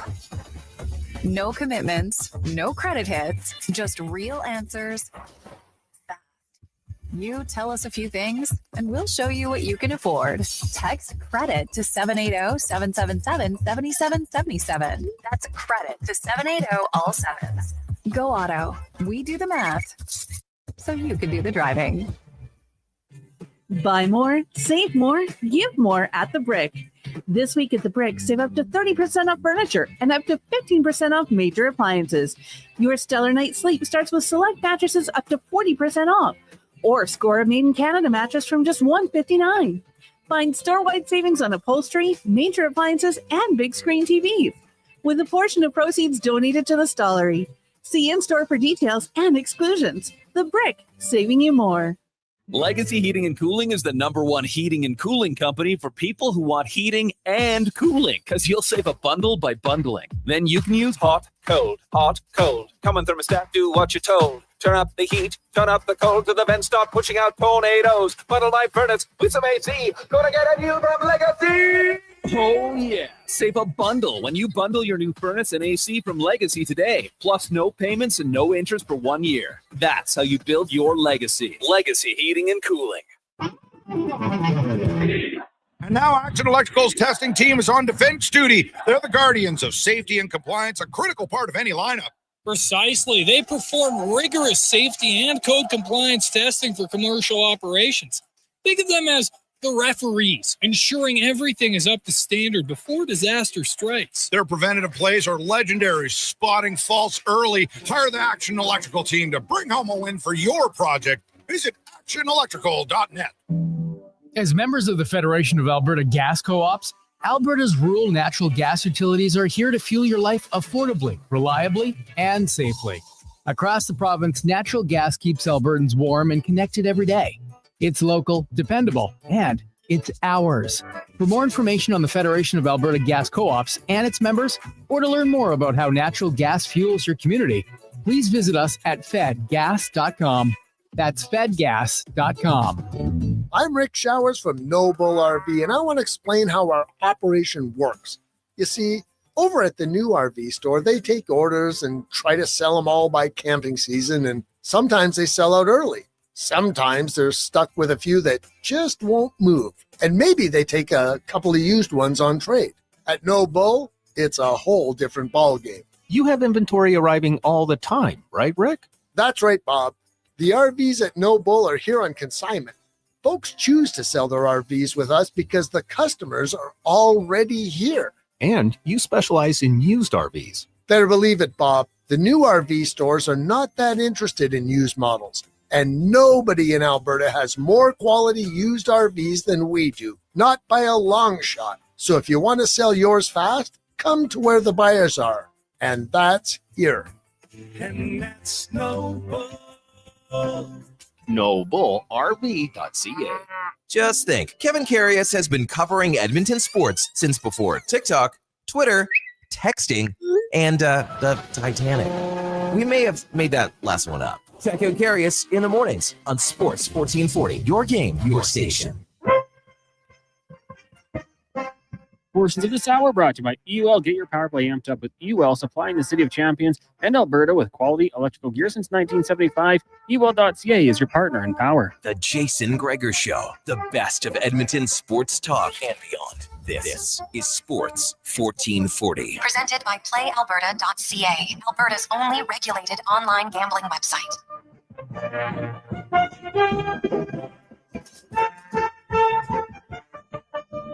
Positive Friday. Wrapping up the show. Making your way home safe and sound. Big plans for the weekend. Pizza night. Oh, it's always good on Fridays. I love it. Gregor Show presented by PlayAlberta.ca. And remember, get your tickets the day for Lotto Max. $10 million. PlayAlberta.ca. As it's time to get to Wanye's World, brought to you by Action Electric. They are hiring second, third, and fourth year apprentices. You want to continue to learn and grow in your field? Send a resume, careers@actionelectrical.net. Good luck. Tell them we sent you. Pretty exciting this time next week, Gregor. The Oilers season will be underway. One game in. They'll be either going to the cup or going to the basement. Depends what happens against the Flames. We'll be panicking right off the jump. I'm wondering what the storylines, I mean, there aren't too many spots up for grabs. We were going through it earlier. What storylines you're looking forward to going into the season starting this year? Well, I'm intrigued by David Tomasic on the first unit power play and just the potential for different looks there. I am interested to see how Matt Savoy, Tomasic, Howard all kind of slide into the lineup. And, of course, Trent Frederick on the top line. That is, you know what? Pat Maroon, Zach Kassian are two guys who had great success playing there. And bigger bodies, straight line players, kind of similar. Even Zach Hyman, obviously had more success, and he's done it way longer, of course. But, so I'm not saying he's going to be at that echelon. But, I think Frederick might have more just natural skill with the puck than Zach Kassian had. And so, Kassian for a calendar year when he played there 82 games was really good in that line. Like really good. So, Pat Maroon obviously had the career that had the season of his life playing there as well. So I think there's a chance here for Trent Frederick to solidify himself in here and maybe be better than people are expecting. Which of the two Oilers rookies do you think will have a better, say this season? Let's not look too far down the road. This season, Savoy. Yeah. I think Savoy's he'll fit in because of his defensive acumen a little bit more. Probably moves the puck. Like Ike Howard's a shooter, and you never want to lose your shooting skill, but he'll probably need to improve a little bit on just moving the puck quicker. What other storylines are you looking forward to? Is there anything else? The return of Zach Hyman to the lineup. Will he be as effective as he was before? How long until that? Will Ekholm bounce back? Yeah, Ekholm looks fine. I watched Hyman today after practice, and I watched closely for a good 15 minutes. His wrist from everything there. Like, I'm no doctor. I don't like studs, and I'm not playing one on radio, but he didn't look like he was, favoring it at all, forehand, backhand. I think when Hyman gets back in the lineup, he'll be a pretty solid player. Obviously it's going to be a while to play catch up, so that's always hard to jump on a moving train. But yeah, overall, I think Zach Hyman at the end of the season when he's healthy, that's when they need him the most. Looking forward to it. Have a great weekend, everyone. Please do not drink and drive or weed and drive. Get home safe. On behalf of Declan Kruger, Connor Halley, Wanye Gretz, I'm Jason Gregor. If you missed any parts of the show, anywhere where you get your podcast, go to jasongregor.com or rewatch the show on YouTube. It's right there. Let's get to the Command Sports 1440 update brought to you by Legacy Heating and Cooling Home. The no payments, no interest for 1 year on your furnace. Plan ahead, stay warm all winter. Legacy Heating.ca. Good night. This is a Sports 1440 update. Okay, so you missed it. The Edmonton Oilers signed head coach Kris Knoblauch to a 3-year contract extension as he was set to end the season on an expiring deal. In 2 seasons behind the bench, he's got a record of 94, 47, and 10. Obviously, 2 Stanley Cup final appearances. The Oilers will wrap up their preseason tonight out in Vancouver. Puck drop just after 8 o'clock. 1 game right now. Penguins up on the Sabres 1-0 after 20 minutes. Later on, you have the Wild and the Blackhawks. Flames host the Jets, and the Sharks head to Sin City. Week 18 in the CFL officially underway. Riders lead the Red Blacks 6-0 in the first quarter. Tomorrow you got Boatman and Ticats, and then the Stampeders in BC. In the WHL tonight, Oil Kings are in action, taking on Moose Jaw. That gets going just after 7. In the BCHL, you got the Saints hosting Trail. 7 o'clock puck drop, Crusaders in Vernon. That'll get going at 8. In the AJ 4 games this evening, including the Kodiaks hosting Whitecourt, Calgary and Devon. Both of those games will start at 7. WNBA game 1 of the final goes tonight from Vegas. Aces Mercury tip off in about 10 minutes time. At the collegiate football level in Canada, Golden Bears in action this weekend. They'll take on the Saskatchewan Huskies tomorrow on the road. I'll start at 7. You've also got Wildcats in Regina on Sunday. Also, Huskies hosting Winnipeg. And down south, number 23 BYU hosting West Virginia. That gets going at 8:30 right now. South Florida up on Charlotte 16-0. And Delaware leads the Western Kentucky Hilltoppers 10-3 in the second quarter. That'll do it for us here on the Jason Gregor Show. Coming up next, it is Fox Sports Radio all night long. Live local coverage resumes tomorrow morning at 9 a.m. with the Saturday Sports setup. And remember, Blue Jays baseball, Saturday and Sunday, AM feed only. I'm Connor Halley. This has been a Sports 1440 update. This is Sports 1440, a Stingray radio station broadcasting on Treaty 6 territory. Download the free iHeartRadio app and listen to CKJR wherever you go.